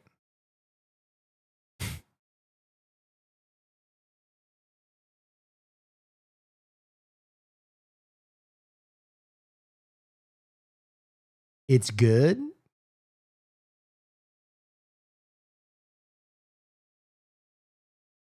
Wait, half sword demo? No. Is it? It's not the demo, right?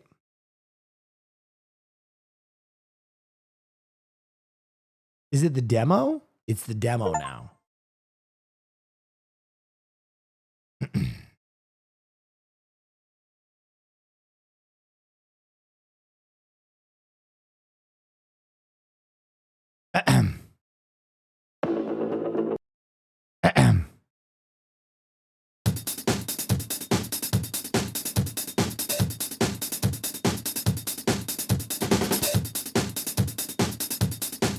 It calls to me like the fucking Green Goblin mask.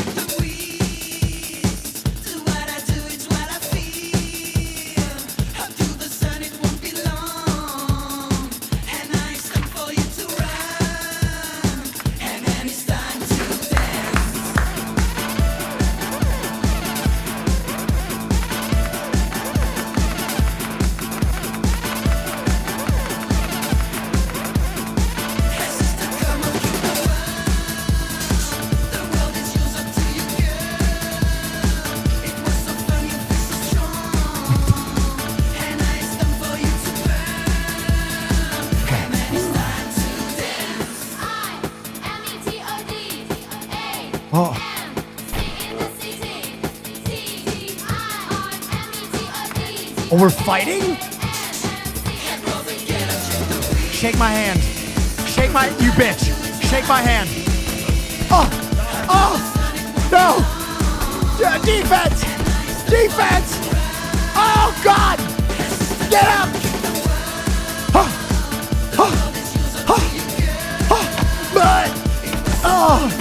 Okay. There's no honor in your game, sir. There's no honor.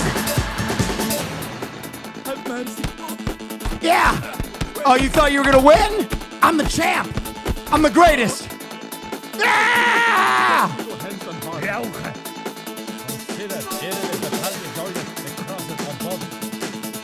Yes. Yes. Come get one. Yeah, blue. Fuck. Oh, fuck. Come get. Oh, yeah. Oh. Oh, take a nap, bitch. Yeah, pop up. Yeah, what's good? You like this? Yeah. Oh. Oh, work the body. Yeah. Yeah. Bitch slap of justice. Yeah. Stay down. You don't want another one of these, Gerald. Ah! Oh, shit! Zones. Enough! Crazy fist style. Yeah! Yeah! Oh, you want some of this? Give him the bitch slap of truth. Come out! Oh, shit! Whoa, he's got defense! Get the fuck off me! Bitch slap of truth. Oh, shit. Bitch slap of truth. Okay. Yeah. Okay. Come on. Ow. Yeah. Oh, this guy's tough. This guy's tough. I think I'm bleeding out. Oh. Oh. Punch his dick. Push him over. Punch his fucking sausage. Rip his dick off. Fuck. Get up. Oh, shit. Defense.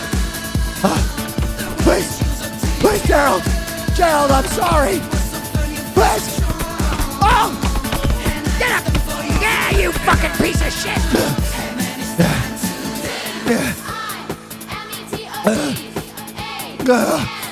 Please. Please. Please.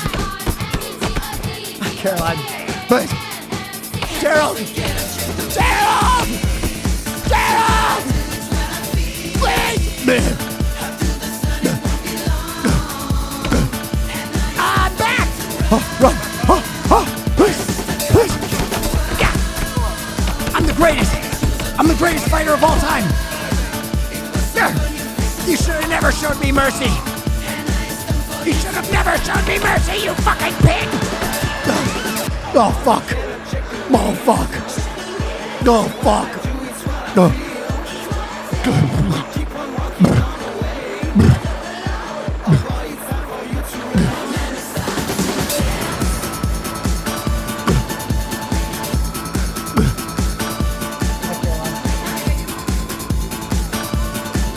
Wait, please. Please. Please get up. Shit. Fuck.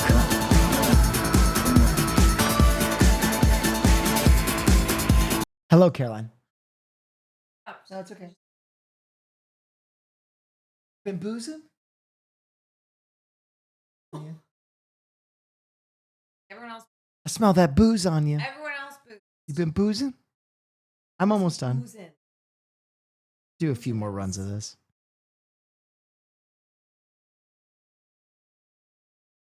Everyone else boozing.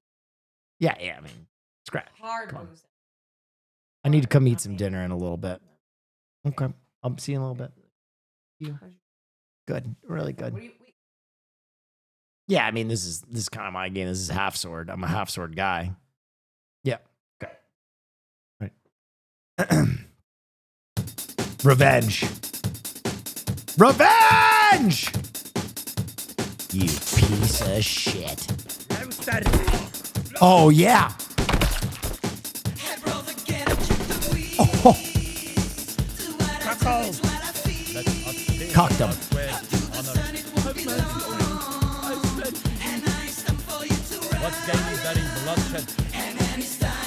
All right, this is the guy that beat me.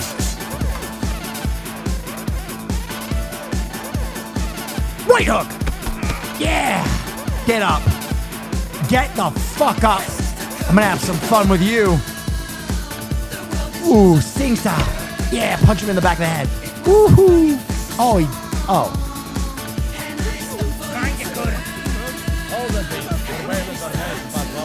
Oh. What is this? Oh my god, wait, what the fuck? Wait, what the fuck? Yo, this guy got a fucking axe! Oh! Whoa! How do I pick up weapons? I forgot! Huh. Huh. Huh. Huh. Taste my fucking... Oh, please! Please! Please! Son of a bitch! Okay. Take three. Take three. Now I know his ways. Can I equip these? No. You're about to get it. You're about to get it. You're about to get it.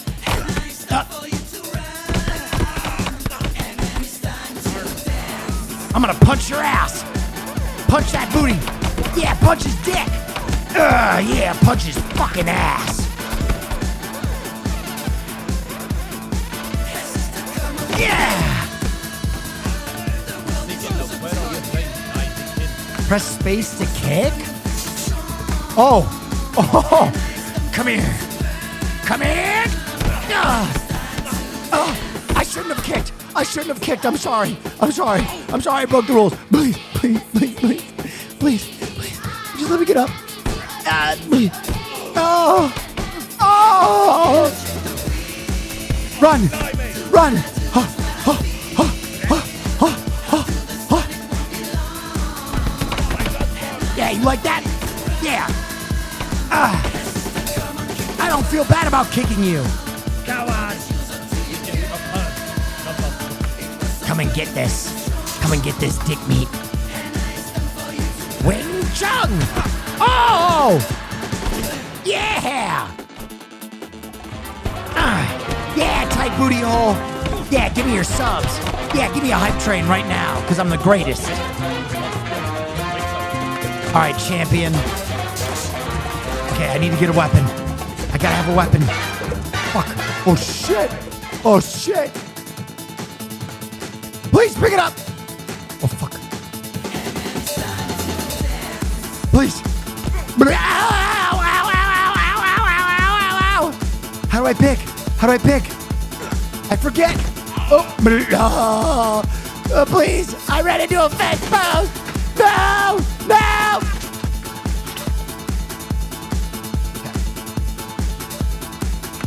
Son of a bitch. I forgot how to pick things up. I thought it was E. Isn't it E? Stein die Hand, good sire. Let us. He was not picking shit up. That's crazy.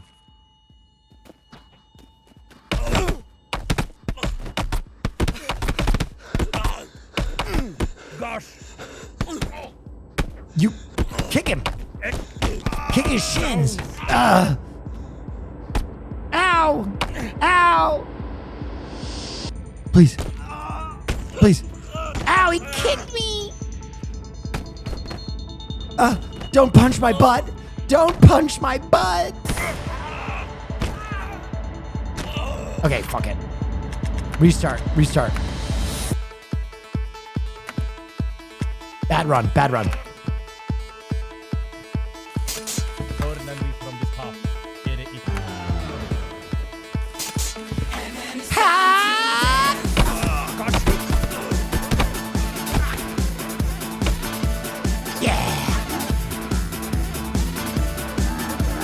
All right, Carnage. Oh. Ow!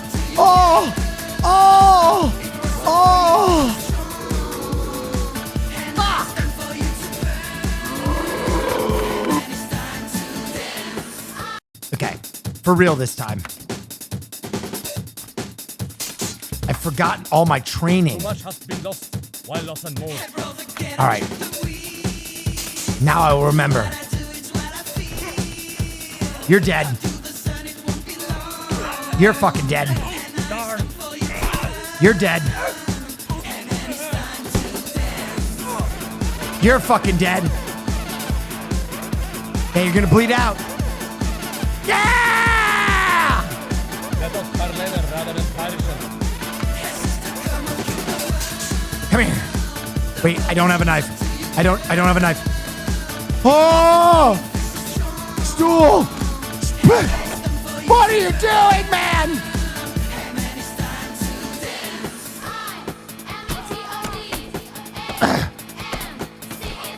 Taste my stool! Can't let this guy back up. Never should have come here. Ow! Oh! Ow!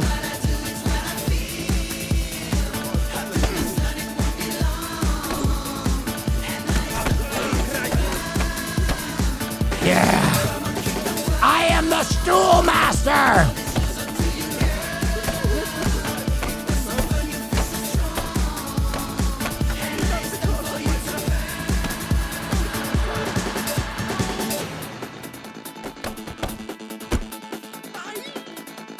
Time to end this stalemate. Ah! Get those scissors away from me! Oh shit! Oh! Oh! Oh! Get the fuck away from me, man! Stop!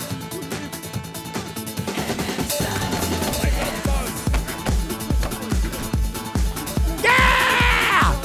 Ah! I am death!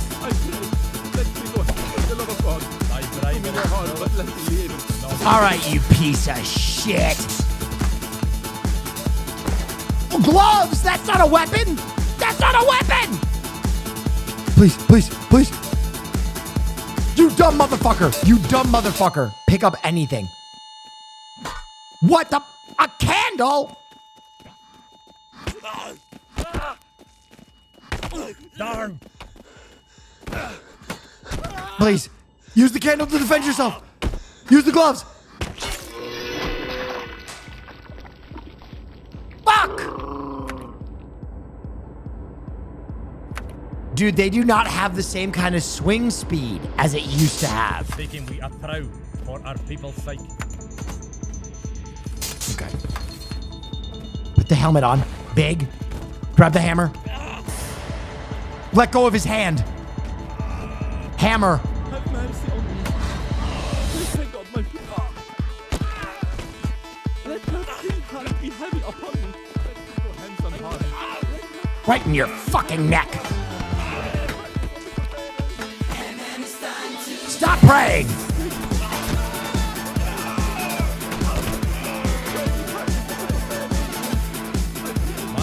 Ah!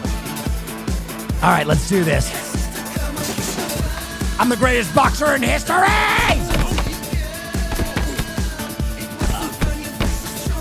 Get the fuck off me, you fucking bitch! No! Fuck no! No! No! Oh, please, please. Just let me up. Just let me run. I quit. I quit. I quit. Let go of me. Let go. Let go of me, you bitch! Ow! Please, please. I quit. I quit. No, I don't. No, I don't. No, I don't. I'm gonna fucking kick you. Yeah, kick your shins. Yeah! Taste it. Taste it. Oh, I kicked him in the dick. Fucking taste that shit. Him slap. You are fucked. You are fucked. You are fucked. Yes! You're mine, bitch boy. Oh my god, all the weapons suck. This game looks Oh. good. Is it England Simulator? Helmet, Like POV pick it up. just landed Yes. in London. Shovel, pick it up. Yes. All right, bitch boy. I can't hold the weapon, right? Yes. Yes. He's grabbing me.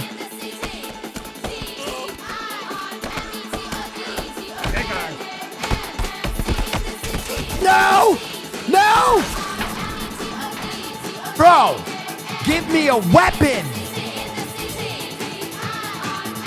This is ridiculous.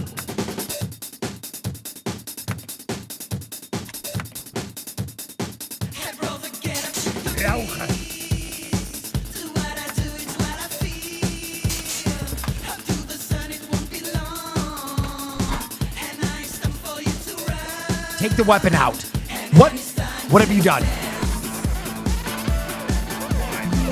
No! Fuck!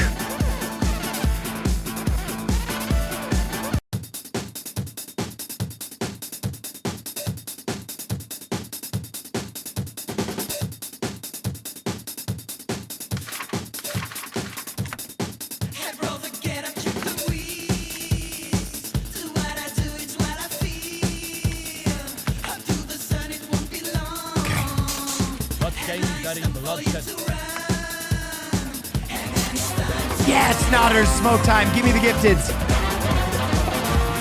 Yes, 20 big ones. Oh, oh.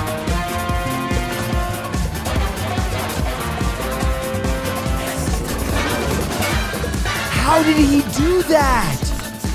How did he stab like that? Wait, how do you stab? Alt?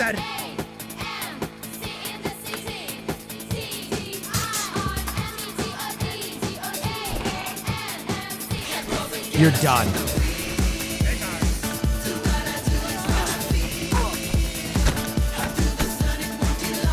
Yeah!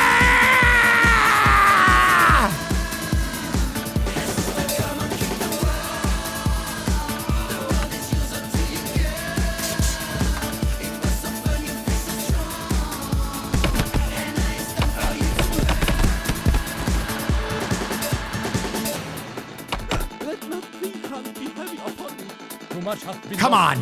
I want this motherfucker. I want you. Give me one weapon. What the fuck are these weapons? Pick it up. Oh my God. I fucking hate you. Knife. Oh God. All right. I'm bleeding out, but I got the knife. Cut him. Stab him up. Please. Please.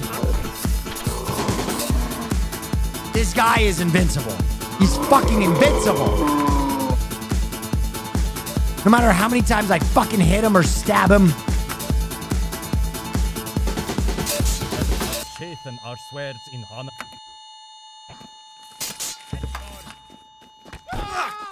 Gone.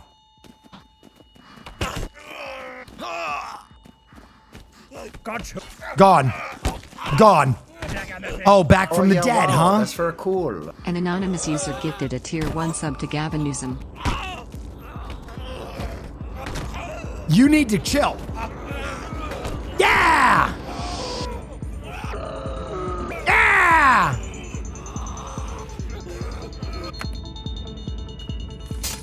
All right, we're gonna go with the alt punches. Oh, that's how you do it. Oh God, he's God's gift to boxing. Oh my God, he's better than I am. He's the greatest to ever live. He's grabbing my penis. He's grabbing my, unhand my penis.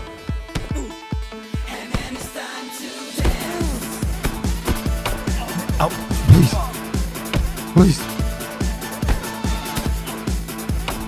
please, please,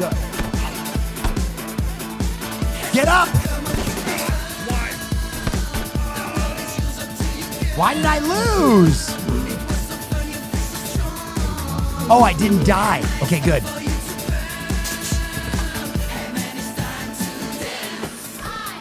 What are you doing with your hand?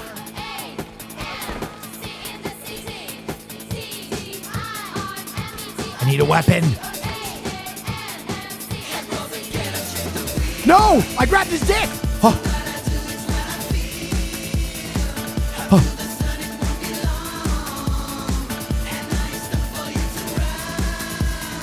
Cheers. Yes. Gutted like a fucking fish.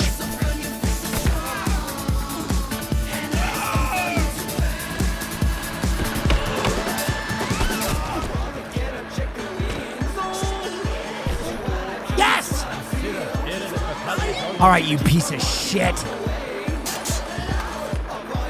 One real weapon, no real weapons. The shear, oh, the knife. Okay, the knife. Ready, juke. Huh. And grab. Yes! No! How? What the fuck, man?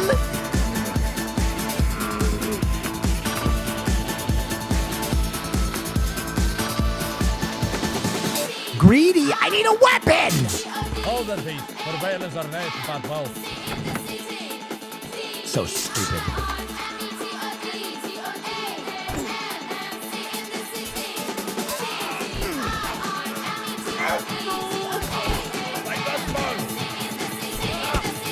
He's got a longer knife than I do. What is this little baby-ass knife?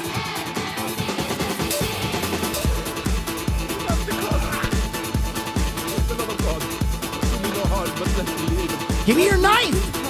Get the fuck out of my way! Please pick the knife up. Pick the knife up. Pick the knife up. Pick the knife up!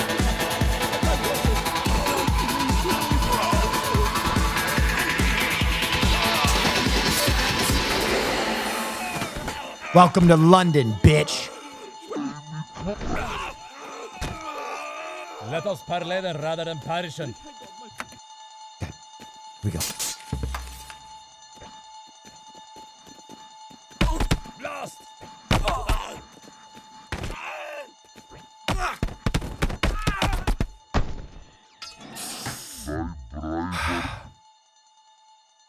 Need to lock in right now. Need to lock the fuck in right now.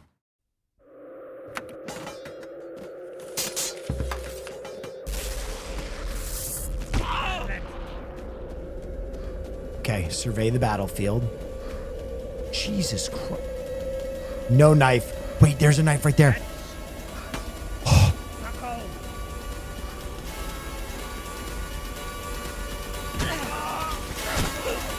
Yes! I buck-shanked him! Oh, I'm gonna enjoy carving you up. I'm gonna enjoy watching you die. Yeah. Yeah. Let me get all them good gravy. Let me get all that good gravy. Oh, it's been a while since I got my hands dirty, boy. Oh, yeah, I'm gonna cut your asshole off. I'm gonna cut your penis off and feed it to you. I'm gonna cut your balls off and make them a paradise. Oh, I cut your head off. Yeah, peasant.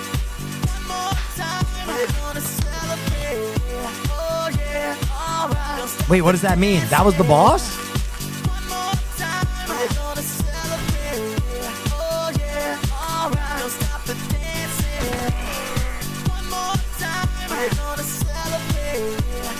Oh, the abyss. The abyss. I remember. My body remembers. I remember the abyss. No. Please. I just got back. Sir. Sir. Sir. Sir. Sir. Sir. Sir.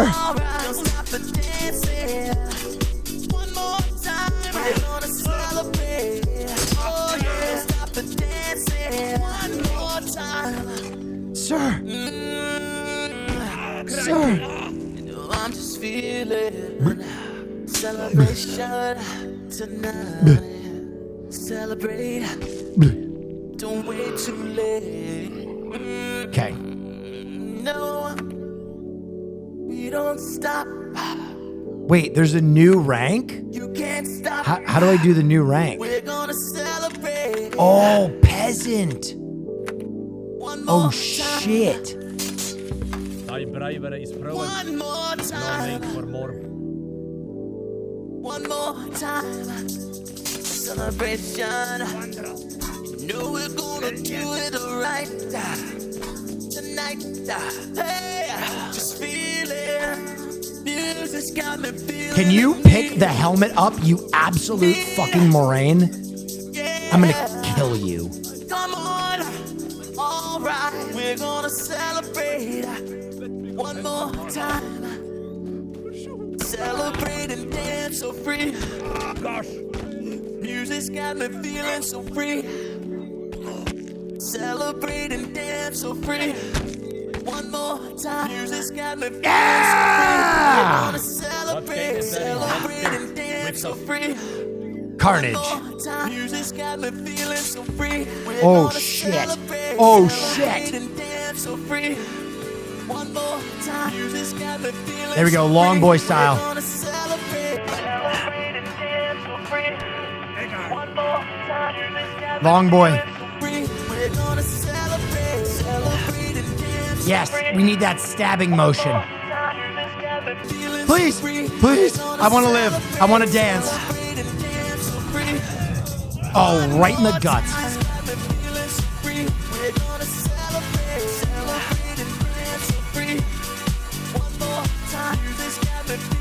I want to live.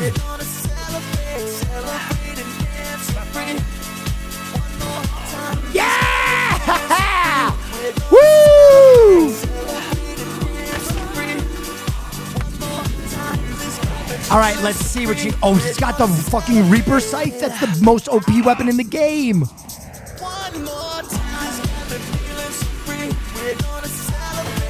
Yeah! Woo!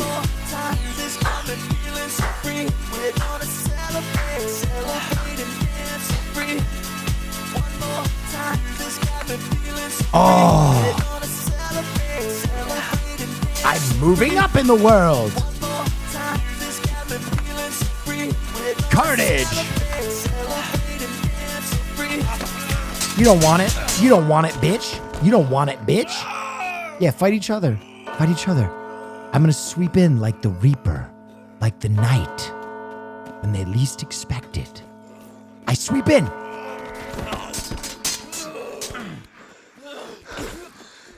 And then I'm out. And then I change the music while they're still fighting because I'm bad like that. Oh. I won! Mangakur.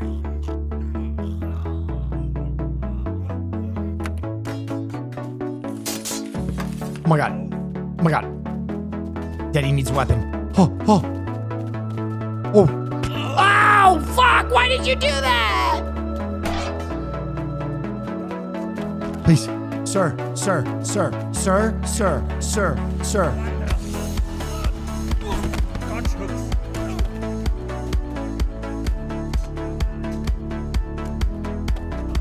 Time to use my Betty Spaghetti style.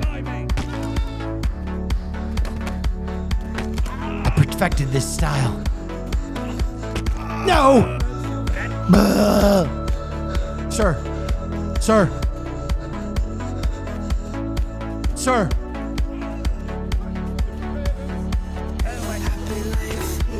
Oh, you fell down. You thought it was all good when you was chasing me.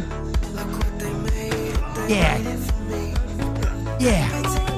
Yeah. What if I kicked you right in the fucking head?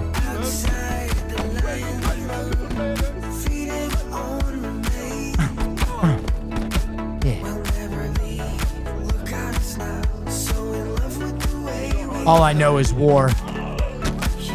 Oh my god, I fucking knocked that guy's block off. Oh! Yeah. Yeah. You should have fucking stayed down, you little bitch. Yeah, you want to chase? I'm gonna be king one day.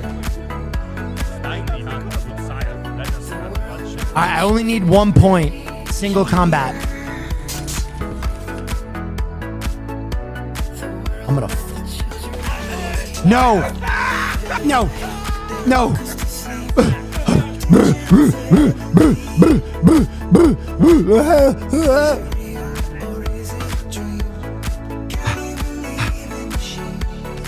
My tendons! My tendons! Kick him! Tackle him! Tackle him! No! Ah! Ah!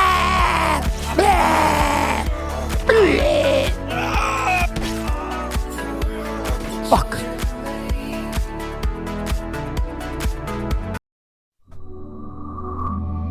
What? Wait, I went to hell?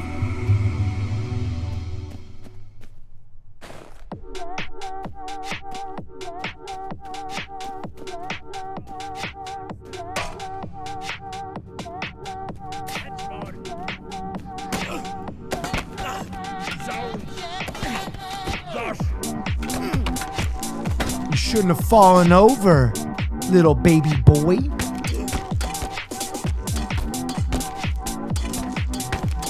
Oh, did I mix your brains all up? Give me this shit. Get the fuck out of my face. Are we in this thing alone? Are we in it together? Oh, daddy, daddy. Here! Here! Oh! Oh! Oh! Did I scramble your fucking brains?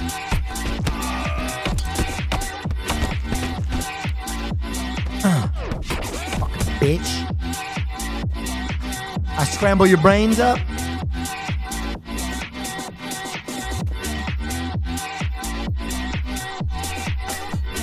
Ooh. I look like a sperm.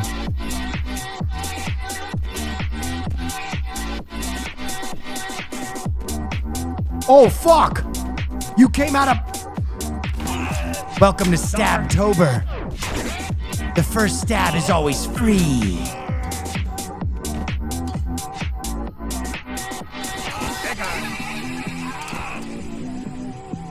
Wait, I saw a good sword over there. Are we in this thing alone? Ah!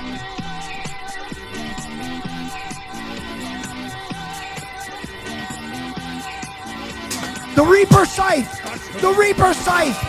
I cut his leg off! What? What is happening?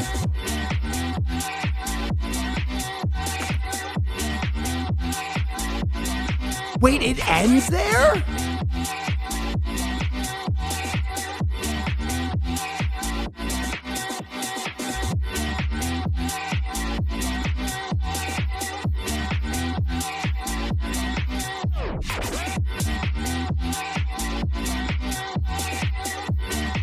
Huh.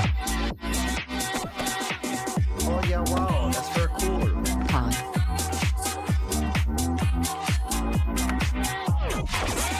Wait, what the fuck? Oh shit.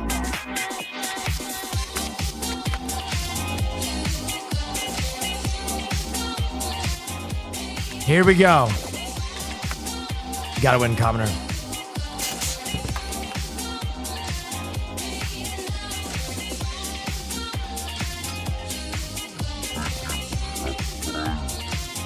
Oh, if you lose, it's a full reset on the gauntlet? Real shit?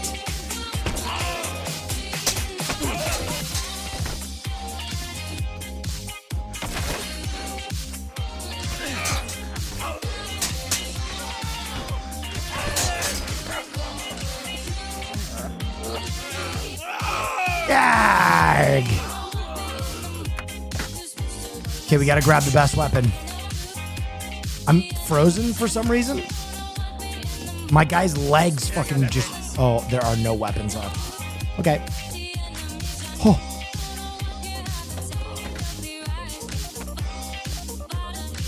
Watch this move. Just drag him into that combat. Yep. Spine kick. Yeah, fuck you.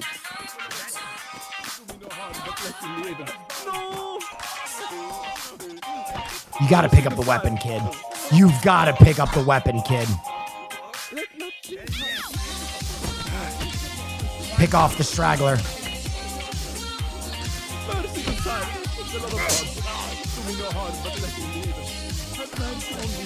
I said, cracking.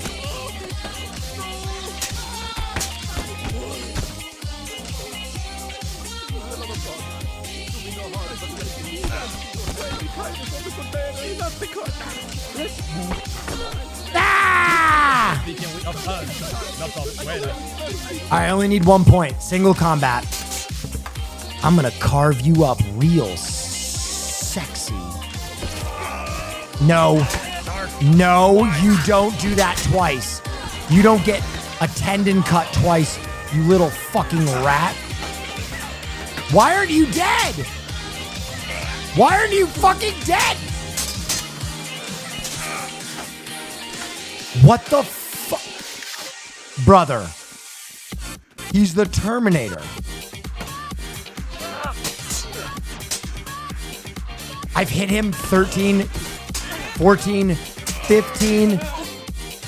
He's somehow still winning. Dude. What?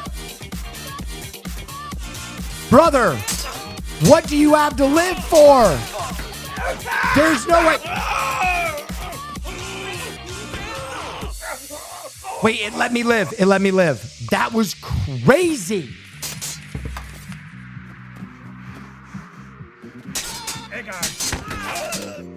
I was just fighting a deathless fucking vampire.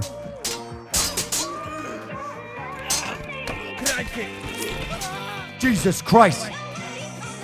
Brother, chill. No. Please, let me give up.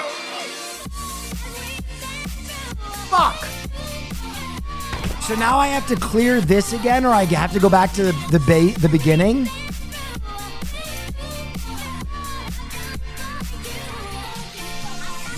Dude, that one fight against that guy was bullshit.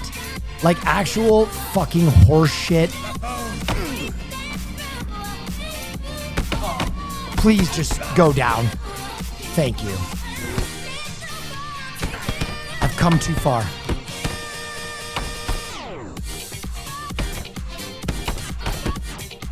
These shoes were made for kicking. Where are your scissors, you fucking bitch? Have mercy on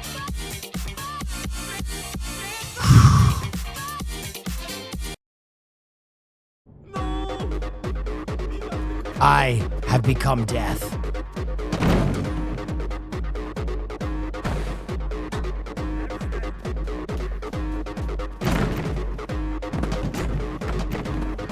Ow! Please, please, stop what you're doing. There's no need. I repent. I repent. I repent. I repent. Just stop. Please. Shh. Shh. Shh. Let not three hands be heavy upon me. I pray, let me go hence unharmed. Have mercy on me. I stand to thee. No! I cry thee mercy.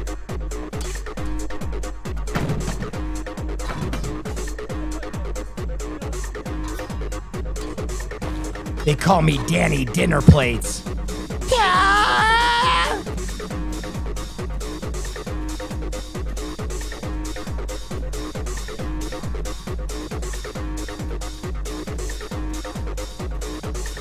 Protect the vitals. Protect the vitals. Yes! No one fucks with Danny Dinner Plates! No one! Yeah!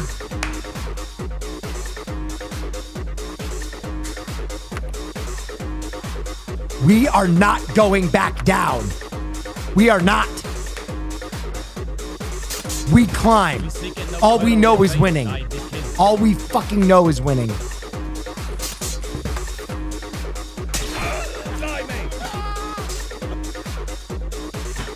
Okay. That was crazy. That guy was juicing. That guy was fucking juicing.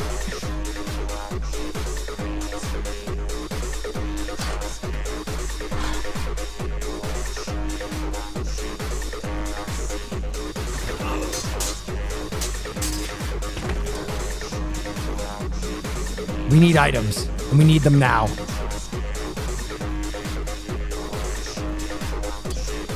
The ah!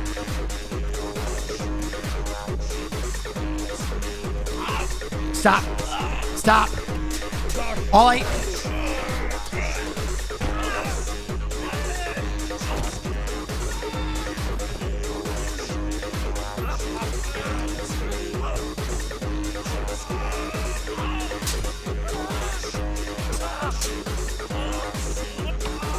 We're not going back. I won't live as a peasant.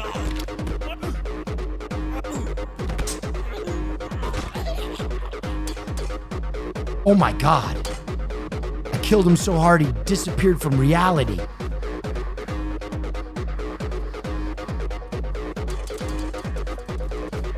Please. Oh, blessings. Blessings. How do I two-hand something? Yeah, that's it.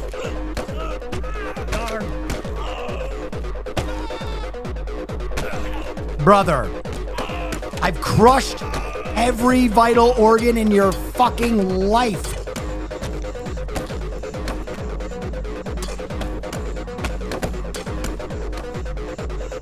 Okay. Daddy needs items.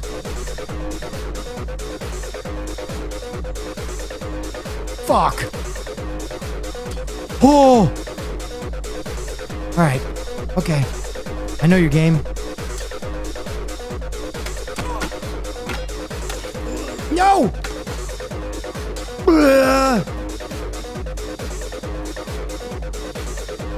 I'm gonna use the fence as my ally.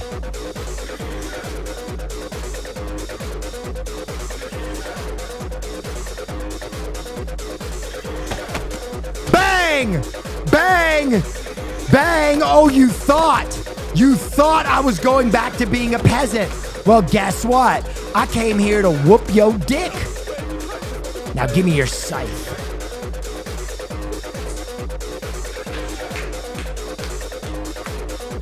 We are not... How do I change my build? Oh, shit. Wait, how do I change the build? Randomize. It won't let me click that.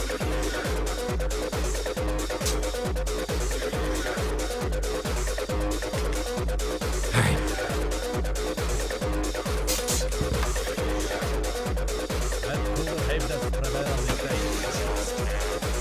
Yeah, I win this every time.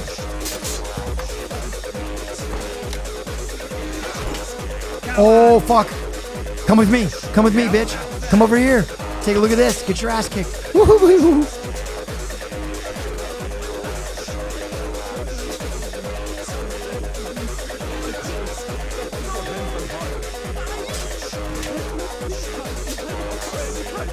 I need your fucking weapons.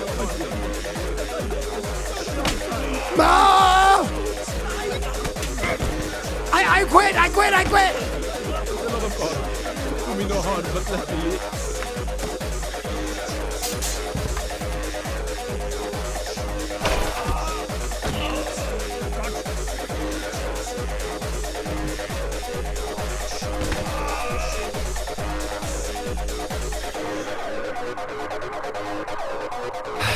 Come on, we gotta clutch this shit again. Oh, incredible weapon. The snicker snack of my axe. Huh. You're gonna get snicker snacked. Stay back. What is happening with my axe?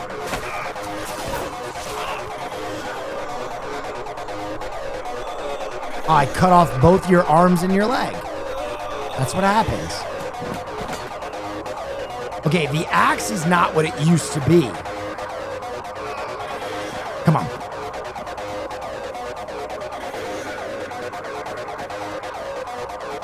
Oh no. Please, please, please, please. You've got to run now. It can't end like this. Not to a fucking guy with a pitchfork. Get your feet back. Yes. Harry. No, please. No, not my ass. Oh. Ah, grab him. He's missing your vital organs.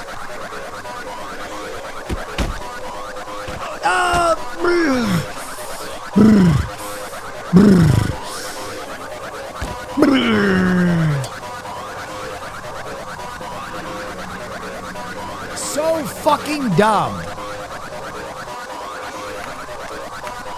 I can't believe I lost on the... I grabbed the fucking thing and it exploded. That's a hard way to lose. And then I also lost a guy that I was slashing up. All right, we're beating that tomorrow. We're beating that tomorrow. Yeah, you bet. Uh-huh. All right. I'm going to go eat. I'm tired and hungry. I hope you guys had fun tonight. I hope you had a good time. I hope you laughed. I certainly. Have a wonderful evening. Stay dangerous. I hope you had a good time. We do this every fucking night. If you're new, we got a film on Wednesday. I hope I made your night a little bit better. Anyway, appreciate you.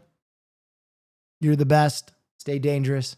And I have found a new mock draft Twitch person. Yeah, that's me. All right. Adios, y'all. Give Nandre the same love and respect you'd give me, and I'll see you tomorrow.